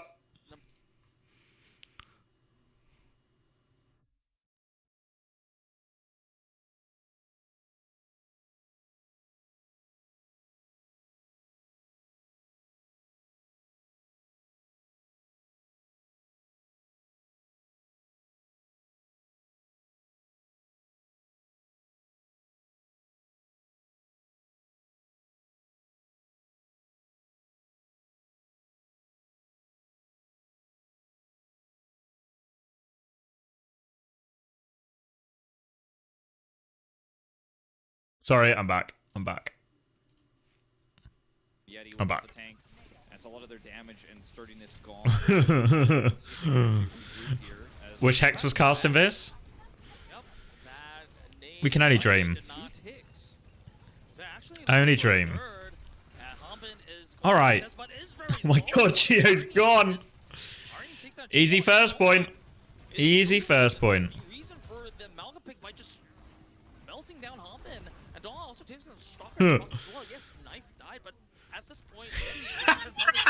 Putting a player on Stalker's talents on Sim is absurd. I mean, he's just better at Tracer, right? If you just have a good Tracer player, just put him on Tracer. You fucking idiot. Just put him on Tracer. You think this backline would exist if you were playing against Stalker Tracer? Not possible. He just had a side angle there as Falcons trickled through with Hanben super low. He's going to swap over now to the Sigma to try to deal with this. Yeah, you're right, Wolfman. It's a real shame that no one's actually going to see this YETI impressive victory because they all have fallen asleep to Mauga. All right. No lamp. Nano in now. Here comes the Nano Mauga. Beat used defensively. Window. Probably don't have to peek it if Donghack's just in there. There's nowhere to go.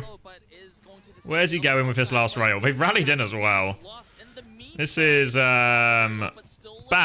Bad? What if Viper got one? Maybe it's not bad? Is it okay? Lamp? No, it is bad. It is bad. Okay. Donghack's back on Winston. Wait, what if it's not bad? It's somehow not bad? What a roller coaster. How have they won that one? They could have cap off it. Oh my god. The cap's so close. They don't. I think they'll be able to touch. They have to symbol for it. They just leave the symbol. Oh my god. They were stealing the cart the entire time. They have no ults for a while. Stalker's gone to Torb. Why has he gone to Torb? I think YETI must have banned Tracer beforehand. Alright. Flux is good. They've stabilized. Stabilize.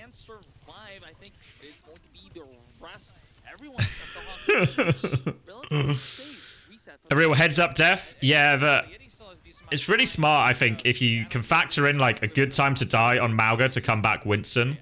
You take a sleep, then you take advantage of the enemies potentially still being asleep from when you were playing Mauga, and you get a free engage on the Winston afterwards from spawn. So really clever from Donghack there.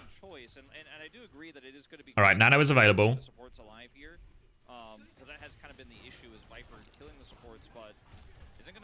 Let's see. Gonna have to give the high ground. Here comes the dive. Chiu in trouble. He's going for the beat. Gets in lamp. They've killed the backline when this has happened as well. Stalker just pushed the backline with proper. All right. Viper is going to be staggered just a little bit, so YETI is going to have to take a little bit more time for the entire roster to come. They still have 2 more minutes, but it is range Torb.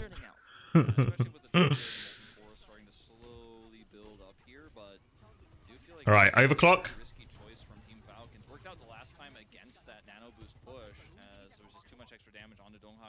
I'm not sure on Torb. I feel like he can point and click on stuff, right? So he's doing aiming. So I think that's good. Aiming good. I think aiming good. But the turret doesn't have to aim. So maybe that's boring. I'm not sure. We really need Jake. Alright, window to stop this overclock getting too much value. They have a rally to go with afterwards. Hamben's going to have a flux. Cart's rolled back a decent chunk here now as well. Going for it with Primal. Proper has the overclock too. He's been pushed all the way back. Now the Flux. Torb's getting taken for a ride. Flux connects. Or they've traded it though. Proper's still on point. Is it just Proper and a Fielder's there as well? Trying to harass him. Viper's going as well. They're just trying to push this as 2. They're going to hit the nade. Oh, it's 3 of them. Torb's back. The turret is up. The turret is up. Donghack's back on Doom. Another tactical die early into swap. Stalker's coming. Lamp into come. Oh, Donghack's sleeping in come. He's going to go down. I don't think they can force it over now. Irony gets Proper. They're going to beat. They force the beat. All right. Time for a recontest. Oh. Oh, Irony really can't die now. He really can't die now. Okay, they save him. They don't have any ults. Nobody has any ults. Donghack's gonna get the touch. Donghack needs severe help. He dodges. Okay, Donghack, not too bad. Not too bad. Next touch. Okay. Donghack's gonna take over again. Nade is good, actually. Forces for Lamp. Big punch given to Donghack. I can't connect it. Oh, now the window as well. That'll do it. That'll do it. That'll do it. Ah, it looks so good after that crazy clutch. It was the Torb swap.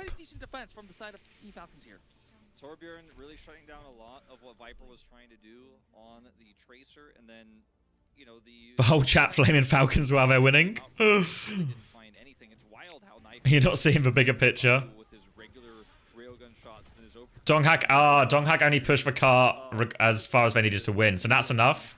That should be enough now. No artificial railgun shots coming from Overclock. But let's see what YETI could do on the defense here, because obviously that was a pretty Full holding coming. and the one fight that they won that almost What do they start then? They probably just start Winston. Fight with the rally, with everything going their way. Falcons getting a little bit split. Almost felt like they didn't even deserve to get that beat contest in the first place. So Falcons bouncing back in a big way as prop up the box, I guess. Wait, I've never seen this interaction before. Yeah. Wasn't there supposed to be the box underneath the pigeons, not having the pigeons having, you know? Yeah, I think that we might need a pause for this. That's not natural. And there were usually 2 slices of pizza. Who took that? All right, I'm locked in again. There might have been some in the box because we couldn't see what was going on with the box there, but very unusual. Now, in traditional Stalker form, Starting on Doom. he swaps to a new hero. He just plays it until he loses. So I guess he's going to play Torbjorn on the attack. We'll swap to Sim and teleport people maybe, and then we'll go to Tracer, right? There's no way he Torbjorn attacks, right? No way. He's playing the Torbjorn. I do want. Why does he say no way they're playing the Torbjorn? Not strong. I do want to let everyone know that this Why is that surprising? Don't try this at home. Do not try this at home. Please do not. I don't want to see this myself. But nevertheless, Did he not watch the first half of the map? I don't feel like it's that surprising.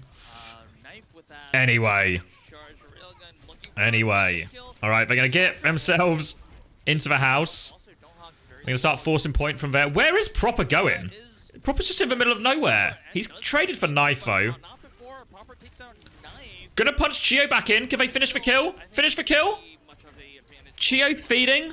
Well, I mean, it's Chio was the problem. but Arnie They are struggling to deal with this Torb, though. Bliss. Helmet It's just a dogfight. Proper's gonna be back soon, but also doing maybe a lot of Donghack and Viper don't care. work. Both teams are just doing a lot of work here. If Stalker swaps to Tracer now and they rush over here, they have the advantage right now. Hanbin's still, but he has a charge, so he's not going to swap. And, Is this the first Torb we've seen in OWCS? but let's see what they can get done. Who knows? Well, if you discount that round we just watched, yes, this is the first time we've ever seen Torb. New hero. Wait, is this Venture? I can't believe Falcons are immediately looking Venture just after it came out. Push comes through, they're looking golden. Molten Core, I think if they find an opportunity, could be a strong way to continue to contest point. Knife, Alright. great line of sight. Oh! Ooh, okay. I thought Okay, the turret's pulse bombed. Nice. Pulse bomb success rate staying high for Viper. but this is going to be the real contest here. Donghak. Donghack's coming in. On the Torb. Viper and Donghack combine again. Viper is going to take the kill credit for that. Is going to just Who's next? punch Stalker out of the Bomb. top lane. Alright, don't let him get a big bomb. How's Hanbin kill them with self-destruct so often? Meteor strike. Irony's died too. Oh! Who's laughing now, Chio? Fucking prick. For multiple times in a row now. But honestly, how are they getting so many self-destruct kills? The cap. YETI, I don't know how Honda was able to find that angle to get both the supports there with his self-destruct remake. As Bliss is going to commit the rally, they want to get They're doing it. Alright, they're doing it. Don't stand on the cum. Don't stand on the cum. Beat out. Oh, Bliss and Irony are really in. Alright, the B overclock repush is going to do its job. It's an okay hold. It's an okay hold. In theory, if you can get your Anabrig on this sort of middle high ground as well, should be another stronghold for a dive team. Probably, if anything, maybe even the best part of the map to hold as the dive team. Only a window available as well. Does feel like YETI keep finding themselves in these positions with just no fucking ults for a hot minute. Bliss was kind of between a rock and a hard place, so to speak, there. As once again, Don't think they can really go stop this cart much before the bridge. we'll be able to get up here and then Oh, they really can't stop the cart much before bridge now. lobbing that in. That's the right-click headshot, and that's actually a lot of damage, so... But that's gotta feel good for the side of Team Falcons. With that just one kill, they just assumed... Do I get Harry Kane and Son vibes from Dong and Viper? Yes. However, Yes. they don't have a lot more to push, just this corner, and this is gonna be... Alright, big nade. Alright, just line in the sand here. They want to flush out everyone out of Trying to clear the tracer. No doing though. Pulse bomb. Good. Habin in lamp. Oh no. We have no DPS. Dong Hack's got to do it all himself. Immortality field, guys. We guys need to start. Okay. That's a good way to start. That's a good way to start. Ah. Bliss has got one as well, actually. Touch. Oh. Nobody's on the point, winning the fight, but stepping off. A C9 moment there on the side Fuck. of YETI. Pushing hard, winning the fight, but not controlling the card. Doghack's playing really fine. Really fine. It's 1-1. What a silly game of Overwatch that we just watched. As he's in the state. He's in the zone right now. he played Torbjorn on attack. He played Torbjorn on defense. So Falcons tie up the series, but now it's a YETI pick. So presumably go to what, like a Dorado or something? And if I'm YETI, I want to force for dive mirror. Stalker is making a statement, and I don't know if you guys could figure out what it means, but I'm sure you guys will get there eventually. But he's getting into his opponent's heads a little bit. He's getting into their headspace, and I'm not entirely sure why there was no cart contest there. Like, obviously they were pushing super hard to get those limbs, but as you're winning that fight, you have to pull back towards the cart and deny the cap itself. And it wasn't like a one-team fight classically, but they were starting to win the fight. Unfortunately, just at the wrong location. Keep abusing Torb. I don't know, we just saw Torbjorn win on Midtown. Yes, he would go for the cowardly Esperanza pick. Stalker just like spam and accidentally kill people. But surely, All right, guys, hold on. yeah. Please not try this at home. And we got. I feel like dive really isn't unplayable like on Colosseum. Like the first fight's just fucking shit, right? But once you get to like the high ground fights, the dive's really reasonable. So I don't feel like leaving push in is that big of a problem. If you leave push in. After a short break, we need some break time after that, and I believe that Where are the Hambin haters now? Yeah, I feel like there's got to be a way to avoid some of these self-destruct kills. If only somebody had a shield in the backline somehow that could be used to block the damage. I don't know.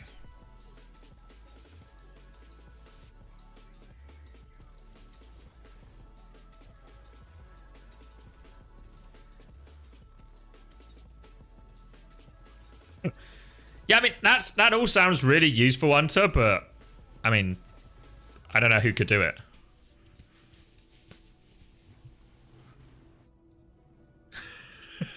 He died to bomb, he can't block. Ah, of course.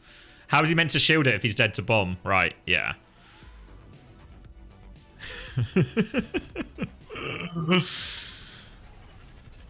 Hold on, he just wants another message.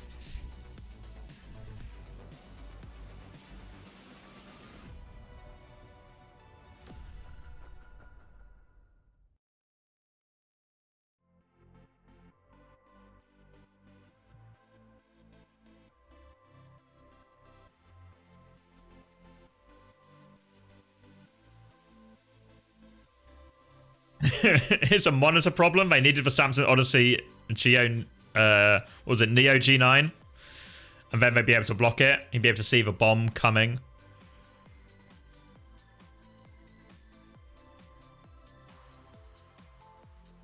I mean, it's really on still. It's really on. I don't think I look at that map and feel great about it if I'm Falcons either.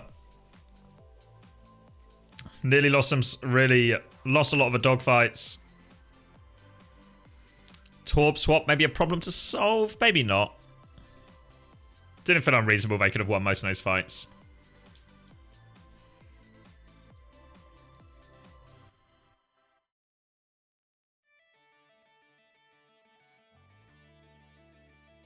Who am I predicting to win the finals? Oxford Omnics or the Warwick Angels? I feel like the Warwick Angels have to be the favorite, right?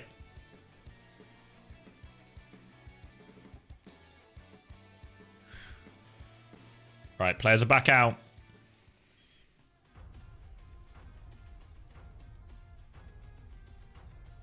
Oh, he did have his shield up when he got caught by bomb. Well, maybe Hanbin's just for go then. Who knew he could do it on D.Va as well as Winston? Welcome back to Overwatch Championship Series Korea. We're currently on map 3 of our final series of the day, and wow, what have... All right, what's the choice then, YETI? What's come out of Fate's brain? Emotional damage that has cost me, but we are moving on. We have to move on. It is going to be YETI's map pick. Push, Flashpoint, Escort is the map types available for YETI to choose from right now. Yeah, we'll see what YETI decides, and if they're also going to recover from the mental damage of losing to Torbjorn attack.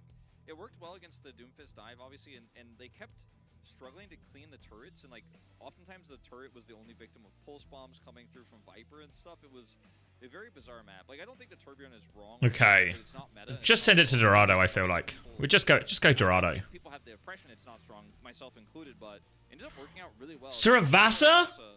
They used their map pick to go to Suravasa? He thinks that he doesn't have to follow the rules in the meta, and as long as he keeps winning, you know, I'll give him a pass. Okay, I think Krusty was... They took the Flashpoint pick? Words to him after that map, but you know what? At the end of the day, he was like, "Do what I say."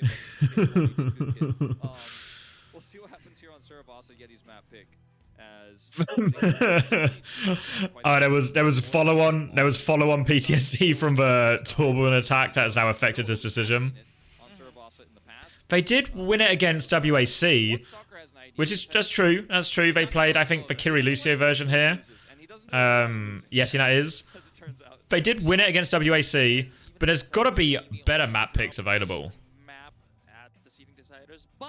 Got to be map picks. Oh, it's a Donghack map? Oh, of course.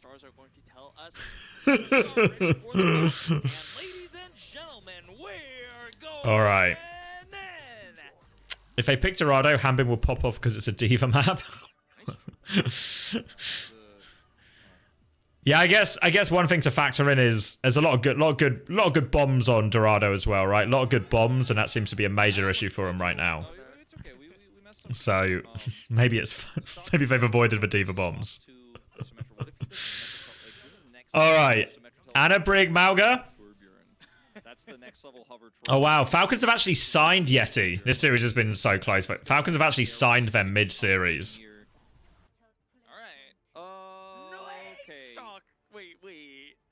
And this time it's into not Doomfist, but actually the kind of rush Mauga, so it's much easier for to deal with the turret than Doomfist. Anna Brig Mauga. I don't want to analyze it because Stalker just gonna Stalker. That's what he's gonna do. And I think T-Falcons buy all the competitor tanks. Has Rock bought out YETI? Not yet. Can anyone understand these comps? I mean, I understand why Falcons have rolled out because they're expecting to run into dive. I don't know why the Sigma. I feel like the Orisa would just be better, or even a Mauga of their own wouldn't be crazy. Just ever sturdy on Cassidy, as always, looking for off angle. We're too European to understand. Alright, that is indeed irony, but the sleep dart goes wide. Alright. Okay. I mean, in theory, there is at least a load of fucking damage to shoot the Mauga. We're gonna nano him in. And they keep him in front of him, though. Dodges for Rock. They've weathered this nano Mauga super easily in hindsight. Super easily. And they're gonna get the flip. It's now 62%. Where's... Oh, he's got proper. Lamp is good. Donkhack's gonna trade for Lamp. Okay, now they've got no Lamp. Can we maneuver that advantage? No. So Knife was traded out for a turret and also Hanbin can't rock a Mauga, just retire. Yeah, but did you factor in that it was actually Donghack on Mauga giving him the moves? Alright. Doom Genji. Suddenly, does it feel like maybe some amount of semblance is starting to take over the YETI hero decisions? Alright. They did lose that first fight for 0 ults, though, so they're coming at a massive ult disadvantage. Which is always a good way to start a point. Now, they're going a little bit more all in on this dive with the Doomfist now, but the Torbjorn is ironically getting more and more value. Proper is just down main. They're just going to dive top instead, trying to ignore Proper. Didn't actually kill that turret there, Knife, mate. There we go. Fucking hell. Alright. Got point control, though. Window back. Hambin's going to touch. Big punch, actually. No follow-up right now. Oh, Viper's going to get focused down with a Flux. Bush, beat push is coming. Knife can't find anything. They're going to have to go back.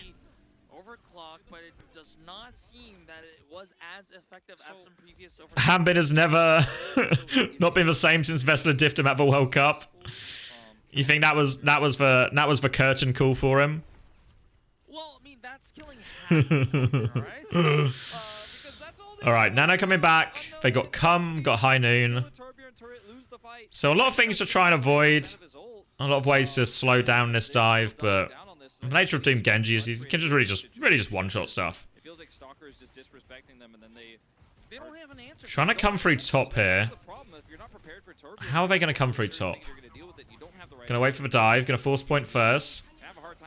It's just for Brig Sojin coming top. Donkhack's gonna get rocked, actually.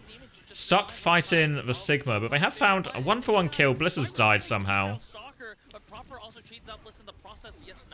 Hits for punch. Proper's got another one, though. Pressure onto Fielder. Hits for jump. Proper's gonna get boot back in. Viper's got 2. Alright. What are we blading? Oh, this Bap has no cooldowns. I better fucking blade him. We hate the economy.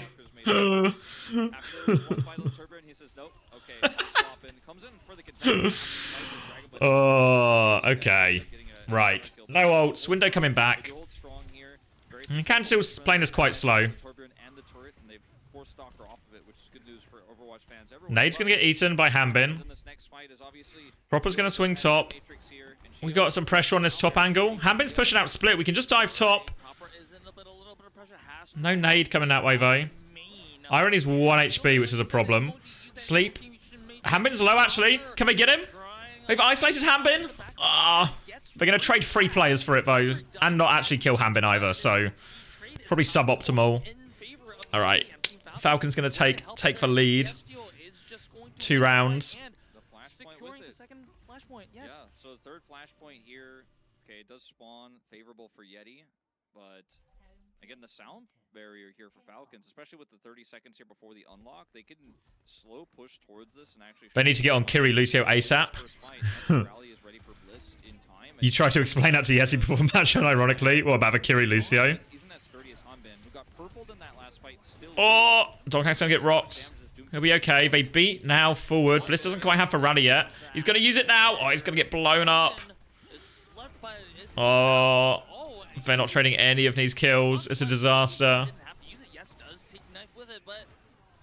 Yeah, it's weird because they did Kiri Lucio on Saravasa before.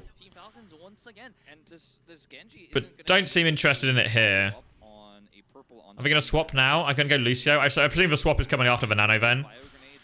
Always good to swap like 2 rounds down. Lost first fight on the 3rd cap. Okay. Stalker has played. Proper has High Noon. It's not great odds to be fair. Yeti should feel comfortable getting the retake.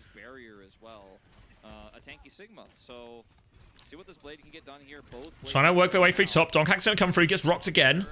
Nano Blade. Nano Blade. Oh my. Okay, we get him. We get him. We've got the kills. We used 3 of our ults, but we've got the kills. Okay. Okay. You don't think they're going to play Kiri? They think they just stick this now? Yeah, my worry is when it's like Lucio Anna. Aviana just feels a little bit vulnerable. Feels a little bit vulnerable. Because Anna Brig... yeah, because, I don't know, the Tracer's going to cause them a lot of havoc, I feel like. Every single time I see another Stalker. So, okay, back on Tracer now. Viper ends up winning that fight with the Dragon Blade. The Immortality. Why is it knife over clock in that? Yeah. Gotta make sure you get those cleanup kills. Yeah, so I feel like, I mean, it's winnable, right? Just need Knife to find something with the overclock. No one gets caught. They're going super aggressive, actually. Was this necessary? Anything, Knife? Anything? Rock's dodged. Knife's gonna die for it, though. And that's just gonna be it, isn't it? They flip the map. They flip the point as well. Okay, now we're surely going to Dorado, right? Now this is Dorado we have. If you just keep killing the Tracy, you don't have to worry about her. Knife's not getting the touch. Donghack's not getting the touch.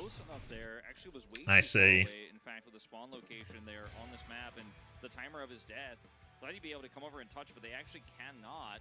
And Falcons just making it look easy as Hanbin is giggling, and Krusty is like, all right, Stalker, you come with me. Everybody else, go to the bathroom, get some water. Yeah, time for Colosseo. Look at Krusty. I miss Crusters. And Krusty is like, all right, Falcons just making it look easy as Hanbin. He's fucking pumped. He's fucking pumped. We've done it.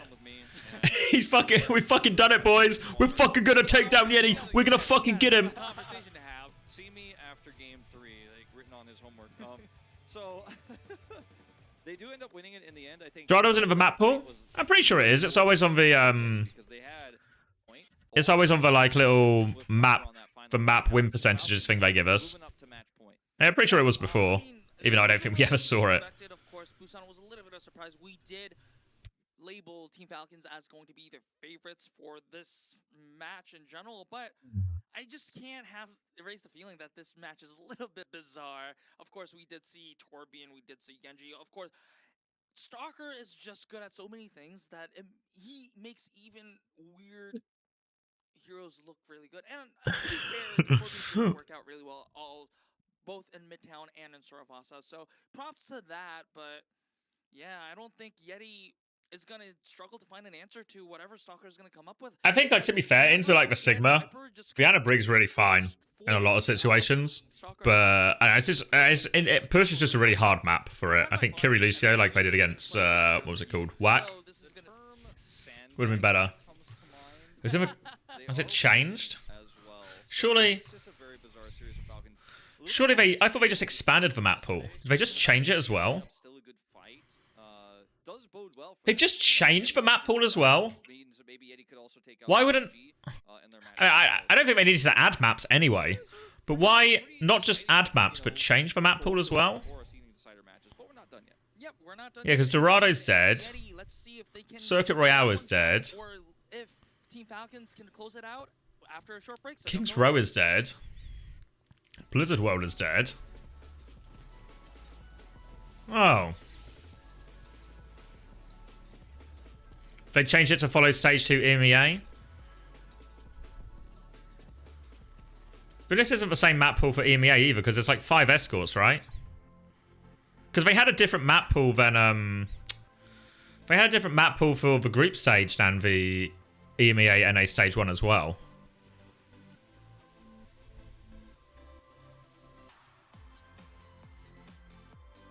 I'm pretty sure at least. Who knows? Who knows what the map pool is or what's happening?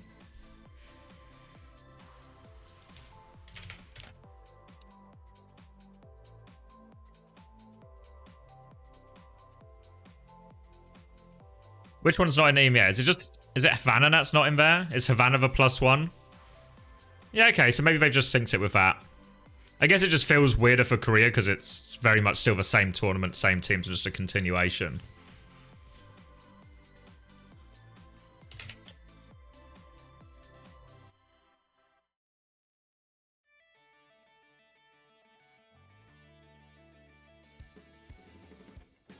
You think that's false? They're playing all the same maps? I swear it was stuff like, maybe I am just gaslighting everyone. Have I gone past it? Literally gone past it. Circuit Royale, Dorado, Shambhala, yeah, Kings Road, Blizzard Row, Hollywood, Midtown. Maybe it's just the same then. Rialto, Circuit Royale, Dorado. Rialto, Circuit Royale. Yeah, yeah, it's the same. I'm just lying to people. Just lying.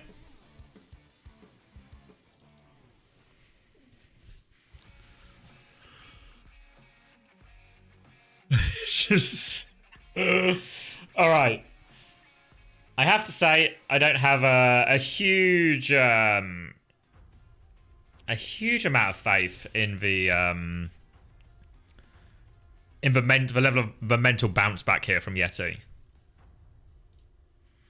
I worry it could go from bad to worse rather than from bad to better, as they always say. Overwatch Championship Series Korea. We're currently on map 4 of our final series of the evening, which also may be potentially our You think they didn't warm up?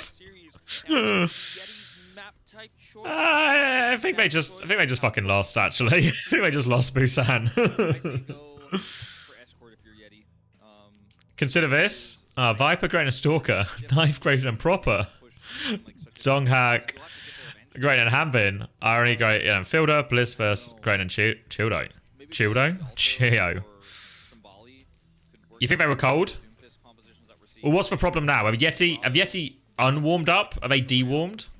Don't even think about it. I'm like, you know what? They better pick Escort actually, so that we don't have to see. Need to hit. I've got an Esperanza. All right. So, dive. Last time Falcons played for Sim Cass here. As ever since Busan went the way of YETI with their unique style there, it has been extremely one-sided. I mean, there were some moments for Midtown for sure, but Esperanza gonna be a tough one. We're gonna see some high ground juggling here.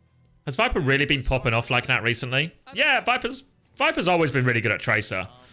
It was just hard to notice last year because he was just like a Shanghai Dragons team that fucking won nothing. Just lost every game anyway. I think it was on his YETI team that also didn't do that hot. But if you want a guy who's good at Tracer, he's good at Tracer. Saturday, you enjoy the fan meets that goes after the matches. Why's she got all these cards? On Sunday, she's got so many cards.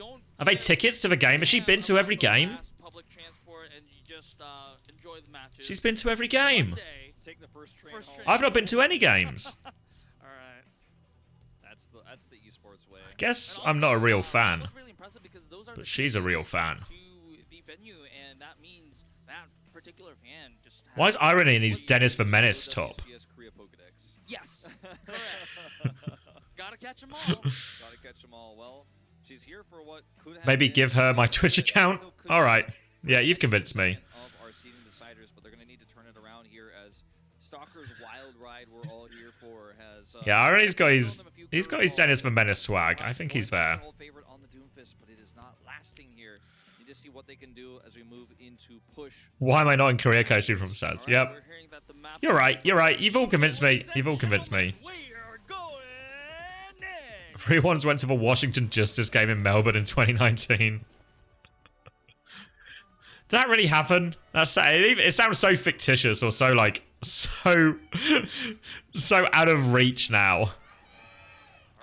So out of reach. A lot of comments during the break between maps 3 and now 4. Saying that Krusty has masterminded this Torbjorn comp.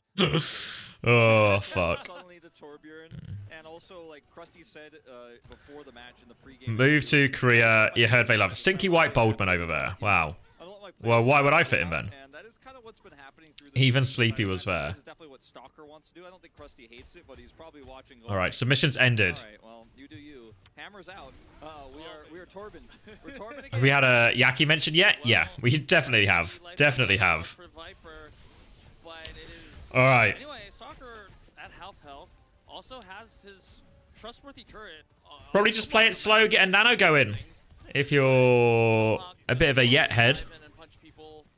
Knife, on the other hand, has very different objectives. He doesn't want to punch people, he just wants to shoot people in the head. He just wants to outrange them, but this first point of Nade's gonna hit Proper actually, and they just find it. Just find it off the nade. Proper's already down here. Now they can start taking more and more from him. Oh, Torb's running in. Help Knife. Lamp's gonna be used. Cancel on the rock. Nice Dong hack. All right. All right. Chance to set up on high ground. And since this was an extended fight, I think they should be just No longer a yet head. Don't lose faith now. This is when they need everyone's belief the most. Trying to contest for high grounds, the high ground drop, low ground contest. Torp off. The Torbjorn's gonna have no value. So presumably Stalker reckons he can take a little bit of advantage of this lack of brig. Maybe exploit irony a bit. Alright. Hambin's going to swing out top. Shouldn't really be able to stand here for that long, I reckon. We have the nano now too. Expect it to be on the main man himself. Looking for the nade timing. Think they deep peek the nade. Everyone's just left. They're going to beat in. Wait, Proper's just split. Lamp is good. Kill Proper. How's he not dead for Rock? Oh my god. Proper's just been bailed out of absolute no man's land. Knife is now stuck behind on Sojourn as well. But it is going to be Team Falcons who is going to assume control, and this time they are going to have their share of the high ground now. You know, I've praised Dohak a lot for playing his own style, but you know, as much grief. All right, Meteor Strike, Overclock coming back. Did use a lot in that previous fight if you're a yet head. And obviously the proper damage output is so high every time he goes in. If he doesn't secure that limb straight away, if he doesn't have his ult, which he doesn't. Overclock. All right, all right. Hambin was trying to force cart there. Didn't feel like he was going to be able to get it very far. Nice, easy one. All right. The trades are still good. Trades are still good. Trades are fine. Still fine. We'll get Knife back. All right. Chance to hold up a high ground again. Donkak has Meteor Strike. Hambin has the Flux. Viper has a Pulse Bomb. So all we need, Viper to get a Pulse Bomb kill. Maybe Donkak to cancel on his Flux. Oh, what if he just... What? Lamps out. Lamps out. Where's Chio going? Viper's on the hunt for Chio. Chio lives. Lamppost. Oh, he's got both. Donghak's killed everyone. All right. All right. All right. Cap off this one, I reckon. They didn't check their corners. And a ghost from their past was lurking in the corners. Hambin has gone Diva, so immediately Irony is now at huge threat of getting self-destructed.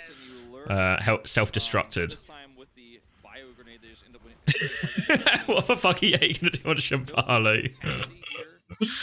Fuck it. Just Ana Lucio it, why not? Alright, control of a high ground now. Let's just not lose it in a stupid way. Make him work for it. Make him work for it. They have to walk eventually. Are they trying to come up left side now? Stalker's coming one way. Proper's coming the other. They're going to try and chase Proper. They just going all in to chase Proper? You don't need to go any further. Okay, we can nano. Don't think we needed to. Don't think we needed to go this far. We're still going. Stalker's been dealt with though, so it's not a problem. Knife is all the way in here. Pulse Bomb. Alright, it's not a problem. It's not a problem, I guess. Felt a scary chase. Hear me out. Bap Brig. I can't believe you've essentially just been shadow coaching Yaki. Your Bap Brig propaganda. Amendment to the idea of Bap Brig Zarya. I don't know why you're just posting all of the messages you sent to Yaki yesterday in the chat now. Alright. Oh, he's just going to get deleted, actually. Okay, okay. Any more trades? Is Bliss playing his life? What's he doing? Okay. Alright. Is Irony getting staggered? Yeah, and this is going to be a little annoying stagger here for Irony, who will be able to do a little bit more damage, a little bit more damage before he jumps off the map. He wanted to fall. Don't give Chio credit for that right You unironically think we could see Ryan's team. And they did do it on a Hollywood, right? And they had one good play and then also a lot of bad plays, but let's get there first. Still just under 4.5 minutes. Don't need to touch. Don't do anything crazy like touch before cap here. Can just try and play a relatively normal fight. Swing with Overclock if you want. Well, the railgun goes wide for a second, so it might be a little bit more time since Viper's going to use a bunch of his cooldowns to touch. Nade's good, actually. Nade's hit both of the backline. They're both low. They've got the space for 3 off that. I don't think their backline can't actually rotate though. Knife is now just swinging into the open. I don't know where they really go from here. They just wait for Nano and go with Nano. They're going to try and rotate their backline top. Doesn't seem possible. Overclock used. Pulse Bomb. Oh. Pulse Bombs. Viper matches it.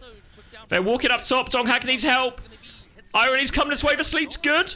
Wait, there's a bomb. Look out, Irony. There's a bomb. Oh, he kills him in baby. Oh, for goodness sake, Irony. Every time.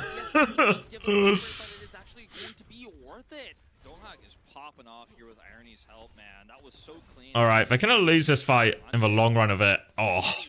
They don't end up getting too much control from this, but they have significantly delayed the push, and Falcons still haven't matched the distance. Donghack's still floating around here. What's his plan?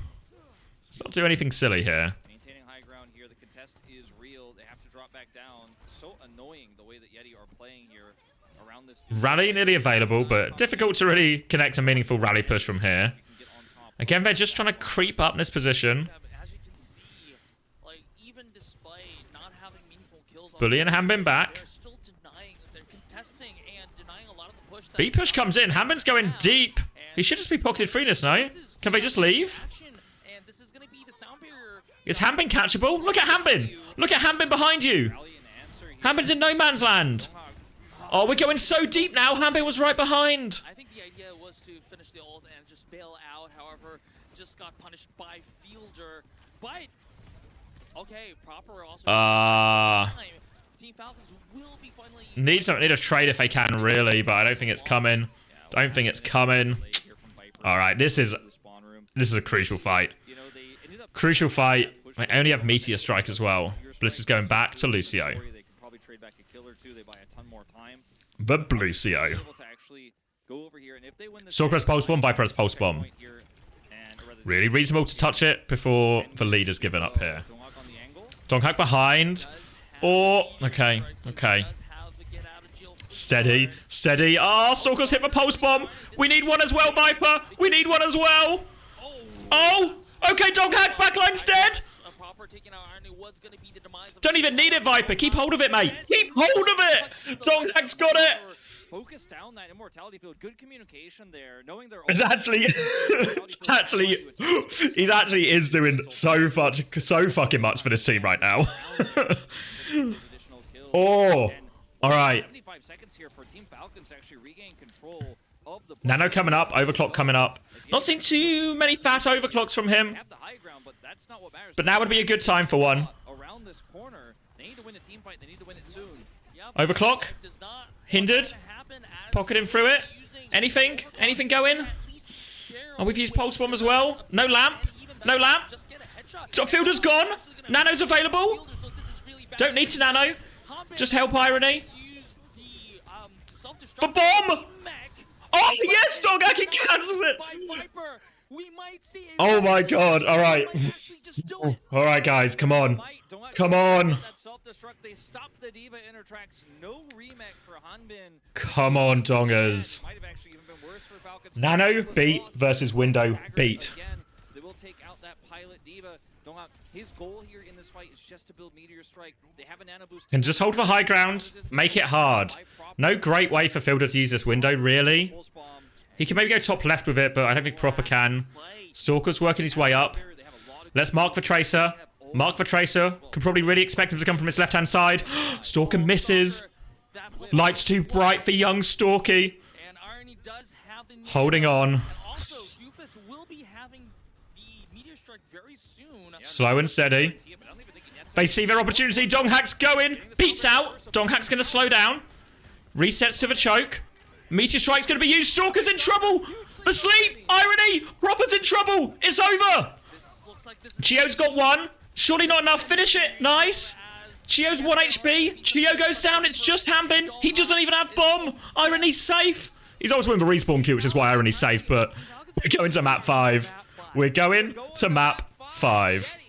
Gonna make it happen. Irony playing so well. Ooh. Once again on their map pick here. He's shit, Gio. Super strong, super viable.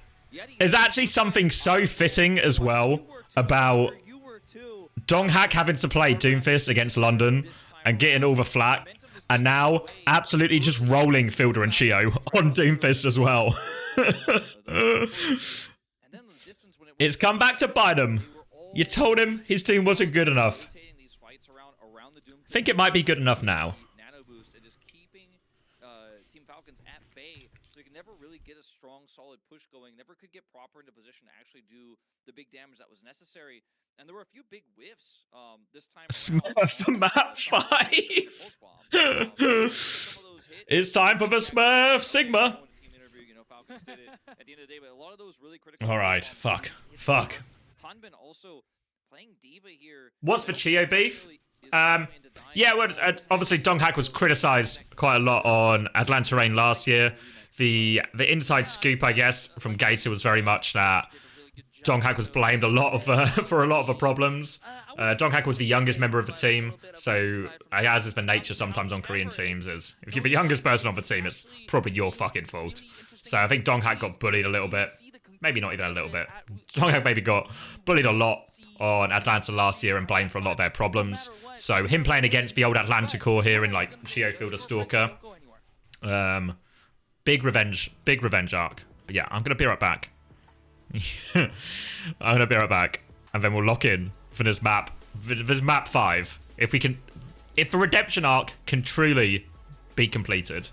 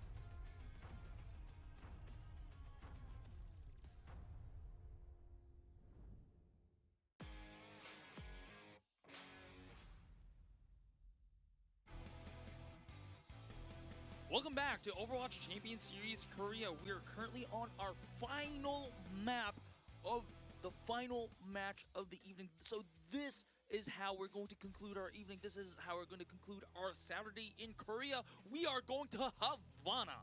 It's the Stalker map pick. You know, you can play so many different things here on Havana, and from Widow to Genji to Torbjorn potentially into the dive.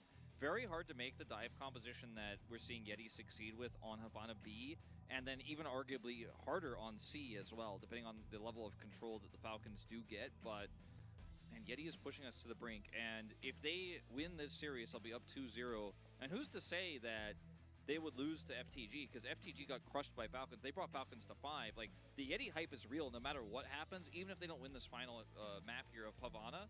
Yep, there's just so much momentum behind them right now. A huge dark horse for this seeding decider round robin, but maybe they can get it done. I mean, it would be a miracle here. Falcons have only lost so far to WAC this season, but maybe YETI will be the second team. Whoa. To get it done. Yeah, exactly. All right. This is going to be a huge rivalry coming up. All right. Like, Did we get the map? Considering that these are going to be the same teams that are going to the playoffs. Havana. These teams maybe, of course, they might not. Ryan Simmons spawn. Ryan Simmons spawn. Just fall off or get eliminated early on. I mean, Falcons are going to bat Brig. The possibility. Just look at the potential. Bat Brig to save it all. Maybe going up 3-2 against Falcons, and then they meet again in what, upper bracket finals or something like that. This is going to be huge. But before all that, we are going to get ready for our final match of the evening. So, ladies and gentlemen, we are going in. Where are we? Orisa, May, Cass. We're just going to get an Orisa mirror. Are they going to spawn? All right, that YETI fan chat was as enthusiastic as I were for this map, because I am. Surely that's a Rhine. That's an Orisa. I've seen horses before, and this is a horse. They are going to spawn hold though. They are going to spawn hold. You just obliterate anyone who gets cut off. It's also so good in the Widowmaker. They are going to do the 3-3. They go to the Sim Sigma. It's the spawn camp. It's the spawn camp Maywall. Frustration. Drop. All right. All right. Let's get at least 3 minutes in the spawn here, I reckon. Bastion, Sim. It's just proper and Stalker, man. You can't put this team down with compositions. They're gonna play Wall it off. Fake TP on top. Bomb comes through. Bliss is going to tank it. Lamp is used. Donghack's going to get beamed down. Okay. Okay. Spawn hold's broken. I'm getting flashbangs. I'm getting flashbangs. It is going to be the barricade going to be a failure. And we see this defensive. He just shifted around the corner, didn't he? Fun to spin up, though. Fun to spin up. Doom! All right, dive. All right. We got 40 seconds off the clock. We gave them all some ults. Proppers on the Cass already. But if it fails, Falcons get a free push. They have ult all right. And then you have to swap. Stalker's gone Torb as well. Oh my god, Stalker is on the Torbian again. Yeah, he's like, I know where this is going. I see that. Anyone ever seen a Torb before? Oh, still pred? I guess I should fire all my mods. And see what we can get done as Iron once again on the high ground here trying to support all right. Oh, Fielder's just dead. All right, Fielder's just dead. Oh yes, he is having fun, but not. Same cannot be said for the okay. Okay. Is going to be the last player standing, and is going to be taken out.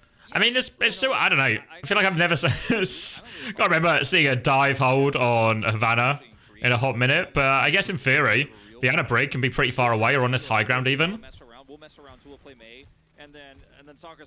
Yeah, Irony's on the high ground now. Should get relatively free nades. Keep him pinned in this doorway. Make it hard for him to come out. He's looking for a flux. Oh, he's cancelled! Donghack's got it! Save Donghack! Donghack gets beat, save Donghack! Go on! Builders one! Yes! Another one! Viper's with him! Keep going! Keep going! Avoid trades. Irony's been traded, but that's par for the course at this point. I'm not sure if he actually got denied or if it just ended up being really low value, but either way, it was a very poor team fight for Falcons. Like, it's all right. The main reason I think they have the Lucio now is because Irony's always going to get traded anyway, so now they can speed him back from spawn. So you see, they factored it in. Hambin's gone Winston. What's he? He wants to go Winston. It's a 1 minute 20 second dive mirror. For Hanbinston! The teammates didn't want him to do it, but you can't stop Hanbin locking for Winston! You can't stop him! The Hanbinston is in play. No ults except for a high noon. Oh, Pulse Bomb goes nowhere. Irony's been traded. Chio's dead. Can I find more? Viper's got one. No cart pressure. Stalker's going to touch it now. Go on. proper out of existence. Oh, Viper's traded. Viper, but at the Stop moment, trading. Stop trading. still Stop trading. here. Stop trading. Oh, okay, there's still a recontest. 40 seconds recontest. Bliss is close to the beat.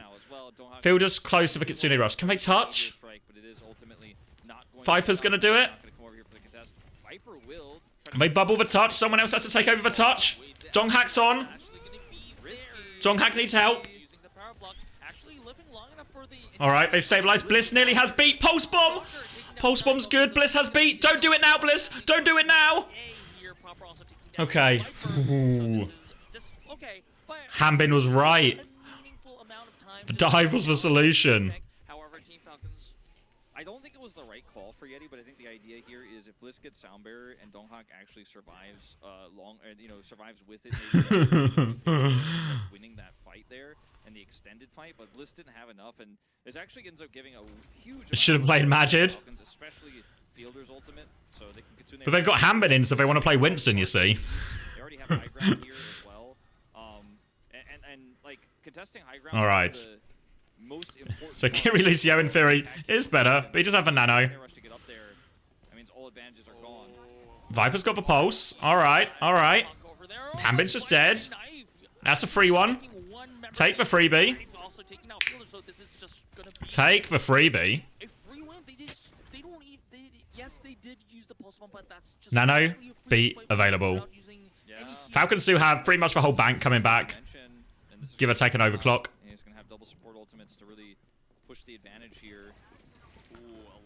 Hard to survive needs support ultimate, so as long as he can trade, he'll be fine. Coming in, Nano in early, force for beat. Bliss still has the beat. Only a 3-man beat. Kitsune Rush comes out now. Irony's dead. Proper's traded for it though. More trades, more trades.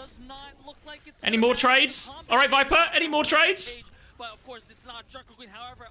Die on point. Okay, okay. Recontest.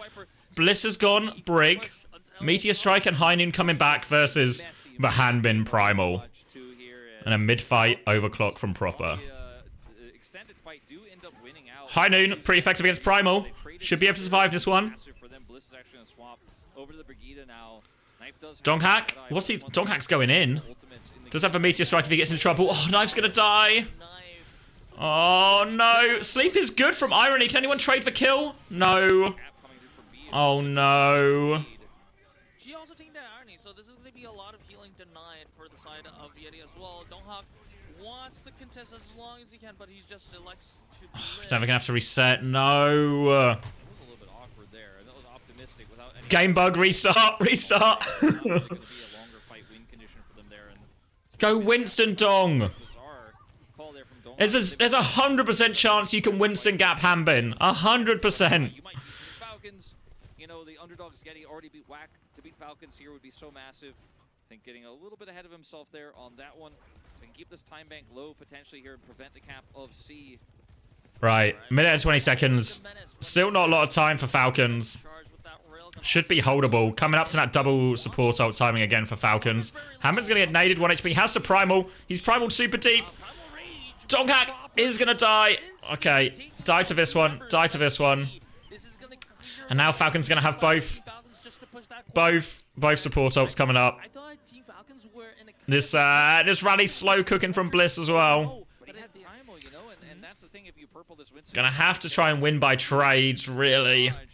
The other thing is that this is where the Doomfist really struggles. I was saying it. Still not on Winston. Can't really do much on C. He's just getting picked away at, chipped away at range. You see him. They just nano. Oh my god, they're rushing it. B is forced. They survive. The cart's going all the way in. Irony's dead. Need almighty trades. Oh fuck, that's a great shot. Ah shit, it's gonna be a full cap. It's gonna be a full cap. Oh. However, it is a full cap onto Havana, and remember, like series of tonight. Something that is easy to do. Massive overclock there, but again, this is a additional problem for YETI. Oh. Free contents, live death, and irony is irony's respawning. Like nobody is, and once the Fuck. I just felt at the end they were they're just going immediately every single time. There's nothing that YETI can do. Oh. You know, as cool as this Doomfist has been for them and as successful as it has been, it's going to really struggle on C. And most good teams and teams who What if Hambin does Varine? Hambin does Varine spawn hold? Okay. Are we just going to stick a dive mirror now? What are Falcons picking? It does backfire and gives a ton of agency there to Proper. And Team Falcons... When's the NSE co-stream? When's the final, J9? Is it today? In Overwatch 2 here to actually get that C completed. They do it not even in overtime, but with 16 seconds additional time. Later today? How much later is later today? Looks like Genji. For Stalker. Yep. Probably I was like, KSA's birthday? Happy birthday, KSA. There is a potential sniper on board, like Knife is hovering right now. Would like to just do that. Are they going to spawn hold as well? Kill like we saw earlier today, but we'll see. Donghak is going to run the ball. Don't go ball. He's just peeking, surely. He's just... he's not peeking. Good knockoff. He's going ball. He's rolling back for years. He's rolling back for years. Okay, ball, Anna, Lucio. All right, let's see it. All right, denied on this slam by Chio. It might be time for Donghak to swamp. Let's go back to the spawn room to get his armor back. He wants to stick with All right. Oh, fuck. Knife's going to be dismantled. Donghak's got the trade, though. That'll do. About as good a trade as you can ask for. He's going to get body blocks out, though. Oh, Knife's going to go... Sold... What's he doing? Okay, he's just getting out of spawn fast. Why are we going now, Irony? Where are we going, mate? Oh. Oh. It feels like it's falling apart. Donghak does get the trade onto Chio. Alright, we've broken out of spawn. We've got out of spawn. We've not got out of spawn. I look away for half a second, we're not out of spawn. Ah, Jesus Christ. Does Donghak have to do everything himself around here? I guess he does. I guess he does. Remember, they have to push all the way to the end of the map. YETI do. Minefield can be used to try to deny exit of these choke points here on Falcon's return and stop Stalker from that Dragon Blade, but it's just so hard to get value on this map with the Wrecking Ball. Let's see what Donghak gets done, man, because I'm just going to question this guy with how many Flux available. he's had so far today. Beat not quite there. Yep, It's really tough. Proper. Gonna try and play for free fights. Donghak with the early slam. And, Stalker hits a deflected rail into Viper. Fuck. Fuck. And now a real rail hits Knife. Okay. But we're in spawn again. Oh, Bliss. Okay. Okay. He's gone Winston. Alright. Alright. Alright. Alright, Nano's gonna be popped. Chia gets the beat off. Bliss hits the beat. Flux. Knife should be okay. Hambin's super deep here, actually, as the blade comes in. Oh, it's not gonna matter. They're gonna get everything. Oh, okay. Okay. Alright, that was all of the ults as well, and now Fielder has Kitsune Rush.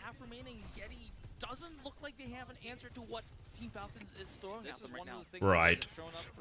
Okay, gonna need like a big old overclock gap, I reckon.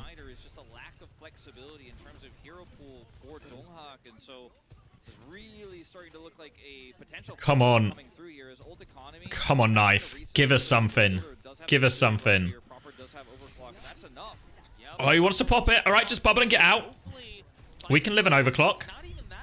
Everyone live. Okay. Overclock advantage now. Gonna get a primal mid-fight. Need to respect the Kitsune Rush. Vipers lurking in the backline. Dodges for dash. Recalls. Has to be careful. Knife swinging with it. He's swinging wide. They're weak. Kitsune Rush is going to be used. They try and take a step back. Stuzu is good. Help Knife. Help Knife. We need a big primal. We need a big primal. Gonna take one more fight. Okay, one more fight. Primal Pulse Bomb versus Nada. Okay. Alright, Knife has gone Genji. Okay.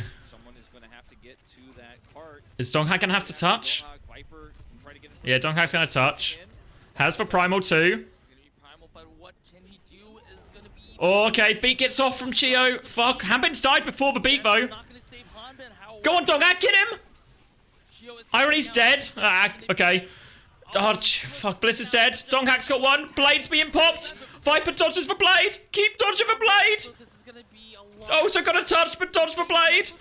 Okay. Oh, Knife, it's your turn. Irony's gonna be back soon. Irony's back soon. Just one more touch.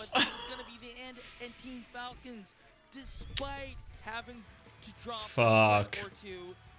Fulfill their duty as the favorites here. So close. So close. In the end was a valiant attempt from YETI, and they did play their So close. down to trying to run the May defense. That fell flat on its face. It was a really nice push coming through. They didn't swap off the Doomfist on C, which was to their hand over back from Proper. But then you take all that away, and it's just a full hold here from the team. Falcons have scraped their way past YETI.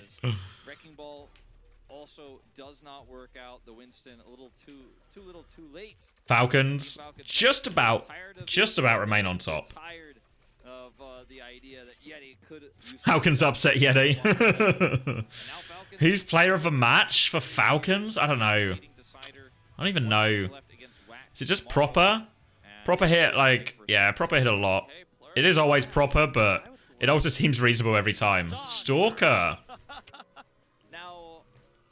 The Hanbin Winston. There was 100%. There was 100%. Hunter called it out. But 100% that Winston decision.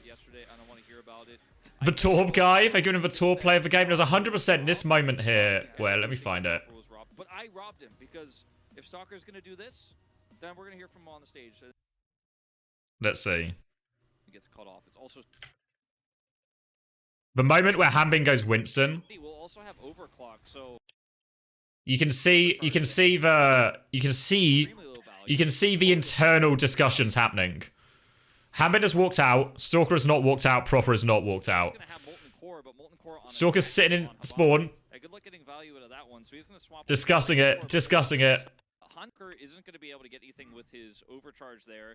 Now he's going to have freeze. But Molten Core on attack. You can see the unsuredness of it all. Only 80 seconds left, and Meteor Strike is ready. The Nano Boost was great there from Iron. He's going to reward him. You know, he's going to get like. Ugh, Falcons have done it, I guess. Fuck. I think we probably will see that kill under the Sojourn. It was Knife who got headshot there. Yeah, I think that we'll probably see that in this highlight reel. So what does that put? Falcons top, YETI and Whack tied up at 1-1. Hero pool tonight. Yep, and I don't see like even like. Can we give Donghak player of a match? I mean, it would seem reasonable. He did so much. Did so much except swap Winston on the defense.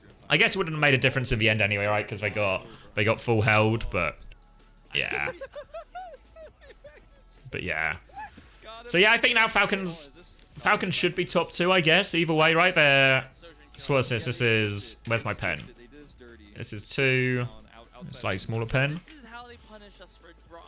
This is 2. Oh, this is 1-1. And then Falcons are playing Whack. So yeah, Whack can't go more than 2-1. YETI can't go more than 2-1. I guess this is what? This is actually now a +3. And for YETI, this is now a +1. So I guess if Falcons get 3-0'd, actually, if Whack 3-0 Falcons, it's possible. Please take it away. Thank you very much, Unknown. We are back with the final POTM interview of the day. So yeah, it's super unlikely Falcon. I guess they would still get top 2, right? Of course, we have the man of the hour himself. Oh, no, actually, maybe not. I guess. Yeah, if both like YETI and Whack 3-0, I think it's Falcons can lose top 2, but it's like it'd have to be 2 3-0s, I think, like this. I don't know if that's a realistic possibility. Let's hear Stalker. Team Falcons showcasing their dominance. So, how do you feel about the victory?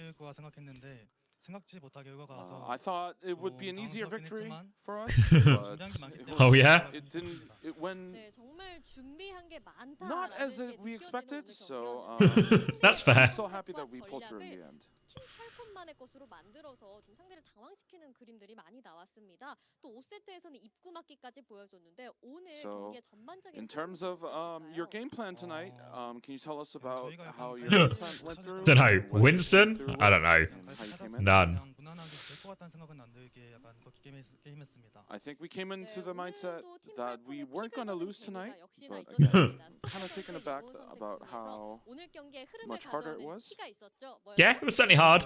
Certainly hard. 바로 토르비언이었어요. proper showcasing the Torbjorn. 전략적으로 예티를 당황시키는 tonight. 보는 저도 당황스러웠는데 이 Of 픽은 course, 어떻게 had a lot of 가져올까요? people on their 수비하면서 seats. 한번 조합을 Can you 써봤는데 tell us about the 오늘 pick? 약간 Talk us top tips. 자신 있게 Talk us through it.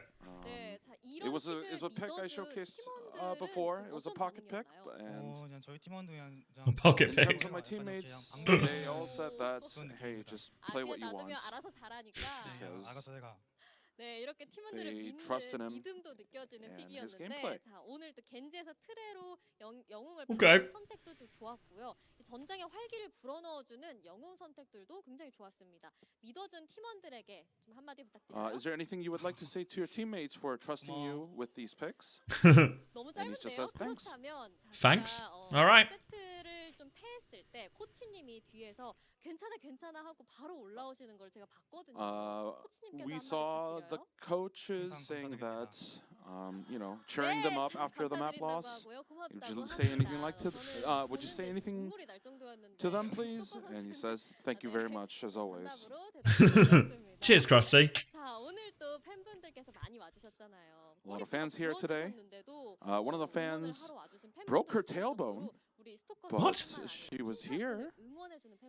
So, is there anything you would like to say to your fans? 응원해 주셔서 감사하고 앞으로도 이렇게 이기는 경기만 Thank you for 보여드리겠습니다. always supporting us, and This goes out for all the ones with a broken show tailbone. dominance and win. And that was it for the PTM interview with Hopper from Team Falcons. To close us off for the day, I'm going to send it back to Unknown. All right, thank you, Quest, for the interview. I had a good laugh. Oh. Fuck.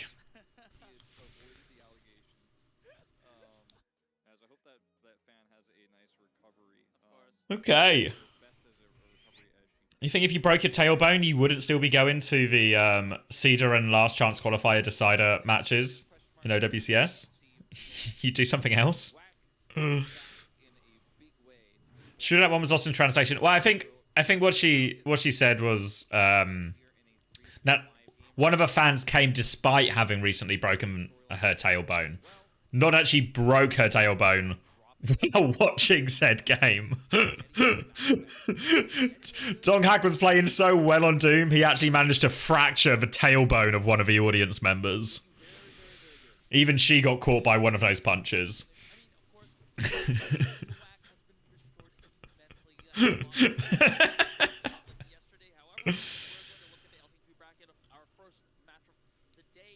Okay. Yeah, it was an intense game. It's good action. Good action. The games have certainly leveled up in Korea since the group stage.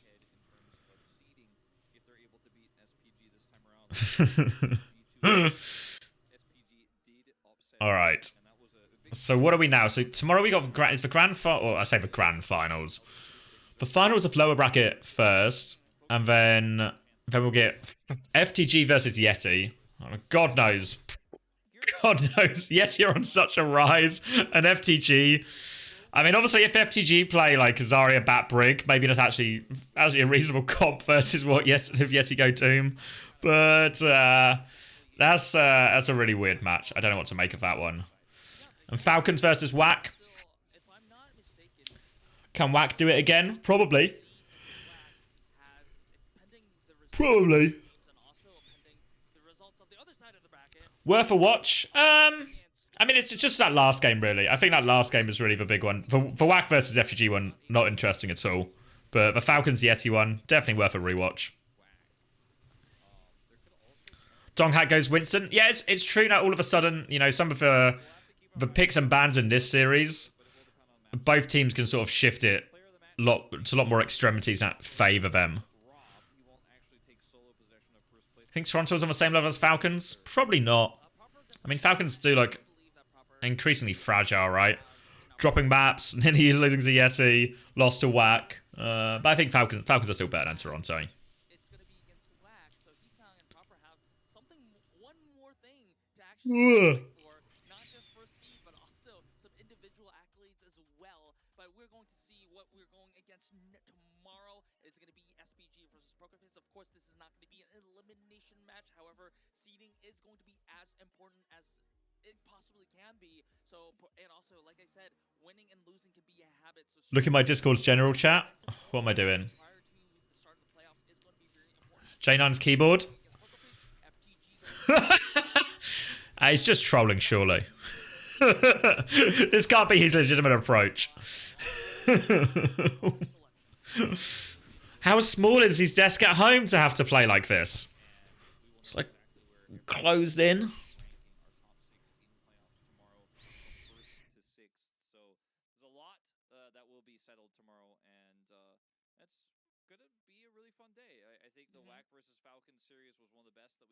Look how close his monitor is.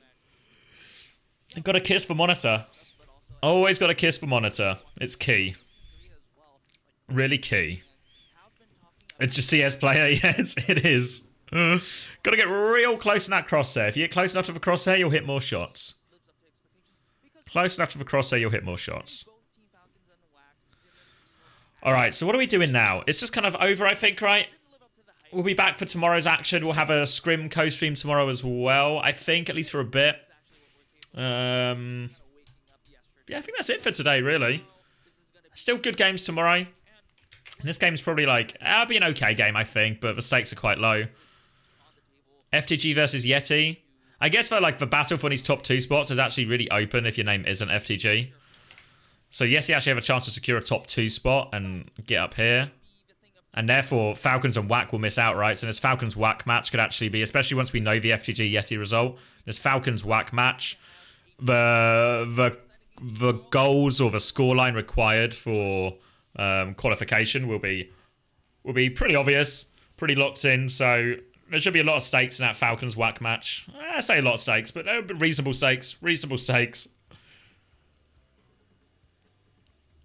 Interesting as well. I've just seen this, actually. First seed, second seed, which is obviously in these top 2. But then it's to be selected. So they get to... So I presume these quarterfinals get played. Then the semi-finalist, whoever finished first, gets to choose their opponent as well from the quarters. So if one of these 4 teams ends up being like a Falcons or a WAC or something, then actually having the ability to pick and avoid that Falcons or WAC side of a bracket is probably really strong, right? Because then you can probably put yourself a pretty comfortable grand final spot necessarily. So that's quite an interesting detail. But I think for now we'll close up the stream. Hopefully everyone had a good time. Shame we didn't get the full redemption arc right, but I think we can be pleased with some of the Overwatch we saw today. Got to see Donghack pop off. Got to see Genesis get eliminated. No scrims tonight, no, Bernard. No, not tonight. Off day for Toronto, but we'll be back tomorrow and probably a good few days after that as well. Yeah, thank you everyone. Thank you everyone for watching, and I'll see you tomorrow.